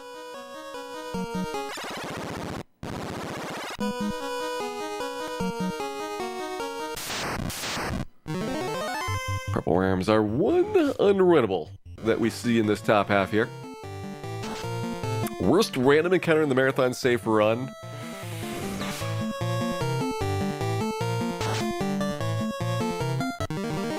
So by random encounter, you mean non-boss encounters and non-trap tile things. Because that thing's truly random. You know where every single fight's going to be as part of the routing. But I'm debating about marathon safe run. If there's anything really bad prior to Temple of Fiends that I get nervous about. I don't really think there is. Like, worst case might be some of the undead fights in the Ice Cave. But I would probably say Temple of Fiends, it's going to be actually the very first battle or so inside, which is the Frosties. That'll set the tone for so much. Because with the Marathon safe route, you are really strapped on healing as your biggest weakness, as well as what happens if anybody dies during the course of the adventure going through there. Every time it dies, you lose one of your 5th tier spell charges. And so as a result, getting a bad start to Temple of Fiends can really hurt.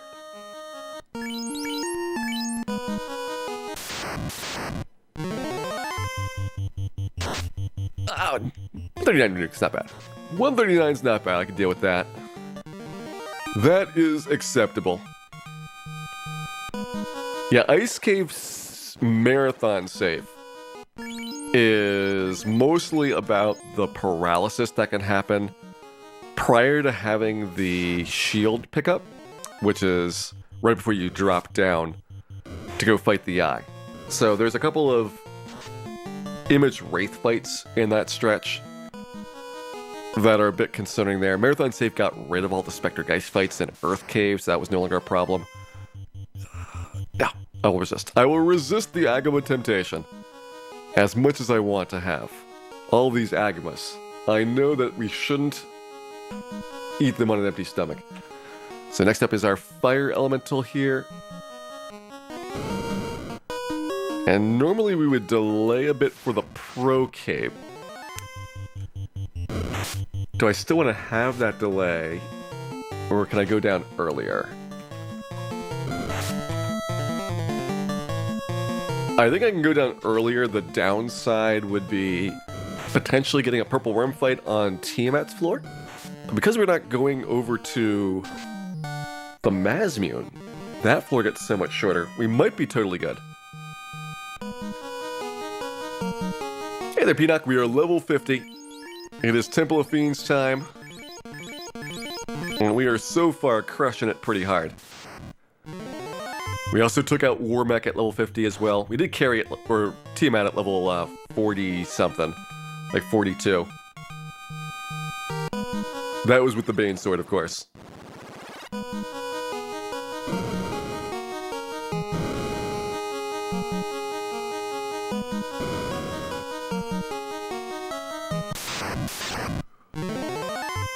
See, Shrine Pile of Pain, we'll have a couple of these in a row. This is normally why you want to skip some fights upstairs, to get rid of these messy encounters on Kraken's floor. Ever played Final Fantasy 3 for the NES? Not on stream, but I have played it. I prefer for 3, the remakes. 3 NES, or I guess 3 Famicom, has a couple of rough spots. Technically, it's like a really cool game for all the improvements they had over 1 and 2. But they did a lot of improvements to both 2 and 3 in the remakes that I think are highly recommended. Well, it's cracking in time. Once we get past this battle, there's one more step.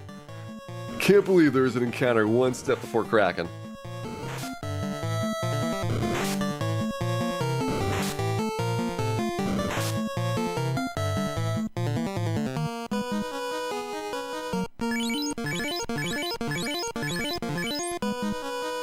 There we go. Alright. I think for safety I'm going to defense here. Cut down his attack a little bit. And that means I'm basically safe after 2 of these. The first one, I knew I was in great shape already. That takes him down from like 400 or 500 damage to 70. Or we could just punch him really hard. Punching him really hard is also clearly a good option.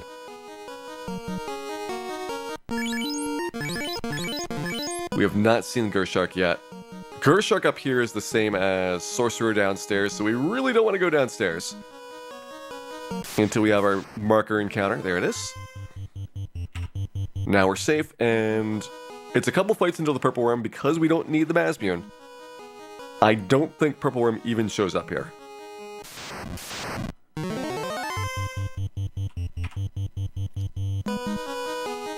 Masmune, a mere downgrade. Dan does not need such paltry things to beat fiends. Dan versus Tiamat. Terminate it. There goes. Our last of the fiend refights. It is time to get down to Chaos's floor here. We are pretty close. Should be our last regular encounter there as well. And down we go. Let's make sure we have our correct inventory here. So looks good for Dan's armor. He doesn't really need the black shirt at this point, but there's no reason to move it to somebody else. For weapons, same thing with Thor, Mage, Heal Staff, they're not going to help. Defense Sword you could maybe argue in the Chaos fight, and I probably will toss a couple on so that we don't get paralyzed.